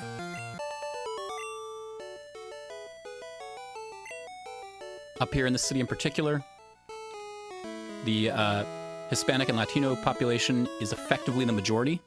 That was a fun change of pace for me. Nobody has mispronounced my name. No one. I know, Floydosaurus, you're thinking, how does anybody fuck that up? They do. They do. I get a lot of, in the Midwest, in the South, you get a lot of, how about I just call you Frank? Back when I worked at Best Buy, I had to answer with my legal name every time somebody called the phone. I'm like, thank you for calling the Best Buy Branson, because it was in Branson, Missouri. Like, thank you for calling the Best Buy Branson. This is Florentino speaking. How can I help you? And you know what I would hear a lot? Frank, can you transfer me onshore? I've got a problem and I need to talk to somebody onshore about it. This angered me in a number of ways. 1, my name's not Frank. 2, Mexico is still onshore. 3, I'm not in Mexico. 4, Branson, Missouri isn't in Mexico. 5, I don't think I speak with a Mexican accent. I was born and raised in Missouri. Oh shit, did that piss me off. Every time. It was the worst. This Goldeen is really high level.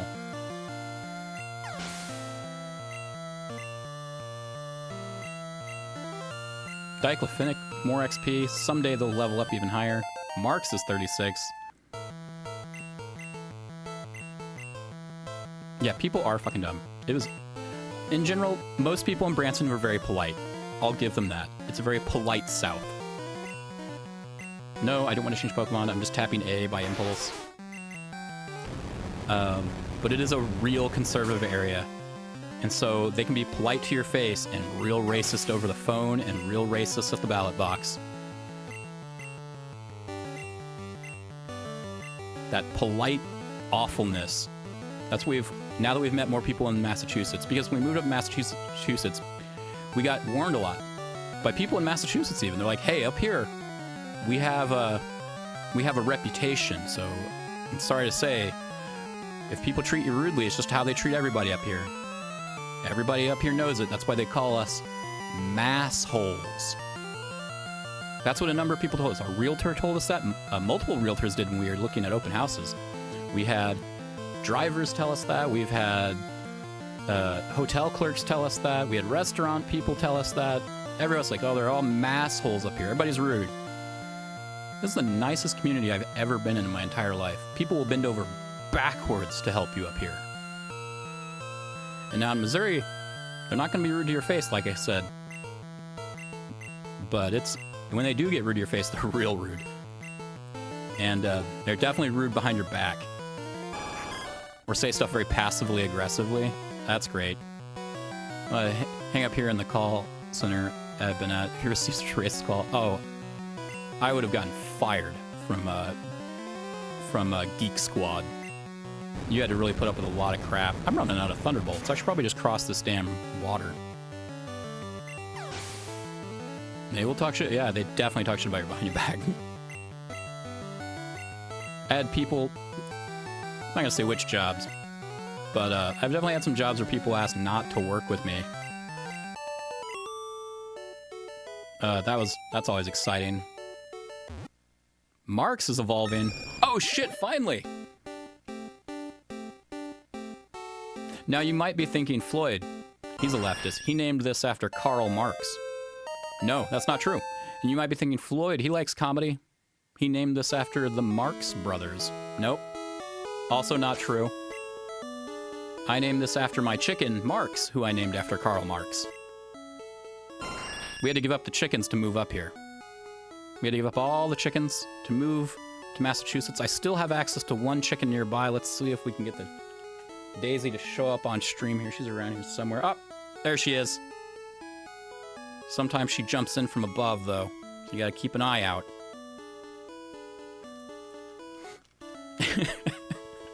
So yeah, name Marks after our one of our brown chickens. Or no, she wasn't brown. She was, well, it was like black and white. They were the type of chicken, they were Plymouth Rock or something like that? Something like that? I want to say that. So much higher stats. Speed's much higher. That's good. Daisy game to visit. Here, well, I can pop Daisy back. Pop her back on stream. There you go.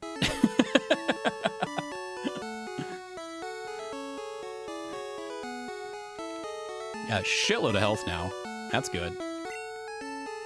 Alright, we gotta get out of here. We gotta escape. Oh god. Oh no.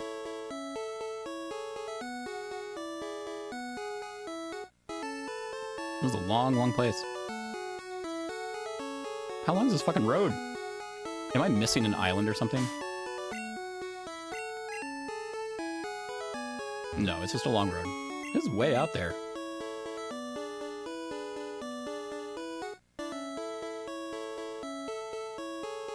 Oh.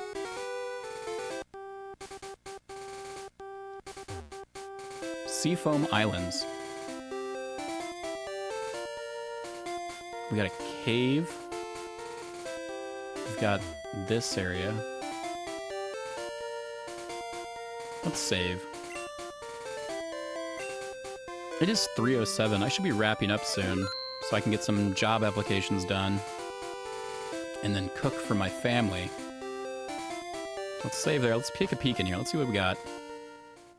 Another fucking cave. What do we got in here?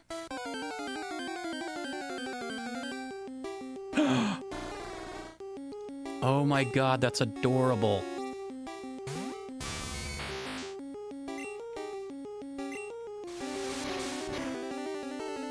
Don't kill it. Okay, good. That is the most adorable thing I have ever seen.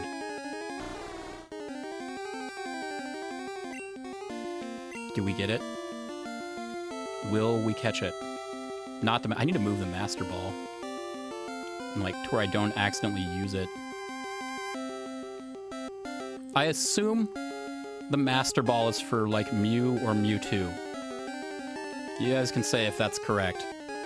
I just assume it's for one of them. Ultra Ball. Come on, cute Pokemon. Alright. Seal was caught. Oh, it's from Mewtwo? Yeah, I figured. New Pokedex data will be added for Seal. Alright, so Seal, the sea lion Pokemon, height of 3 feet at 198 pounds, which is more than me. The protruding horn on its head is very hard. It is used for bashing through thick ice. And the cutest Pokemon I have seen yet, of course, is going to be renamed. And who but Mr. Radon is going to get the pleasure of this Pokemon's name, because Mr. Radon was the next on the list of streamer names. Oh, Radon's not gonna fit on there. Oh wait, we can fix this. Oh, I almost did end instead of backspace. Mr. Radon. I forgot, Mr. already has a way to make it smaller. Will I be catching Mew this run? Maybe, I don't know. I don't know anything about this game. I am not a Pokemon expert, despite learning the formulas and shit for things. So Mr. Radon is gonna be the cutest Pokemon I have seen entirely. And he's transferred to Bill's PC. Let's go ahead and do a shout out for Mr. Radon. If I can remember how to turn off audio on things. There we go. We're going to turn off the audio there. In fact, we're going to get out of here. Because like I said, it's actually close. Oh, motherfucker. We got somebody else. We already got one of these. We got a Shelder already. So we can escape. Get out of my face, Shelder. Doing some specific glitches. Is that something I could still do in the run, is those glitches? Because if it's still possible, maybe we'll do it. Like, if it looks like I'm not going to be able to beat this before Path of Exile 2 comes out, then we'll fuck with shit. Mr. Radon. Oh, it's in the early game? Mr. Radon.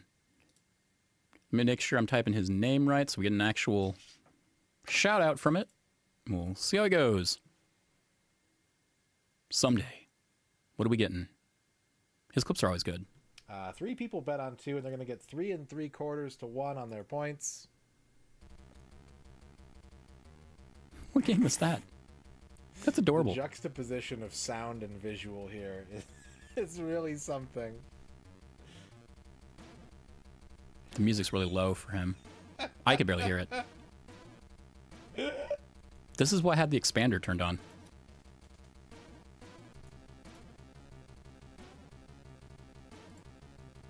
Maybe I should put that back. Proud Onions is the big winner. Zankanto and Magnus Prada, congratulations as well. Who would you like to give a shout out to, Flygon? Yeah, this needs to be like the final fight continue screen. Where she's like strapped to a chair and there's like a dynamite fuse burning with this music. There, I added an expander. Yeah, Mr. Radon's great.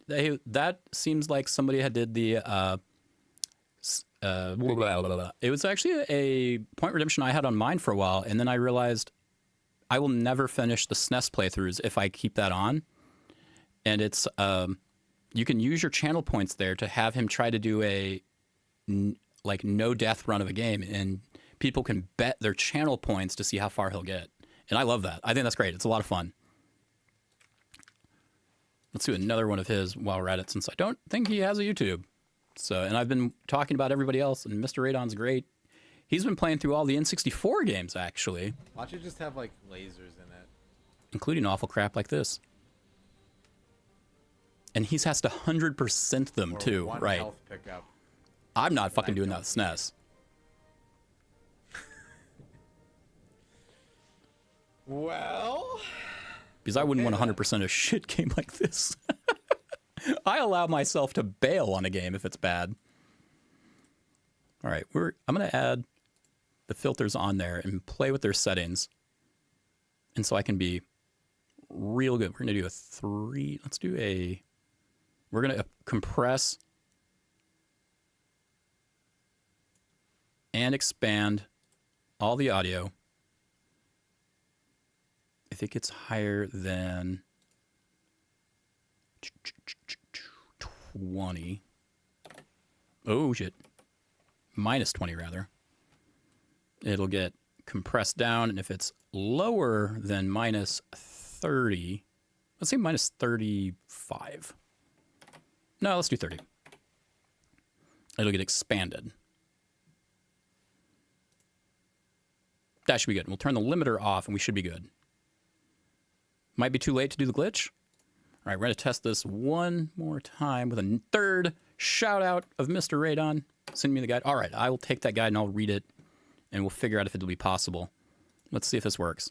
Limiter or compressor to keep it from blowing out our ears, and a expander so we can hear the quiet parts.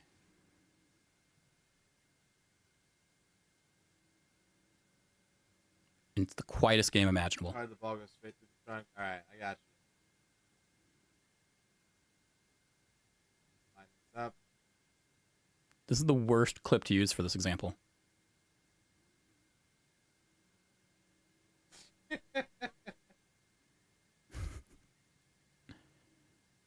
Just the absolute worst clip I could have gotten to test the sound. All right, our Germany 1cc run ends at 13.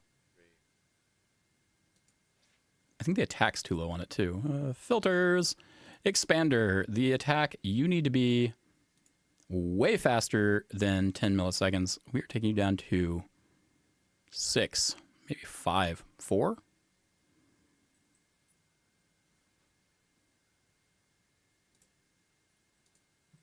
Let's see how this works. There we go. All right, one more clip of Mr. Radon. It's like the Mr. Radon shout-out theater.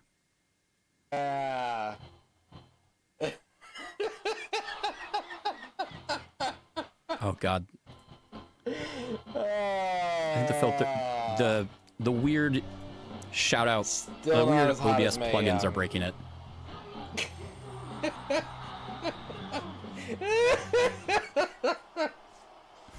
It's another hot summer, and here comes the swimsuit contest. Try to keep control as you watch these beautiful ladies strut their... Yeah, so expander... Well, maybe if I just did the expander and nothing else, and not the compressor. So let's do the expander, because my desktop audio is still going to be capped by a limiter. And so that'll... Like the physical limiter. So it'll keep it from blowing out our ears regardless. Let's do a... Since we're not going to get to it today, let's do a Get Gianni clip. Let's see if that works.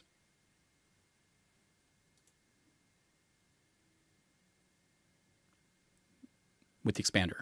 To commemorate an absolutely instantly decimating insult someone hit me with on the Pressure Discord after I got a little too excited doing media analysis on Sebastian, killing me instantly. And I get the man himself saying this. Yeah. Is that like a little PNG tube Who's this guy? thing? Yeah. The Matt Pad of Pressure? That's pretty cool. This guy. I like that.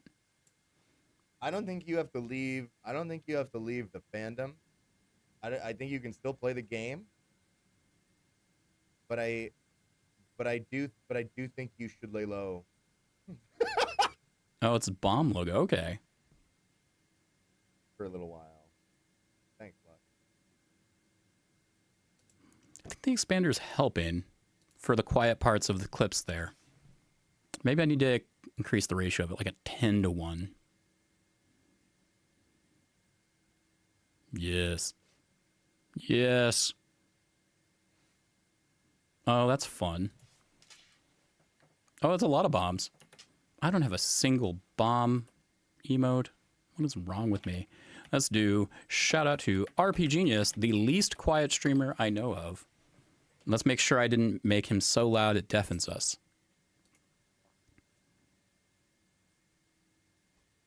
Motherfucker, please. Please.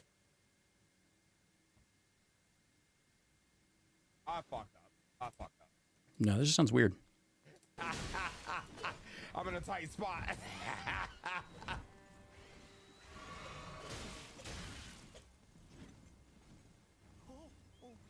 See, the problem here for trying to like mix the audio of a random Twitch clip is if I set something for very low stuff, it's gonna blow out and make normal stuff sound weird. So maybe there's gonna be no happy result for any of this. And I'll just turn off filters and let the range go. That's probably the way to do it. But anyway, it's well after 3. I think that's a good stopping point for the stream for today. So, people who are familiar with Pokemon Red, how much Pokemon do I have left? like I am here, I think, because I went south out of the town I was just in. Yeah. Does pressing the direction even matter on this, or just always... Is this the order you go in? So I have Cinnabar, Route 22, 23, and then end. So Cinnabar is going to be the fireplace. Wait, I'm like 20% done? Or I got 20% left? Oh, there's the place that was off in the ocean. Over here. Somewhere around there, right? Maybe I don't have to go to it. No, I'm sure it's worth going to. Yeah, the power plant. Wait, is it after that? Might be after. Because the map listed after. One company backtracked on not paying for anesthesia. Was that Blue Cross Blue Shield? See, okay, so that news was really interesting to me, KO.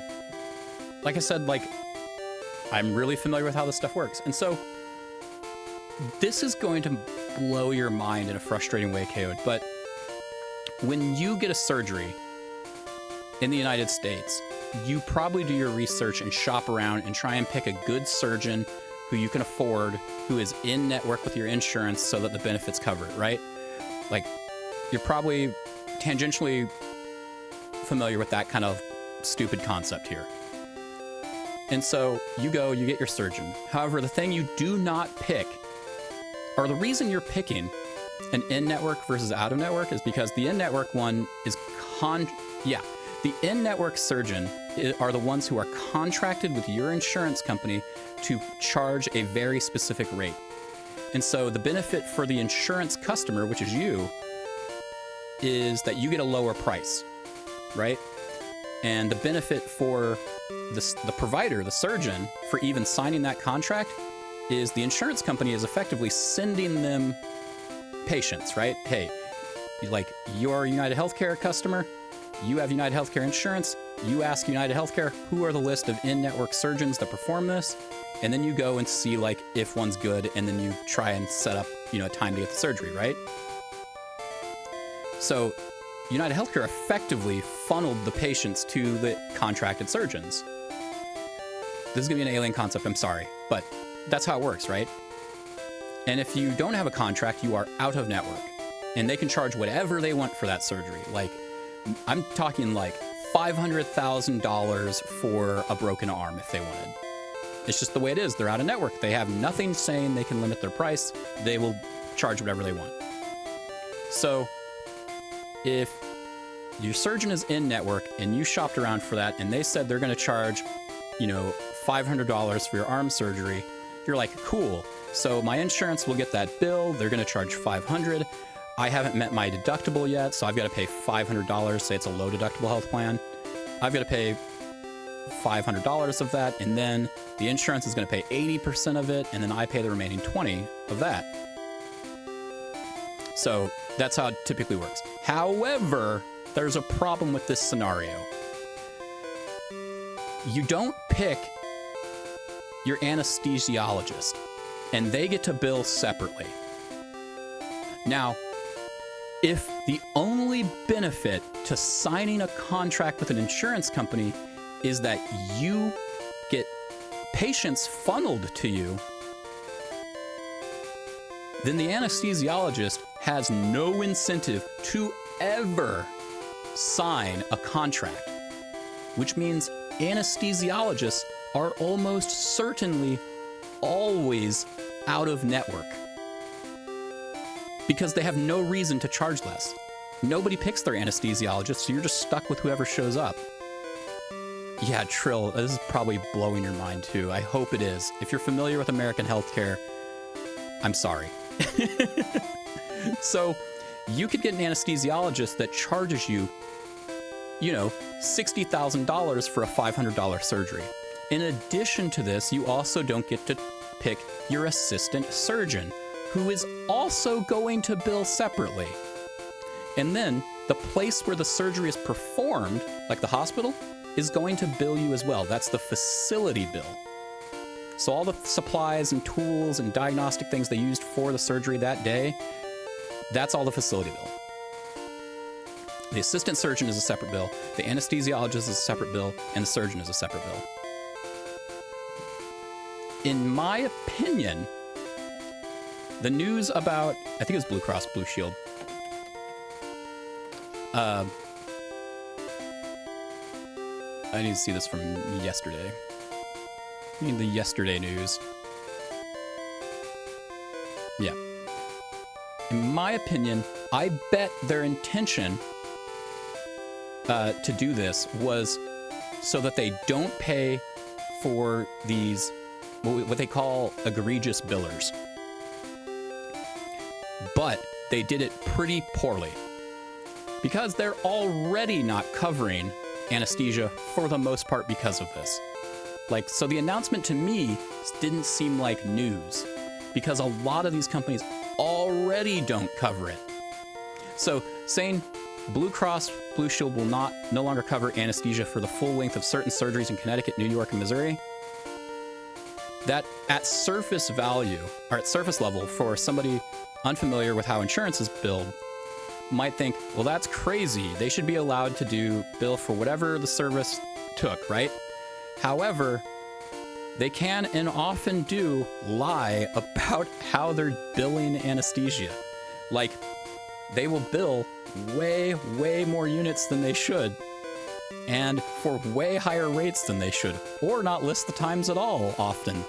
And that's real crazy.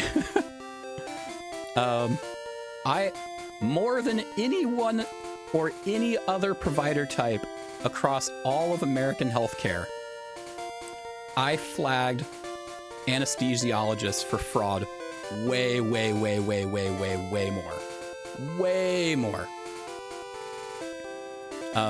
For example, somebody gives birth. They're going to have an anesthesiologist that they didn't pick. That anesthesiologist is going to bill for it. So how many units of anesthesia would you expect an insurance company to see, right? Well, turns out births are pretty routine. So they know how much anesthesia is on the low end and they know what's on the high end. And typically most places are like, we're just going to cover all the anesthesia because it's under the maternity care plan, which pays 100%, and we're going to pay that all. Unless you're crazy and you build something like 17 hours of anesthesia for a routine birth. Right? So these were the things I often got to see. And so when I saw that note that Blue Cross Blue Shield was no longer covering it at a certain length, I was like, I bet I know exactly what that is. And it's not gonna look good the way they're talking about it.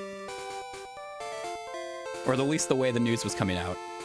Now, is their ban reasonable, or what they were intending to do reasonable? I don't know. I don't know what they were getting at, because honestly, ever since I stopped working with United Healthcare, I don't care to investigate insurance that much anymore.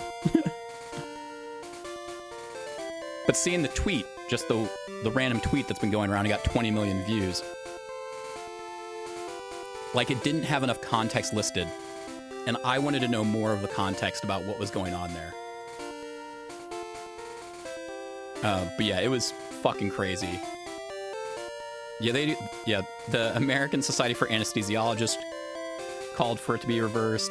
Doesn't surprise me. Because they know they can get away with murder with billing. Like, the American Society for Anesthesiologists are not good people. When people talk about American healthcare being bad, it's not just the insurance carriers, it's the providers too. So yeah, let's see. So let's see what they're doing. Should I get the same? No, this is just a link to their website. One pack customers in New York. If a surgery exceeds a specific duration, see, the thing is, their policy will say what that duration is, and I'm curious if it's like egregious amounts, which I think.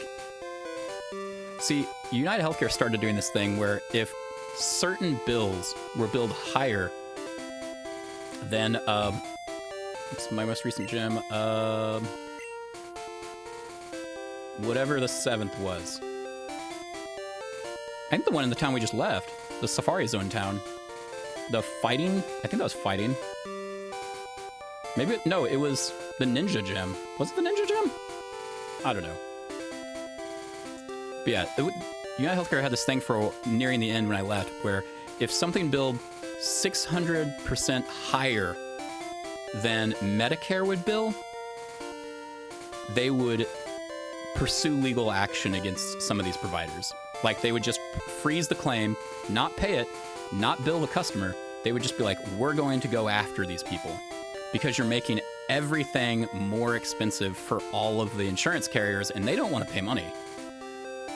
And if they're billing 600% or higher more than the Medicare agreement, then that's just crazy, because they've already agreed that they would accept less. And then they're trying to charge everybody else, you know, way, way, way, way more. Yeah, Fuchsia. That's the most recent gem. Anyway, I'm getting sidetracked by insurance complaints, but yeah. It doesn't surprise me that they backtracked, but should there... I don't think it should be... The problem with, I think, what Anthem Blue Cross Blue Shield was doing is because they... If it was an in-network provider billing too high, like I was talking about the egregious billing, if the insurance company doesn't pay it and says, this part's not covered, we're only allowing $100, then the patient only owes $100 and the insurance might pay all that. If it's out of network and the insurance company says, hey, this is egregious, we're only allowing $100, and the insurance is only going to pay $100 for it, it's not that the patient owns zero, it's the patient owes everything else up to what was originally billed. So if it's an anesthesiologist that billed $5,000 and the insurance company thinks only $100 was reasonable, then the patient's on the hook for $5,900 kind of thing. So, does something need to be done about that kind of billing? Yes, but it needs to be done at the federal or state level as like a law or a Department of Insurance kind of thing where they can go after these dudes. Because if you do it at the insurance level like they're doing, then the patient's going to be stuck with the expense, which is called balance billing. I think maybe everyone involved these people. You're not entirely wrong. But if they all die, who would manage the universal health care? That's what needs to be done. Like, there's still going to be paperwork. And I don't care if these people do the fucking paperwork. But yeah, some of these people make these decisions are pretty boneheaded. Like they're not thinking about the fallout of it. Like, yes, they're billing egregiously. And they're like, we shouldn't pay it. It's like, cool, you're right. You shouldn't be paying that. And then they just like, well, we're not going to pay it. It's like, cool. So the patient's not going to pay it either. And they're like, well, that's not our problem. Like that's an issue. Anyway, I've got to get going. It's 3:33. Let's see who's a streaming. Is RPGenius still streaming? Because I'll watch that while I fill out applications. Let's see, we've got... Yes, RPGenius is still streaming. So I will head over there. If anybody wants to head with me, that will be... He's playing Final Fantasy 12. So that'll be fun.